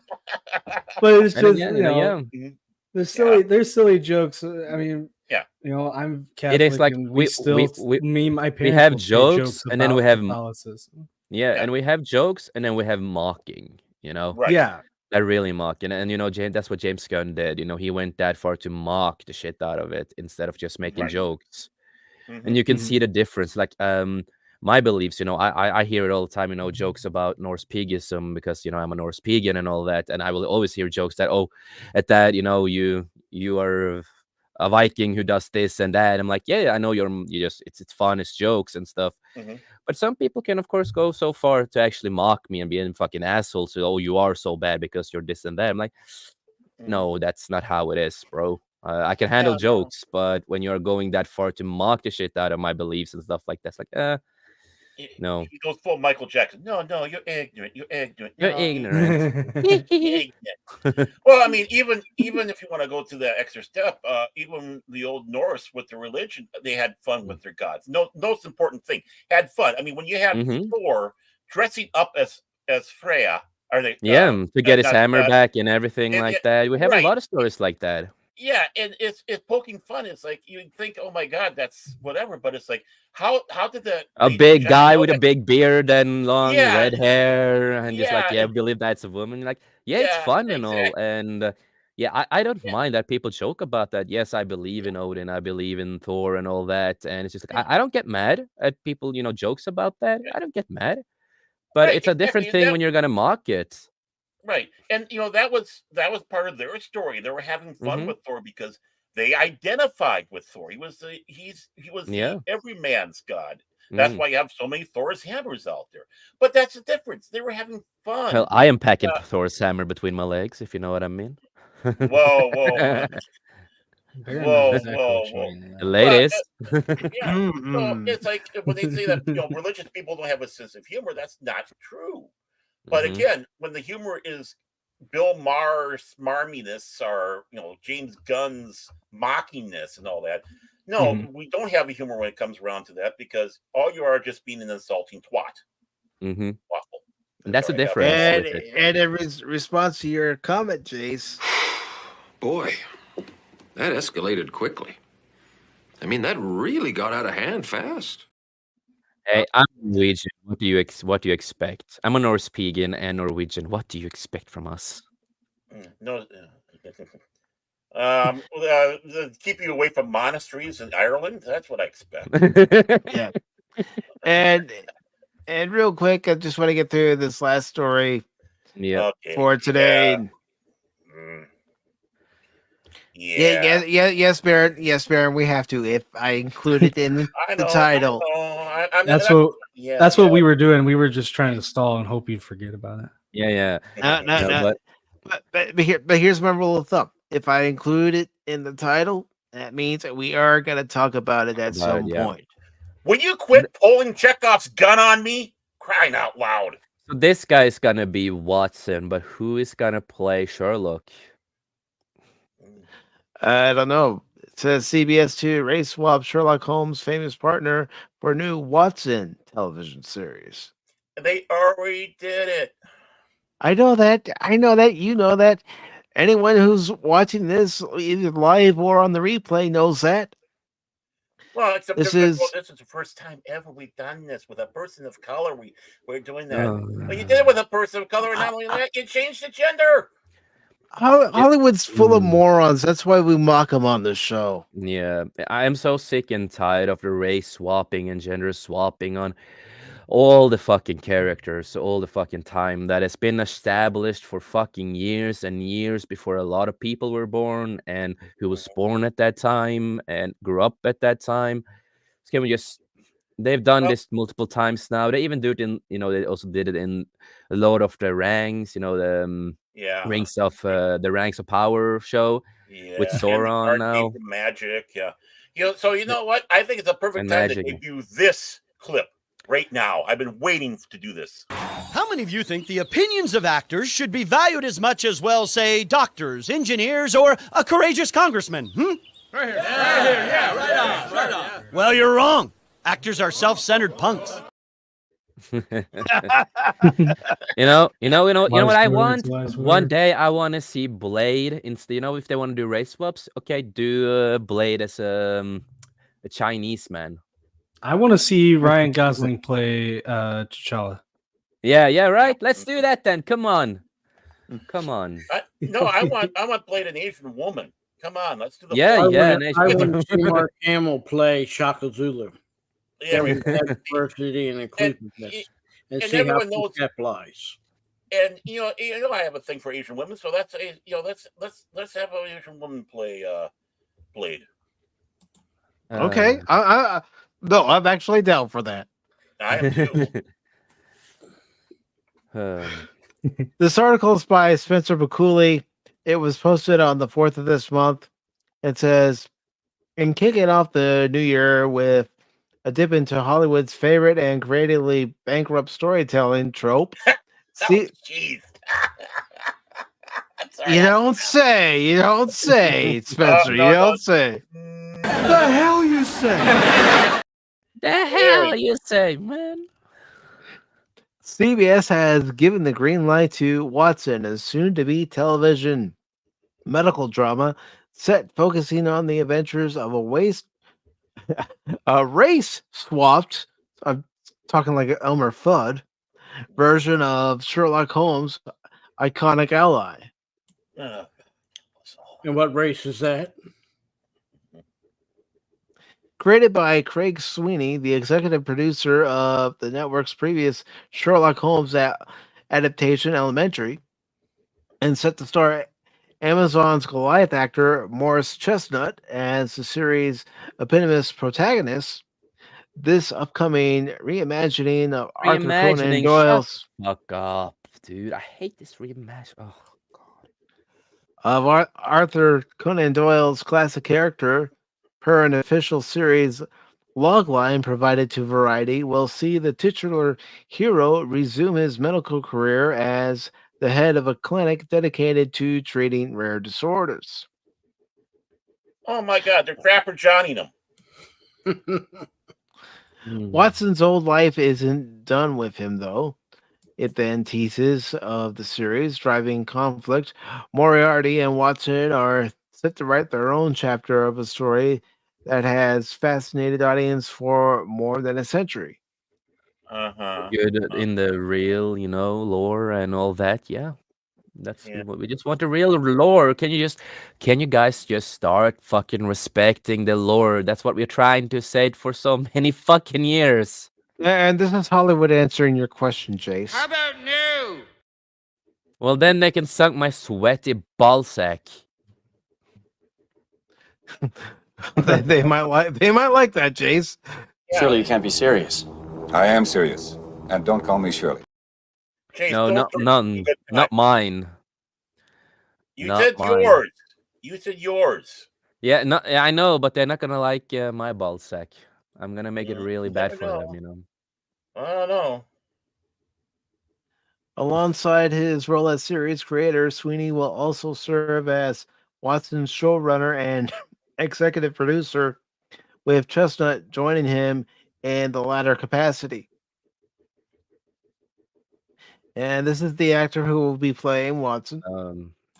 Sorry, Hopefully, not I'm just diversified or inclusiveness. Look, Hollywood's sneaky and they're cheesy. And I understand their quote, we're getting a man of color, right? To play. Baron, can you tell me what race and color are the Aborigines in Australia? Oh, they're tall Nordics. But they're black. They're black. In India, there's a lot of people in India. They're dark, black. So, I mean, do you notice they'll tell you before 5 or 6 years ago, we want to be inclusiveness. Okay. How many Aborigines do we see play in their race swapping? None. How many Indians from India that happen to be really dark skinned, black, and they got like one of my friends who are Indian, like they told me, yeah, Indians are just the black people of Asia. No, they're not all black. But no, they're not. But that's like the joke. That's like the joke. What I'm trying to point out is they're using their terms on what they conclude diversified and inclusiveness. Right. But they don't include everybody. No. And they even go, well, we need to add more people of color. Well, okay. Yeah. No Aborigines. Okay. They're black. Like I said, go on YouTube. Look it up. Go on and look up Indians from India. They're black. There's some they're black. Why do they always have to pander to one? Okay. I'm not being mean when I'm saying this, but American black. That just because you show American black does not make you diversified and inclusive. Well, unfortunately, to them, it is. It yeah, does. I know what you're saying. It does. But I'm just saying how hypocritical. My big question here is how many people made a big deal about I got the middle block on his name who played Boba Fett and of course the clones. He's a Maori. Yes. How many people sat back and made a big deal about him? Morrison. Yep, he is. Yeah, but you're not hardly a peep about him being a Maori. Let me do just a little twist real quick. If they would announce this show and not call it Sherlock Holmes and Watson, but just call it a different name, call the actor, the characters different names as a mystery solving whatever. Wouldn't that be more interesting and you guys be willing to watch it as opposed to a race swap, gender swap, Sherlock Holmes? And they have another story. It's other characters. But here's the thing. And I can only speak for myself on this. I have no interest on watching a series at this point that's based on the Sherlock Holmes characters.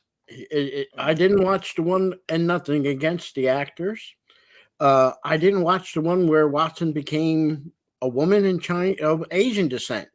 And there's nothing against a person of Asian descent. No, of course. But if you're going to show me Sherlock Holmes and Watson, then I want to see the characters as they were written. Sherlock Holmes and Watson, I want to see at that 1880, early 19th century. That's what I want to see. I don't want to see a modern version of it.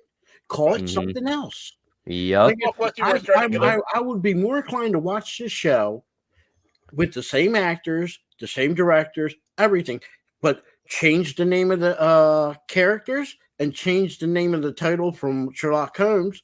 Make something new. You might have a hit. Because you're doing it this way and taking what's already been established and trying to regurgitate it, well, it is regurgitated. No one's going to be interested in watching it.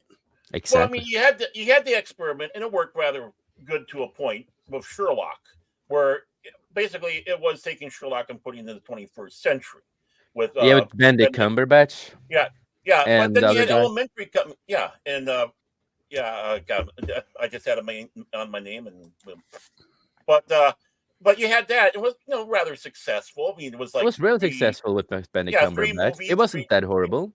No, it wasn't. Well, of course, you had to have Elementary writing on the coattails. And it's like, well, let's do one better. And obviously, that didn't hold that much, but it was interesting. But you started getting that glut. It's like, okay, let's have Sherlock. All the Sherlock and try to be wild as possible. And I just want to add this on because I see that Marvel's Runaway director Larry there. I've seen he's gonna at least do the first episode. I've seen Marvel's Runaways, and that is one of the most wokest Marvel TV shows. That was fucking terrible.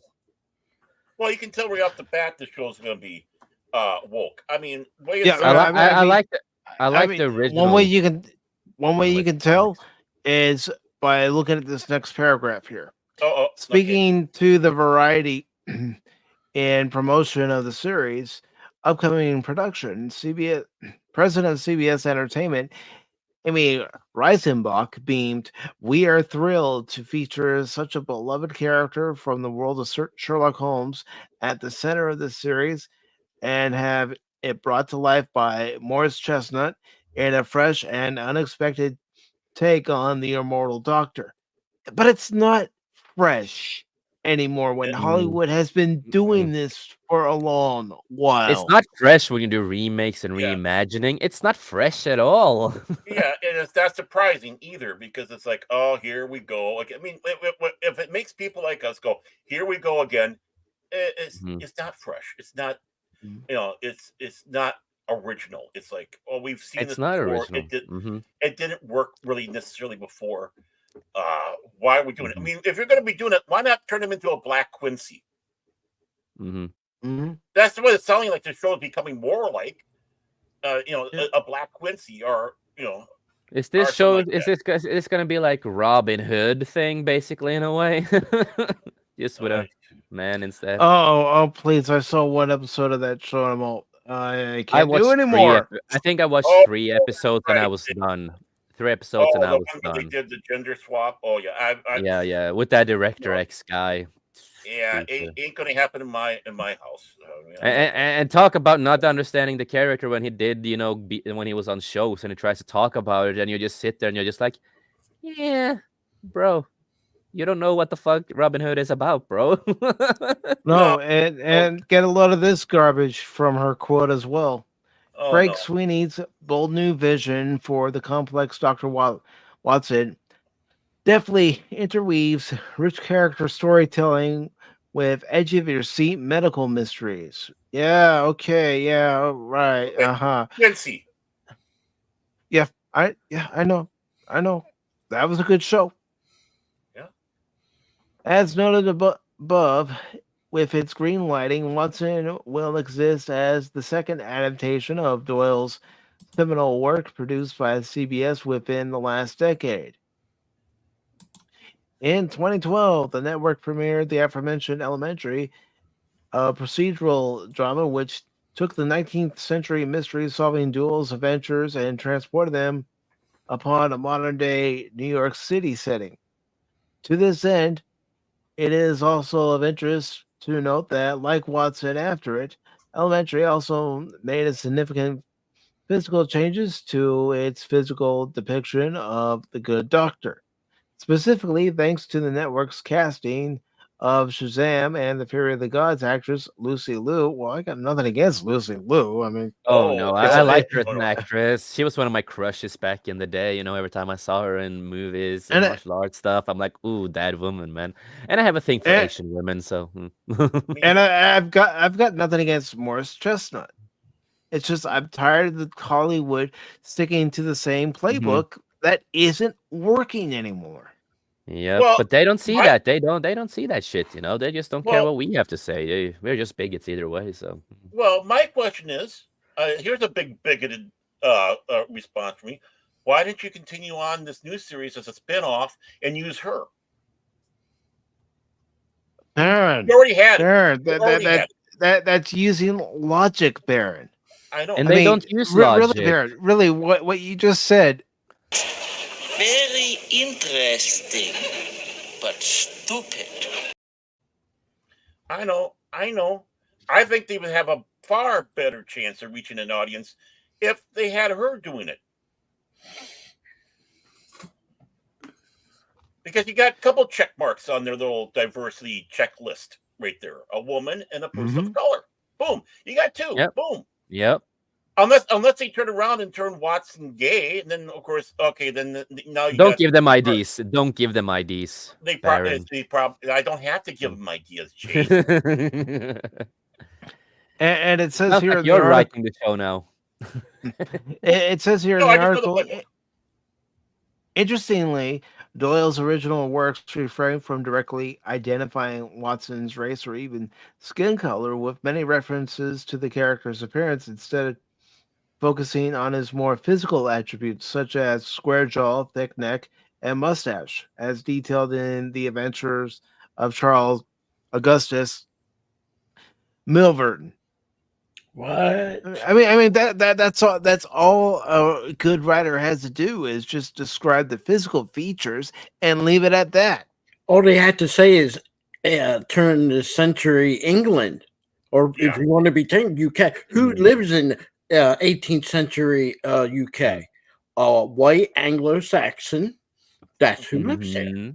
You might have had a few different people from around the world in London, but it's few and far between at that point. But typically, it's a white Anglo-Saxon, an Englishman. Well, yeah, Look, let's do it this way. You can take somebody from China, drop him over in Switzerland, and he can say all he wants. He's a Switzerland or whatever they call him, Swiss. But he's not Swiss. He's Chinese. So if you want to play a character that comes from turning the century Great Britain, there's only one thing he can be. Right. Yeah, I can understand you want to make something modern. Again, change the name, change the title of it, come up with an original name and original title, and you might have something. Nothing against the actor. I have the same problem with this show as I did with Watson, and nothing against Lucy Liu. I like her, but sorry, not Sherlock Holmes. Well, yeah, exactly. It's like the difference between it being inspired and saying, hey, what if we took this and go our direction here with our own characters and we're not constrained by, we can go whatever direction is, which is how we get a lot of our entertainment. I mean, let's face it. They would save money because I'm sure they had to pay somebody to use the Sherlock Holmes. No.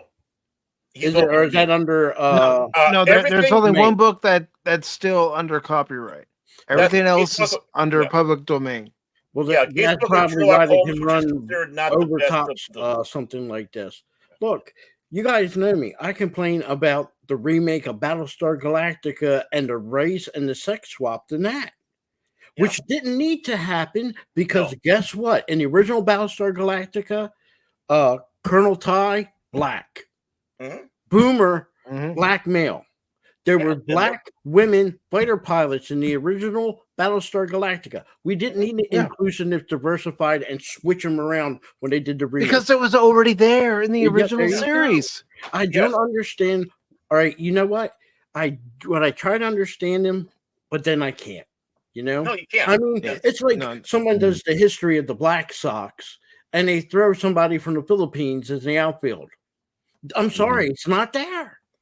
No, it's not historically accurate. And there you go. And here's the thing, Mike, they're going to somebody that doesn't know anything about the history or the original lore of Sherlock Holmes is going to see it. And then they're going to say, well, that must be the way the case was made because I saw it on TV.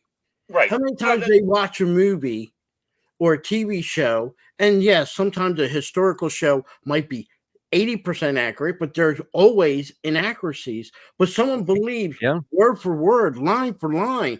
That is exactly. And a good example. Here's a spoiler for Iron Claw. There were some inaccuracies in that. Yeah, same with the Queen biopic movie and other stuff. There's always some stuff that didn't really happen that way. And a good example, we have the Viking series, one of my favorite shows, and yes, there's a lot of stuff there that is not accurate as at all. But with the Viking show, they still respected the legends and a lot of the lore. They just mixed it all together to make a story out of it, but they still respected it. That's a good thing. They respected the Viking time and all that kind of stuff. But also putting in some original stories here, like Rollo is not brother with Ragnar. They are not family at all, and they live different places and all that. But in the show, they made them brothers, but that was movie purposes, and they based it on legends and the real lore. And nobody knows if Ragnar was real or not. He's a legend, but we had people who were real, who was quote unquote his sons, but we don't know if they really were his sons because Ragnar is looked as a legend. But we did get the sequel show, Vikings Valhalla, and what did they do there? Yeah, they did the same thing like 90% of Hollywood. They race swapped real characters like Jarl Håkon, and they would swap that character and that person into a black female with the name Jarl Håkon. That's not how it works. When you are Jarl, you are a guy. That's for it's for a guy, not a woman. And if you're a woman at that time, you can be queen and princess and all that kind of different stuff. And if you're a woman who goes into battle, you're a shield maiden. You're a fucking shield maiden. That's a fucking lore. But they went full Vogue with Vikings Valhalla, and the whole show was about female overthrowing men, race swapping, and we see this all the time. And that's a good example of this inaccuracy with a lot of stuff. Yes, you can be inaccurate with certain stuff in shows to make a good show out of it and base it on lore and legends. But you have to still respect it like Vikings did in the first place with the original writers. They respected all of that and made a story out of it. Yeah, because Jarl is where the term Earl comes from. Yep, because they were Earls. Women could not be Earls in that kind of sense. But that became Anglicized for the English nobility ranking of Earl. So Jarl, Earl. Now, take a look at England at that time. Yeah, you had Chinese in London. Always talk about the opium houses and such. You had Indians from India, obviously, because India was under British rule, and you had some people going that way. You have, and of course Chinese because of Hong Kong, and you did have blacks because they did have slavery in England, in which they got rid of about, I believe, 1808 or something like that. I think is when they got emancipated, but primarily. It was 1837. 1837. I think it was 1808 was the thing in the Declaration of Independence when they agreed not to bring any more slaves over. Yeah, but they did that. The same year that Robert E. Lee was born was when they got rid of slavery in England. So they beat the Americans obviously by that. But But the thing is, you have that. But Watson was a medical doctor in the Queen's, or the Queen's, because it's the Queen Victoria Army in Afghanistan. It would have been an Englishman, whether you like it or not. That's what it mentions here in the article. Oh, sorry. However, I didn't even read that. In the Holmes adventure, A Study in Scarlet, upon reuniting with his companion, the detective makes note that Watson's skin has significantly darkened during his time serving in the Second Anglo-Afghan War. A response unlikely to be raised toward anyone whose skin was already original darker. It appears that it has significantly darkened. Like they weren't lying, apparently. Well, yeah, definitely. But the thing is, also, is that was the first time Holmes and Sherlock met each other. They had never met each other before that. That's one of the things a lot of people get mixed up on. And basically, Sherlock goes through everything about Watson. First on meeting him, and it's like, my God, how do you know this? Well, he says, well, you'd walk with a significant limp, so obviously you got injured. Your skin has a tan, so obviously it was a place that was sunny. Well, where's the one place you would have had it? Elementary. You were in Afghanistan. Mm-hmm. That's and how sorry. And it finishes up by saying, as of writing, Watson has yet to receive an official release date. Well, that's the thing with CBS, especially. They like to announce shows, but are they ever going to be released? Mm-hmm. Look at all the different Star Trek series that they've announced and haven't been released. Yeah, exactly. And some of the stuff that's on CBS even today, you wish they didn't release. You know? Yeah. Look, we're not saying a person can't admire Sherlock Holmes and be black and be a detective and solve mysteries. That's not what we're saying. What we're saying is you can take this show right as it is, drop the Sherlock Holmes title off, and forget about changing their names. You can change their names to something else and make it a show with original character, original drama, and they can solve mysteries. And then you have a detective show. Then you have a detective show, an original one. And just have good writing on it, and people will probably like it. You know, there was a show in the 70s. The lady that played Margaret Houlihan in MASH was going to do the show. Two females doing the same thing, like Peggy Lacey. Yeah, that was a very popular show. Again, you could see the parallels between them and Sherlock Holmes and Watson, but they never brought that up. It was about them. It was a great show. Very popular show. Yeah, they didn't call themselves Watsina and Sherlocka. They called themselves, what was it again, Baron? Sorry, Cagney and Lacey. Cagney and Lacey. And Laura Sweat was in the pilot, and then they went with, I can't remember what her name is now. You had under the same books, you had the Hardy Boys. But then you had the female, Nancy Drew, doing her own thing. No one said she was a copycat of the Hardy Boys or anything like the Hardy Boys. The only they thing even worked together. Yeah, the only Nancy Drew and the Hardy Boys. But the only thing they had really similar, they solved mysteries. That's it. Yeah. You know, I don't understand why you had to take something and then remake it, reimagine it. First, that's laziness. Second of all, right there, because you just said it, laziness. That's what Hollywood's become. Laziness, no original thoughts in their head. They don't know how to be original. There's so many things in all of it, and we see this multiple times. And they're content on doing this. They're content on doing this. And it's not going to stop anytime soon. We are still going to see this in 2024 with a lot of other stuff, and probably years to come too. Well, unfortunately. We always kind of had something like that going through but like Phil is saying, within the next couple of years, it's going to change. Like I sat back said, and we're coming about 2 years away from having that major change. It has, but they have contempt. They're showing contempt for us, the viewers. They don't think much of us. They think we're absolutely stupid, and the paddling will work. And we are everything in the bad list in their view. When you look at it as a business model. 50, 60, 70 years ago, Sears was big. 70s and the 80s, Kmart is big. Where are they today? Them stores didn't change anything. They failed to adapt, and now they're practically barely hanging on. The Walmarts and the Targets of the world have taken their place. They adapted. They offered something new. 30, 40 years from now, if Walmart and Target doesn't change to the times or adapt, then they will go out the same way as Kmart and Sears. And they will, because history repeats itself, because you get people it does. that refuse to change. Business is no different than history. You know, and I know a lot of people say, well, everybody got to succeed. No, not everybody has to succeed. There's a reason why there's no Studebakers out there in the world. Studebakers, great cars, manufacture great cars, but guess what? It didn't adapt, and hence they're not here no more. I mean, look at this when you go to your grocery stores. You go in your grocery supermarket, you have fried chicken and rotisserie chicken sold in the store.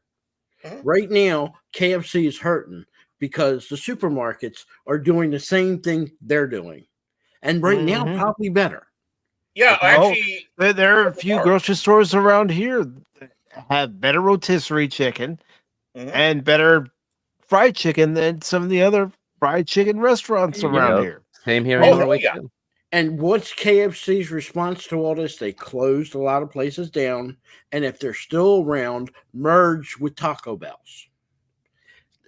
That shows you how bad the situation got for them. Look, you can take that equation, bring it into movies and entertainment, and it's the same thing. There's only a limited amount of money that they can keep drawing, and they keep dropping bombs. Okay? We talked about Warner Brothers with DC. Discovery didn't learn, apparently ain't learning, so I guess they're going to sell. And if they're going to get bought by CBS, who isn't doing that great themselves, it's just a recipe for disaster. What did they do with Kmart and Sears? Oh, we merged. They still bombed. And I'm gonna make an analogy. It may not be the best analogy, but it's gonna be an analogy. If people want to watch good shows, they're going to find a different streaming service. Just like, with fried chicken or rotisserie chicken. If I want to get good rotisserie chicken, I'll go to a Harris Teeter in my area. Yep. If I want to get good fried chicken, I'll go to the one and only Publix in my area. That's where I'll go get it. Yep. Well, the thing is we're leaving out one equation in all this. Where the hell are the stockholders, the people who are furious? They are furious. I mean, you just had to hear the last two stockholder meetings that they had with Disney. These people are furious because they're putting up a lot of money. What they figure is this is a good investment, and their investment is now, well, I mean, they walk into an investment meeting like this with Bob Iger, and you kind of get something like this. Do you see what happens, Larry, when you fuck a stranger in the ass? What happens? Well, anal ain't that bad. I don't think Disney. I definitely think Warner Brothers, as far as like movie studios, is on the edge. But Disney's getting very darn close to that edge. I don't know how much they can draw into their other businesses and draw the finance resources from there, but you can't keep going on 5 years like they've been doing with as many bombs.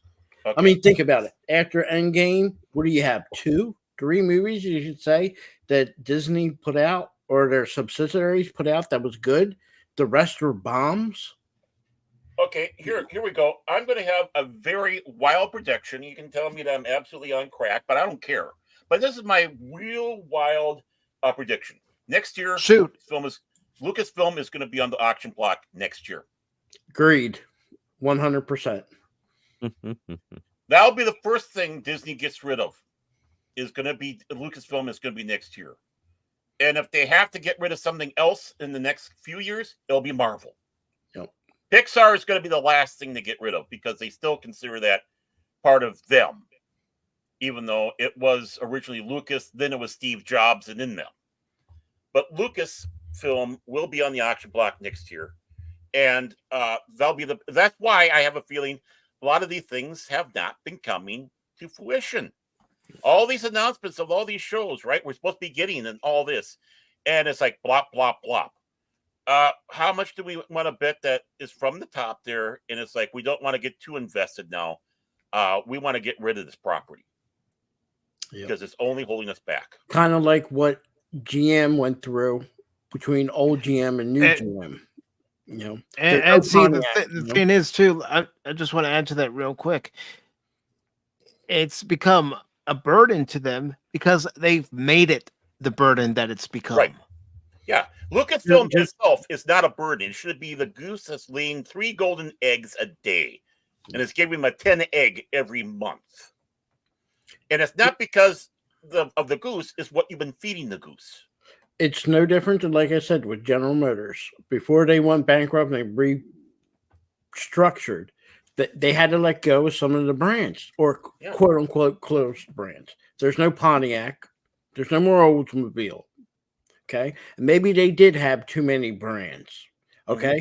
You can sit there, someone can say, well, we got to let Pontiac go. Well, yeah, I can see Pontiac going because there's no difference between a Pontiac Firebird and a Chevy Camaro. They're the same car, just an emblem on the car and maybe the headlights. That's the only difference. So when they were getting that financial hit that they did, and the government stood there and saved them, they had to cut back. So General Motors today only has Chevy. That's a flagship. Cadillac. I think Buick is still there. Yeah, they got rid of Yeah, Buick is still there. Yep. So actually, they kept a couple, but the rest they you know, okay, we got to let them go. Not that they sold them off, they just shut them up. You know, I think that's what Disney's going to do, Baron. I think the closest analogy is actually going to be Ford. When Ford divested, and they literally did. They got rid of Mercury, so that was the one car brand that they got rid of. But they sold their other ones. They had Volvo, they had Range Rover, they had Jaguar. So what did they do? Instead of shutting those things down completely, they sold them. Yep. So I think it's going to be more of, you're going to see them divest completely of some of their properties, but they're going to sell off or put on the auction block other ones. So Lucasfilm is going to be their Volvo. Marvel is going to be their Land Rover. Who knows who's going to be the Jaguar? Maybe that'll be ABC. I don't know. Because there have been a lot of rumors saying that Disney is going to sell ABC and ESPN. Right. So I think ESPN is at a point that I don't think you can save it, even if they did sell it. Well, they have gone so far with ESPN. I used to be a fan of, like everybody, of ESPN. The ESPN of today is unrecognizable. It's not sports oriented because everything's included into their sports. Oh, we got to throw the political. Sports is never supposed to have political. Never. No. The only time you should ever have anybody political is Charles Barkley. Other than that, forget everybody else. Honestly, I wouldn't be surprised if that's the first one to fall because, like, there doesn't seem to be a lot of. Maybe they'll have a hard time finding a buyer, but it's just like I don't see any. Like, there's not a lot of potential there anymore. They don't. Yeah. And I mean, it's certainly not doing well. It's doing very poorly. Well, the thing is they don't want to get rid of it completely. They don't want to just end it. They want to try to get a little pound of flesh back. So they're going to try to sell these. Unlike, just ending the brand. Because if you end the brand, you're not going to get it sent back. Or, any amount. And they're not going to get the same amount for Lucasfilm when they sell it. They vastly overpaid for it. On a good gamble. It's a good gamble if they would have done it right. But they didn't. So the gamble lost. So, as I jokingly said, it's all about doing it right. So it's all as about. As I jokingly said, Lucas can come back now and buy it for $2 billion and still be $2 billion ahead. That's a joke. I know he's not going to, But if I was an investor, I would be more than happy to gobble that up for a good price and then get George Lucas on board saying, what can we do to fix this property? Well, he is the second biggest stockholder after Spielberg in Disney. That's why I'm surprised, as Spielberg is one and him is two, and as good friends as they are, they can't use their power behind the stock and say, let's do this change, let's do that change. I know stock doesn't equate to being a member of the board of directors. That's totally different. Right.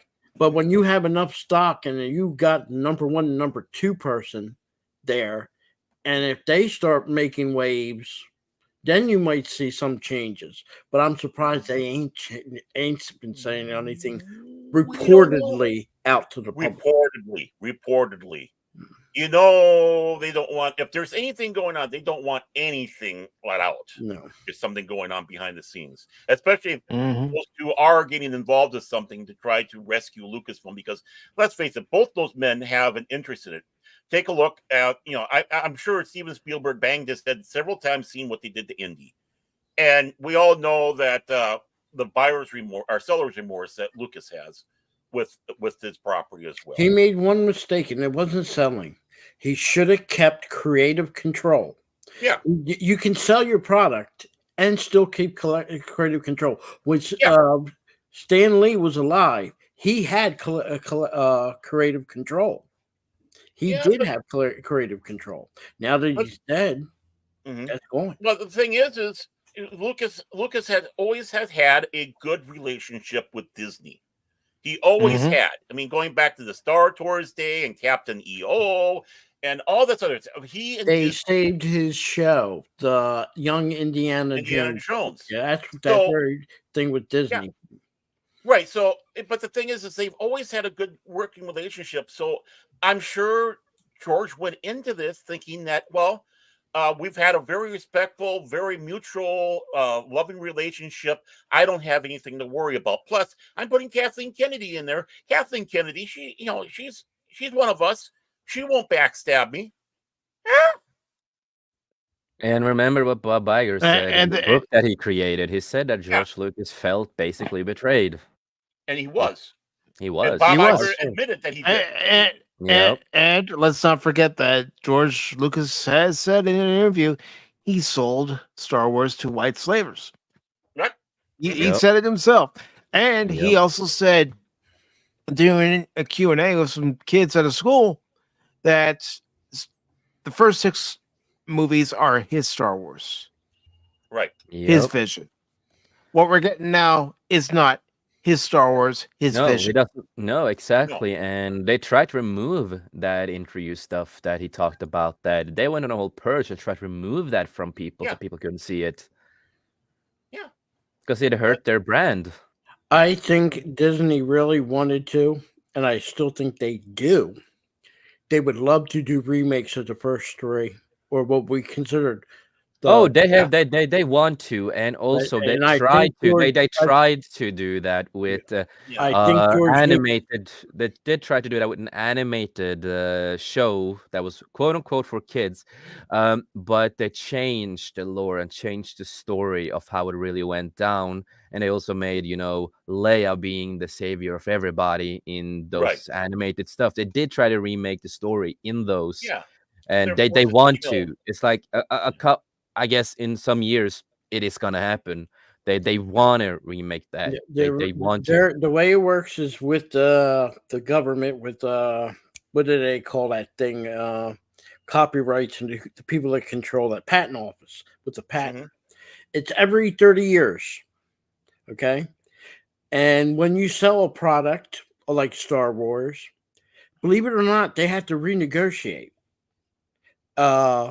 If not, within that 30-year span, it could revert to George Lucas, or in some cases, revert to the public domain. And they will do anything to prevent it. And how do they do it? We're going to release the 50th anniversary of Star Wars. Now, they don't have to change anything. They don't have to do anything other than put it in the movie theater for a month and then yank it back out. Well, like Lucas did with the yeah, 20. that was a pure thing for protecting the copyright. Bands do that all the time. When they put out a greatest hits, 90% of the time is to prevent that to go into the public domain. So that's why you'll see some bands have 5 or 6 greatest hits albums.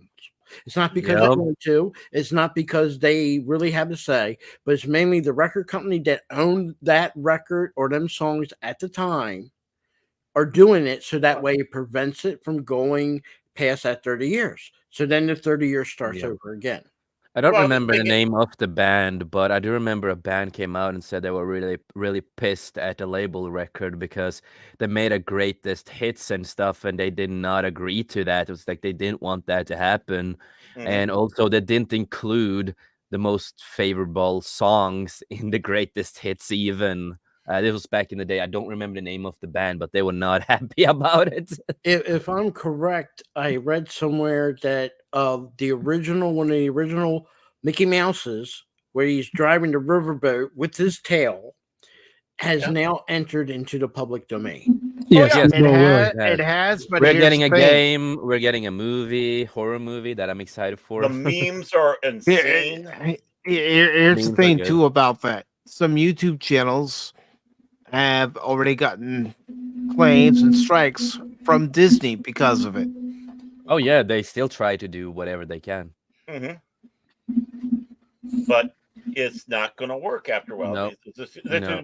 It is Disney. What do you expect? Like, it is Disney. What do you expect? They like to fucking copyright and strike channels no matter what. No matter what. And you also property have to basically is. remember what goes on here in the States isn't the same overseas. For example, Disney jumped to joy in '92 when Russia jumped most of their communism, and they start releasing VHSs over there. One of the VHSs released was contracted to another company, and I think they have like a 50-year they can keep releasing, and it's not done yet. And that's one of the few countries you can still get a copy of Song of the South. So, yeah, I mean, it depends on what country and everything. Some of these, sorry about that. Some of these products, they don't have control. I'm pretty sure Disney does not like the fact that in Russia you can get Song of the South. Can I do it, Mike? Can I do it, Mike? I'm going to do it, Mike. I wanted to do that. I've been trying to get it, but I'm sorry. I know. I'm just giving you a bad time there. But the thing is I think the Lucasfilm was keeping the copyright going pretty good there without having to do the prequel trilogy with the books, the novel, the comics, all the stuff that was going and being published out by them back in the 90s, and even from Era of the Empire on up to the Dark Horse comics. So I think there was no fear of that falling into a public domain back then. But this is going to be in the next couple, like I said, in 2 years, it's going to be unrecognizable what we have for entertainment. Way we are going to be getting it, where the streaming services are, who's going to have certain properties. Don't be surprised if anywhere's across. The one thing that you would never even think of going on the chopping block. That's what I want to add on. That's why manga and anime and all that kind of stuff are getting better and better. And YouTube channels, Twitch channels, Rumble channels, Kick channels. Twitch is up and down, really up and down lately, and it's gonna be up and down for a while now because of the stupid rules and what they do allow on that platform. And I want to say, Kick is not better when it comes to that kind of stuff because they allow stuff like that themselves. They're not. Well, I stream over there too, and they're not. Yeah, well, there's talking points that Twitch will be gone in a couple years. That they're not going to last. But again, when it comes to entertainment, like movies and TV shows and stuff like that, that's why Japan and Korea they are getting bigger and bigger on their platforms and what they're creating and all that kind of stuff. Because they don't force politics, they don't force a lot of stupid shit. Let's just take what happened, with the whole anime stuff and the voice actor and the writers, how they got backlash from Japan for changing dialogue and subtitles and other stuff. And as they should have. Yes, Yep. and I've done this in manga too before. It's like I've mentioned this before. I don't remember the name of the manga, but I did buy a manga a couple of years ago, and in that manga, they said like, "Oh, this character in the manga is trans, and they feel like a trans and all that." I'm like, that's not the proper. I went to look at the proper description of that part in the manga, and that was not the case. That was what they said in the manga. Is that guy is just a femboy. He just likes wearing female clothing and all that. That was the context, but it was not a girl or anything. He was still a boy and identified as a boy. And this stuff had happened for a long time, and Japan finally, saw this really now after the anime stuff, when they do the whole patriarchy stuff in the fucking dub and subtitles. That's why Japan now got really fucking pissed at these translators and all that, and just like, no, we are done with this. No, we're doing it all here. Yeah, we're not bringing it to you guys to do. We're gonna do it all here.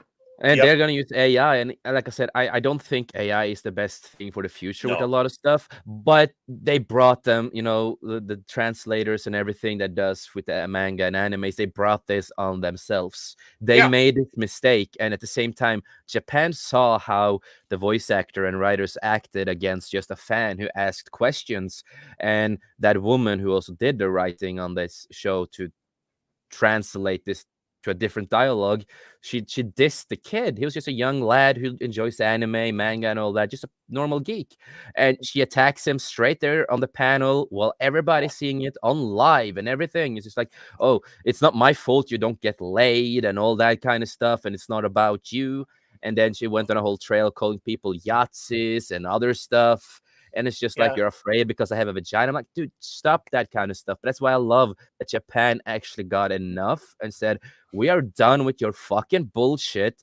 And we are going to, fix all of this for the people who loves this. And this is our creation. And we don't want this to be fucked over. And well, yeah, it hurts them. It hurts them.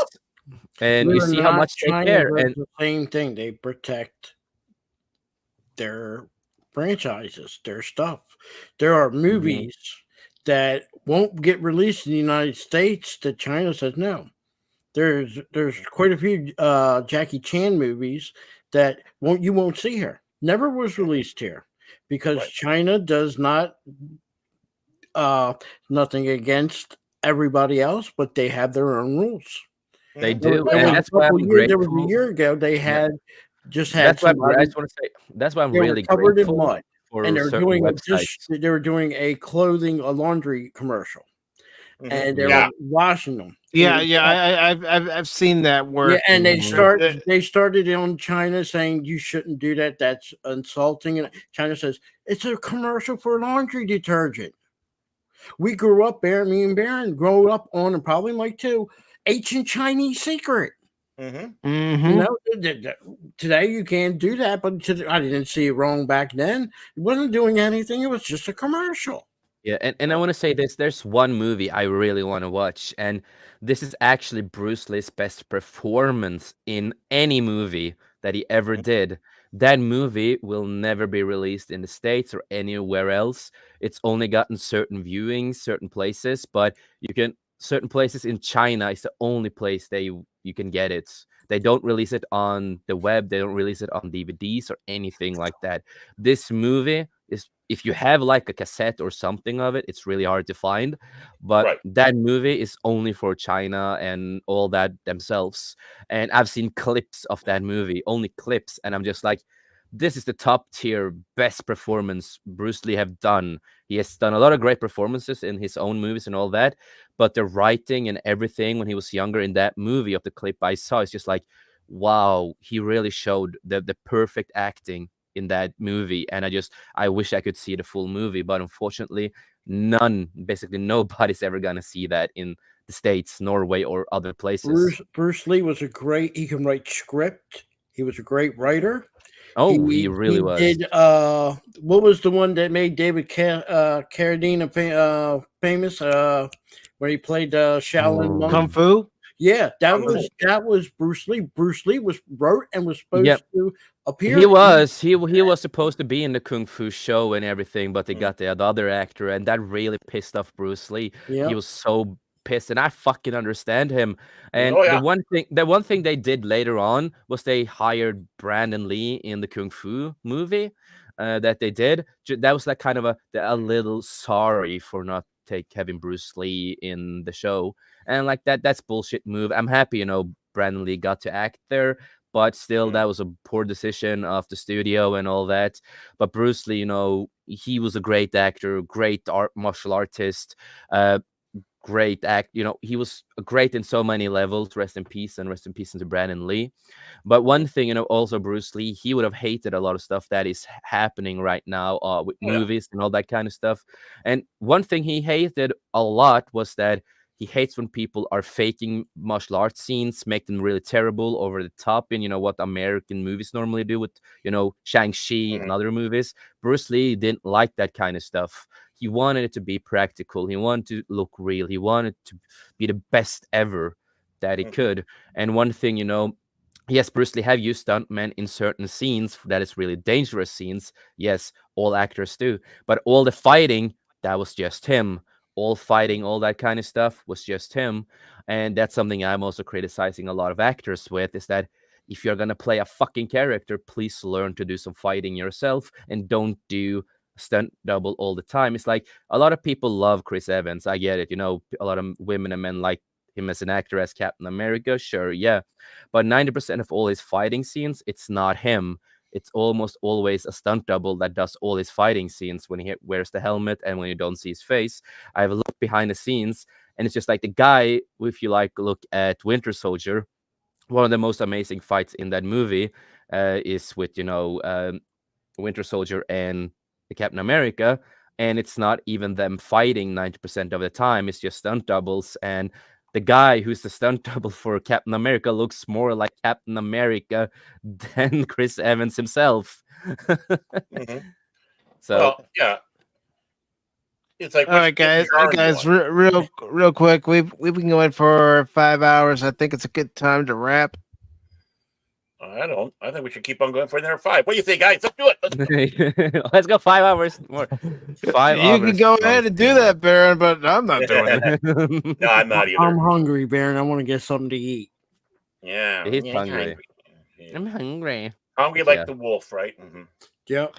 I'm so hungry that I'm thinking about getting some turkey. Get it? Hungry turkey? There you go. Bad joke. Very bad joke. It's so funny. No, it was so bad it was funny. I thought it was funny. But I'm Norwegian. I'll go for a White Russian. So, well, that's what Belarus means in English. White Russia. I know. Belarus, yeah, White Russian. Well, that's a drink. White Russian. I just want to say hail to DJ Ronnie G, the top G on YouTube. Love you, boy. You're a good guy. Wow. Yeah, if anybody ever gets a chance, watch his Monday Night Late Show. Is he wearing a white T-shirt? It's his show. He can wear whatever the fuck he wants, Phil. Yeah, I'm going to stay. He wears what the fuck he wants. I'm going to get some color for Ronnie D. He knows I'm going to do it. He wears that open shirt with the gold chains. That's what he does it for that show. With the gold chain. Are you sure it's gold? Yeah. Well, it's Not DJ gold Ronnie plated? G. I mean, it's shock me, DJ. Wear a red T-shirt. Wear a red T-shirt. Shock me. Would a self-respecting Italian not wear real gold? Honestly, I will not answer that question because I've known some people to put on the, fake gold. Not one of them. I'm not one of them. I can't wear gold. I break out. So I'll wear silver. I wear silver. Maybe I can wear white gold, but yellow gold, no, can't do it. So, and we don't wear anything. If you're a real Italian, you don't put on 14 karat gold. No. It's 24 or you get out of here. 18 or you get out of here. Seriously. And if you go to Italy and you ask for jewelry, there's no 14 karat gold.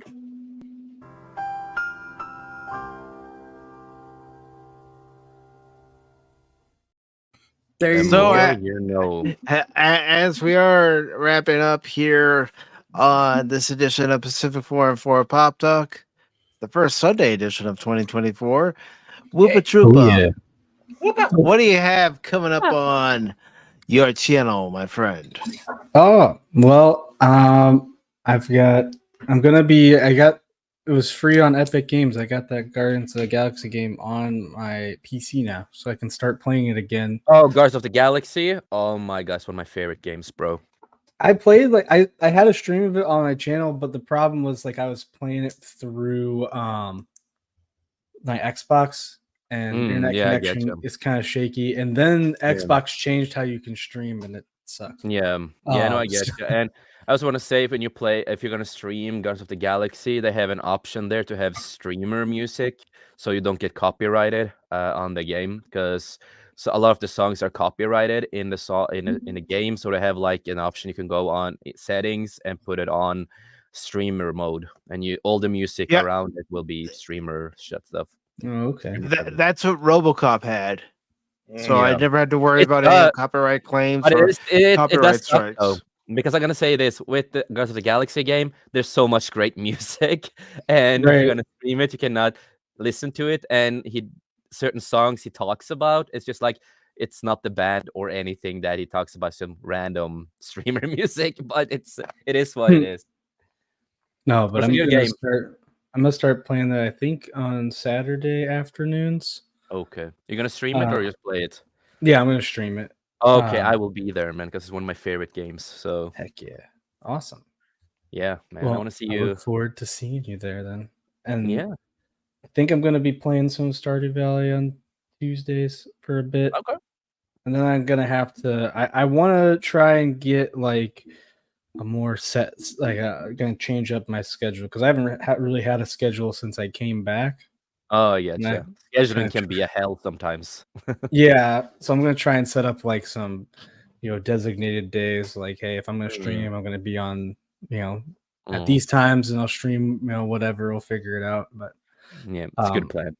Right now, all I got is those two things. I did release a streams clip. I was a stream with PACIFIC414 Mike right here. And I posted a clip. He is in the clip. I'm sure I'm in the clip, and yes, Baron, I did die a lot. we all died a lot in that game, but yeah, if you guys want to go check it out, was it lethal game? Lethal Company. Yep. Yeah, I do have it. I need to play it at some point. It's so much fun, and this was a really good clip. I haven't played it because I don't have many people to play with sometimes. Wait! You got Whoopa, you got me. Yeah, but then you guys have to ask me then. But it's pretty nice. It's like a short 1 minute video. I may have trolled Pop Culture Mechanic. I witnessed that. I will not confirm, nor will I deny. But the fun thing is that when you talk in the game, the monsters and all that, they can use your voice that you do in the game. I think that is so funny that they will use your voice and trick you. That is just so fun. I think those are mods, but there is the dogs. It's not. Speak if you speak with the what are they called, the eyeless dogs, they only hear you off of your in-game audio, so you have to be quiet. And I think if you had, because some of the items make noise if they hear the noise. Yeah, no, I saw one of my friends, one of my good friends played it on. He made a video about it, and he talked, and it's not a mod, and he talked, and the one of the monsters or the ghosts used his voice to trick his friend. So the friend of my good friend, he was like, "Did you say that to me?" And my friend's like, "No, I didn't talk to you." It's like, what the fuck? You know, they didn't know that was gonna happen. So that's pretty funny. It's can lure you. It's a really fun game. I enjoyed playing it. I'm sure I'll have some streams up, but I don't know when. I have to figure out when people. If you ever want me on, man, just text me, man. I would love to join it. Would be good. Be good, sir. Or what you could do, Whoopa, is you could spam him an invite. just over and over. Come join the game right now. I'm no longer asking. Well, I live in the future, so you can ask me how the game goes, and I'm just gonna say, I ain't gonna tell you. Just like, you don't want to play today, trust me. I know what's gonna happen, but yeah, that's all I got. Yeah, 'cause after I played Lethal Company with you, then on Thursday I ended up playing Lethal Company with Fat Steven. Oh, it's such a fun game. It is worth the $10. It's only $10. It's a great price. It's not an expensive Game game. of the year, 2023 game of the year. It's my opinion. I don't know if we can still vote on that, but it's awesome. Unfortunately, all the polls have closed. Boo. Well, that's what we get for being late. Well, I blame Baron for that one. That's what I'm going with. Okay. Well, speaking of blaming people, let's blame Phil. Phil, what do you got coming up on Release McCracken? Well, I got another 2 weeks, and then after that, I can try to come back to streaming again. Shocker. What? But yeah, in the meantime, I've been doing something with Cash Money. He's been showing me an anime called Sword Art Online. So really getting into it. Which one? Well, he started me with the very first season, and we're already on season 2. So, like OG Sword Art Online, right? The OG one. Yeah, Yep, I like it. season 1. Yeah, season 1 is pretty good. I think it started losing a lot of creativity and other stuff later on in seasons. I'm not gonna say why or spoil it, but I just like it was a little but not bad. But I just could have been better. I'll take it over anything Disney's doing today. Oh, it's completely a lot better than Disney, of course. Right. But other than that, just like I said, I've been working on my health and promoting hashtag 2024 the end of Cash Money, who hasn't been around since the turn of the new year. Hence, I've been right. So, but yeah, that's pretty much all I got for now. Besides getting in contact with Woompy here for the start of next year's baseball season and promoting hashtag NDIV. Indeed. NDIV. Oh, don't worry. Like I said earlier, the Cubs are doing it themselves by not signing anybody to a major league contract. You're doing more than the A's. We're now selling fans. They were selling players. 5 fans equal 2 liters of soda now. So, but that's all I got for everybody. Yeah.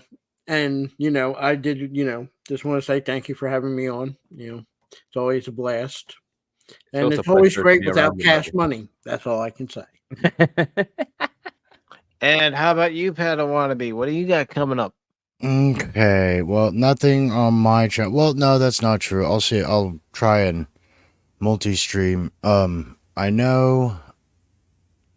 Well, you have your member stream, but that's not public. I was gonna say that'll be the next time you guys see me for sure. I might make it public just to show people what a member stream is about. I know we did it last month, but I'm thinking about making it a public one. I just haven't scheduled it yet. Well, if you decide to do that, then that'll be the next time they see me here. Appion on his channel and Appion's channel, we have been going through the X-Men movies. We did the first trilogy. We did.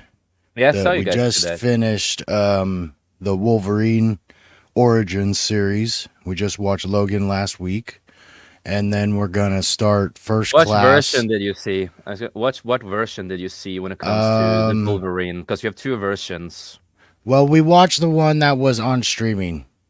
Okay, because the other one is a lot better and a lot better scenes and R-rated. We had somebody talking with us about some of the stuff that was in there that came in later. So we're starting the new series X-Men on Monday, First Class, and Days of Future Past. You know how that one goes. I'm just gonna say, if you are gonna watch Days of Future Past, you guys have to try to find Rogue Cut. That's that one cut. we do have. That one we do have. That's the one we're gonna do. One. That's the official one, and you get all the explanations that you didn't do in the cinema version, and you get all the original scenes that the studio took out. And I'm just gonna say that's one of my favorite movies, and it's a lot better, and it's just like it's really good. Yeah, so that one will probably be. Gosh, I'm trying to remember. Is it First Class and then Days and then or Dark Phoenix? Gosh, and then Apocalypse? God, I don't remember. Apocalypse, the third one, I guess. If you're gonna watch it that way, it is First Class, Days of Future Past, then Apocalypse, and then Dark Phoenix. If you're gonna watch it that way, I'm a big. So those will be the next. That'll be the next month, I guess. So that's what we'll be doing through January. Yeah. On Tuesdays. Dark Phoenix was supposed to be officially originally supposed to be two movies. It was supposed to be two movies and with a completely different story, and they had the scrolls and everything. But after the buyout with Disney, when they bought Fox, they reshot the whole fucking the whole movie. They reshot a whole movie and had to remove the scrolls, and it just became what it became. But and you guys are gonna do the New Mutants, right? Because that's an X-Men movie. We'll probably get that into. Yeah, because that's connected. It's just in a weird spot. I mean, it doesn't tie in right. It ties really well in, to be honest, with the New Mutants, because it was actually they were supposed to have 3 movies, but because of Disney, they didn't, and also the movie unfortunately had to go through reshoots, and all that. The movie was supposed to be a lot better than what it is. I personally like the movie. But I also, a good friend of mine, he did a fan edit of the movie and made it more into what it was supposed to be and made it more into a thriller and added all the deleted scenes. And the movie also connects with Logan. It was going to connect with Logan and everything was going to be set on place. And we were supposed to get, a continuation with Logan, with the kid, X-23, Laura. But we were supposed to... And I love Laura. She's one of my favorite characters in the comics, the old comics. New stuff, don't think about the new stuff, just the old stuff. Her story is amazing. But there was a lot of plans that just got canceled because of Disney, unfortunately. That's all I got. And Jace, what's coming up on 540 Studio?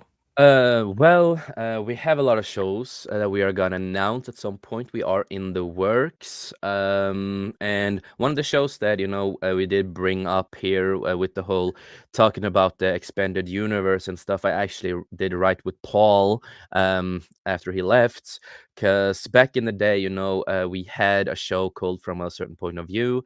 Basically, Certain Point of View used to be our old Beyond show, but everything just got changed, so we wanted to use that name again. And we read the expanded universe lore. We are doing it in the canon, so the real expanded universe canon lore. So we start from the Dawn of the Jedi and build it up to the last book that ever was created. And then we talk about the story, we talk about what's going on, what we feel about the characters and all that. So because this idea got brought up on stream again, we talked and we found out, let's fucking do it. If Baron also, I would love to have you on that, and let's try to make this show come back and let's talk about the story. Because this is expanded universe. Yeah, because this is expanded universe. It means a lot to, for example, Paul and Baron and so many others out there. It's a big part of our childhood and growing uphood, whatever, So that's a show we are going to try to get back. But other than that, we have other shows that we are going to announce when we are done planning it all out. And other than that, we are having on Tuesday, it's the Beyond show. Wednesday, 5cast. And Thursday, we do have the Beyond again. It's season 3. So it's really fun to come back and do all that. And 5cast, we are going to try to do that on Saturdays too. See how it goes, see who is available. I have been debating of trying to do an open panel again at some point on the channel. It's just that we used to have an open panel, but Mike, you know how sometimes that can go. Yeah, So I do. That's yes, why so the second hour open panel rules came about and yep. went into effect in September. Exactly, and that's why we kind of ditched that thing for a while. And you gave me the inspiration. I want to give you credit for I want to try to do it a little bit the way you do, because you inspired me to do that. Because it seems like it works. So, I want your blessing, if that's okay, that I do a little bit the same stuff like you do on that. I'm not going to take any honor in that. Yeah, you are the inspiration. Do it, man. Do it. Take the ball and run with it. Yes, because I have seen a lot of other, I'm not going to say names, but other content creators there just stealing shows and stealing stuff from other people and not giving the credit to the people that started it and have done it. So, hey, don't out me on here. Come on. Yeah, come on. But it's Leave me always alone. important. It's always important to give credit to the people who inspire you. And people out there, please help PACIFIC414, Mike, and this team to come to 600 and a lot more subscribers. I said when he goes to a certain point with the subscriber here. I can't believe you said this, and I can't believe you're gonna do it if it happens. Yeah, so when it happens, when it goes to a certain point, I'm gonna tattoo PACIFIC414 on my thigh. I have a special place for it on my thigh. I have already talked to my tattoo artist, and he's working on a design and make it all ready. So we have wiener rubs against the thigh. That's where he's got the spot. Yep. So when he goes to 600, I am gonna tattoo PACIFIC414 on my thigh, and I'm gonna take pictures of that day when it happens, and I will share it. And then he's gonna be on some talk show in Norway or somewhere, and it's gonna be the biggest regrets of my life, and he's gonna say, "I have this regret getting this fucking tattoo." Yeah. Yeah. Oh yeah, of course. But no, I always stick to my what I say. I'm a guy who has a lot of tattoos and will tattoo 90% of my body. But other than that, as I always say, life's too short. Make the most of it. And we on this panel, we love you. We appreciate you. And none of us would have been here today if it wasn't of the support of all you guys out there. You guys inspire us every single day to continue doing what we do. We love you from the bottom of our hearts. Just thank you, and thank you to everybody on the panel. It's so fun to be here. You all are great people, and I just cherish all of you. So thank you. Well, thank you, Jace, for joining us today. And Baron, what is coming up on Baron Norman Talks Fandom Legacy? Well, if the plague doesn't keep on affecting us, Saturday, which has been delayed from last Saturday, we'll have our Babylon 5 stream at 7 o'clock Central Standard Time on my channel. So let's hope for the best. People, drink your orange juice. Come on, get healthy, because we're having a wild run. So smoke cigarettes, take your vitamin C and brother. Drink coffee. I know. Well, Crit and Cash had to go and get the bubonic plague. I mean, Cash has got to be careful when he goes to Fullerton. Yeah, he does. I blame the chin. Mm-hmm. Well, the chin actually gets into areas it shouldn't. Yeah, he does that with his 9-iron. And anything else coming up on Baron Norman Talks Fandom Legacy? No, not. Or are you being a typical Narn? Me, a Narn? Hardly. I'm hardly. I know. Hardly I like a doing Narn. I like doing my Londo voice. They are a dying people. The Centauri? The Narn? Yes. The cash money? There's only one Cash Money, Phil. Yeah. I know it's your fever dream, but come on, give it up. Oh, but you don't know his alter egos. There's food stamps and credit card, and somebody came up with crypto coin. Spare change. Someone came up with spare change. What about rain check? Mm-hmm. That's Cash new Money one. can put his change in my piggy bank any day. Exactly. Mm-hmm. I thought it was pretty brilliant coming up with that one. I'm kind of proud of that one. I like it, Baron. Mm-hmm. I mean, that and from Kraken, worst troll ever. Yeah. Yeah, you say that now, but did you get approved by the Queen of Somalia up there? Did she say? Hold on, I got a clip I want to play. In response to that, Phil. Just gotta find it. Make sure we still have it on here. I don't know. It's Skipper. It's not Phil no more. It's Skipper. And please, all, if you can, Baron really wants to have the new flag. So if someone can kind of buy the new mini Somalia flag for Baron there, he wants to be This a is proud Patrick. mini Somalian. My God, who the hell cares? This is Patrick Stewart, and I wish to tell Phil McCracken that I hate him also. Still can't throw a punch. All right. And as far as what's coming up on PACIFIC414 on YouTube, Twitch, Kick, and Rumble, I posted the schedule earlier on both Twitter and the YouTube page. But tomorrow, normally I would take a day off after a Sunday stream, but I decided tomorrow I will continue Transformers War for Cybertron. Continue getting his ass kicked. That's what he's gonna do. I think it's funny when you die, Mike. It is.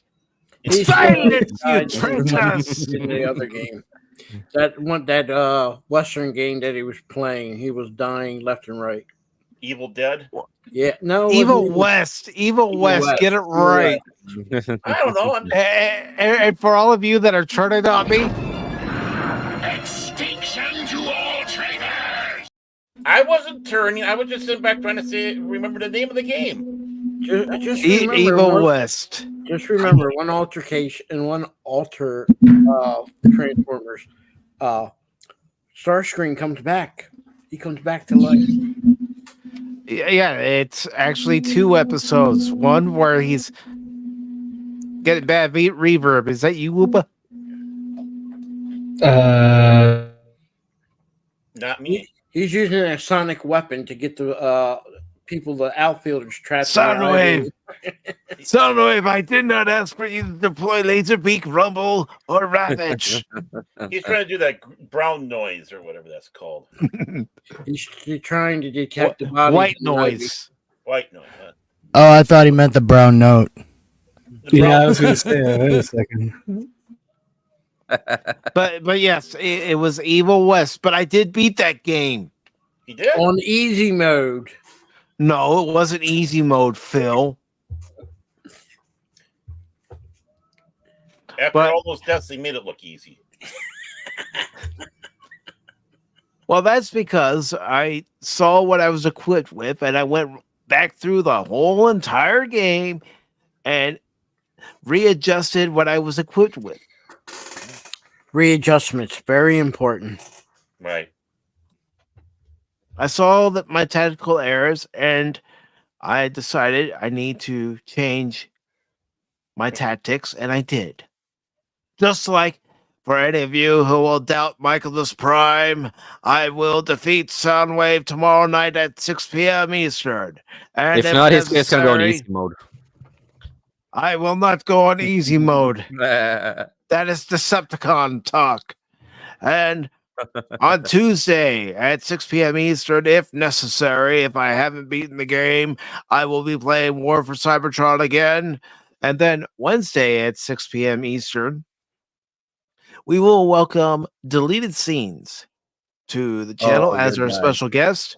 Yay. He is a super wrench, and he also has great content of his own. So we will find out about his channel, how it began, and how he gets around to so many channels so quickly as a mod and gets those links out as rapidly as he can. Great guy, great content, great. Yeah, he is. He is. Because if you've ever been to a channel, as soon as you pop in, a few moments later, there's your link in the chat. It's like, dude, you're quick draw. Oh, by the way, before we take off here, I just saw one thing from CBR. From Ryden Scarnato. He wrote an article, goes, How Adam Driver Turned Kylo Ren into a Star Wars Icon. Wait, what? Hey, How Adam Driver turned Kylo Ren. Yeah, well, you know, that's just like your opinion, man. Do you have J. Jonah Jameson? I know one guy in Norway. I know it. one guy in Norway who hates me, hates the crap out of me, who works at one of the geek shops where I live. He would agree with that because he loves Kylo Ren more than Jason Solo, and he did a whole debate on me why Kylo Ren is better. And his argument was, "Oh, that's because Kylo Ren was in the movies and Jason was not." And I'm like, "Fuck off, just fuck you." There's no accounting for bad taste, you know. Can't fix it. This article, I'm just kind of going through. Adam Driver sold Kylo Ren's awesome design. He looked like a fucking aardvark. Yeah. The design didn't look good. He had major ties to the original trilogy. What? Huh? No, he didn't. It was a departure. Most consistent and compelling character. My God, whatever they're smoking, I want some. Please. Because, you know, I gotta say, I call bullshit. Yeah. And as far as what else is coming up on the channel, there won't be any streams or videos Thursday or Friday. However, there will excuse me. There will be a member stream on Saturday at 2 p.m. Eastern for all channel members, including all of you who were gifted memberships. So I want to make sure that you all get to participate before those memberships expire. And then, of course, next Sunday will be another episode of PACIFIC414 Pop Talk. But as far as this one is concerned, we're out of here, folks. But Mike, real quick, Mike. hold on, Phil. That'll be the last thing I say. After I thank everybody who was here, that'll be the last thing I say. So, I want to thank everyone who was over here on the YouTube side. Unfortunately, I did not see anybody pop up on the Rumble side, but there are a lot of lurkers. A lot of them. We had Tommy Fox, Hi, the father of Jason Fox of 540 Studios. Kitty Bear was here. Bill McCracken was here. You don't see me. You're on the panel. I hear you answer you. Killy Chow was here. Roll Tide, Killy Chow, Roll Tide. DJ Ronnie G was here. The Padawan Wannabe was here and joined us on the panel. Resolute Germ was here. Jet Sparks was here and on the panel. CLS Studio was here. He was also here yesterday during my Transformers War for Cybertron stream. Lord Crit of Everest Productions. The Orca Boy with the monocle and the silk hat and his finest suit and cane. Whoopa Troopa was here and on the panel. Thank you, Whoopa. You're welcome. And Kathy Skywalker was here. As well, good to see you, Kathy, for the first time this year. Low Spec Linux Laptop was here as well. And he delivered on his story for Beverly Hills 414, and dang, it was a doozy. Big Daddy T-Gab Steve. That's right, Big Daddy T-Gab Steve. And, of course, Jason Fox of 540 Studio. One more thing. DJ Ronnie G says, the PAC 414. You're damn straight, man. So before we wrap up here, I do want to say Merry Christmas to all the Orthodox Christians out there who are celebrating Christmas right now. I hope you all have a very Merry Christmas for all of you. And I hope all of us who celebrated Christmas had a very Merry Christmas in case we hadn't seen each other since then. And also, with that being said, remember two things. One, don't give up on me in a game, because just when you do, you might miss something. And two, I'm not just a baseball guy. I'm an all-around guy. Take care, all. Yeah. Autobots, transform and roll out. Pop Talk is where it's at, baby.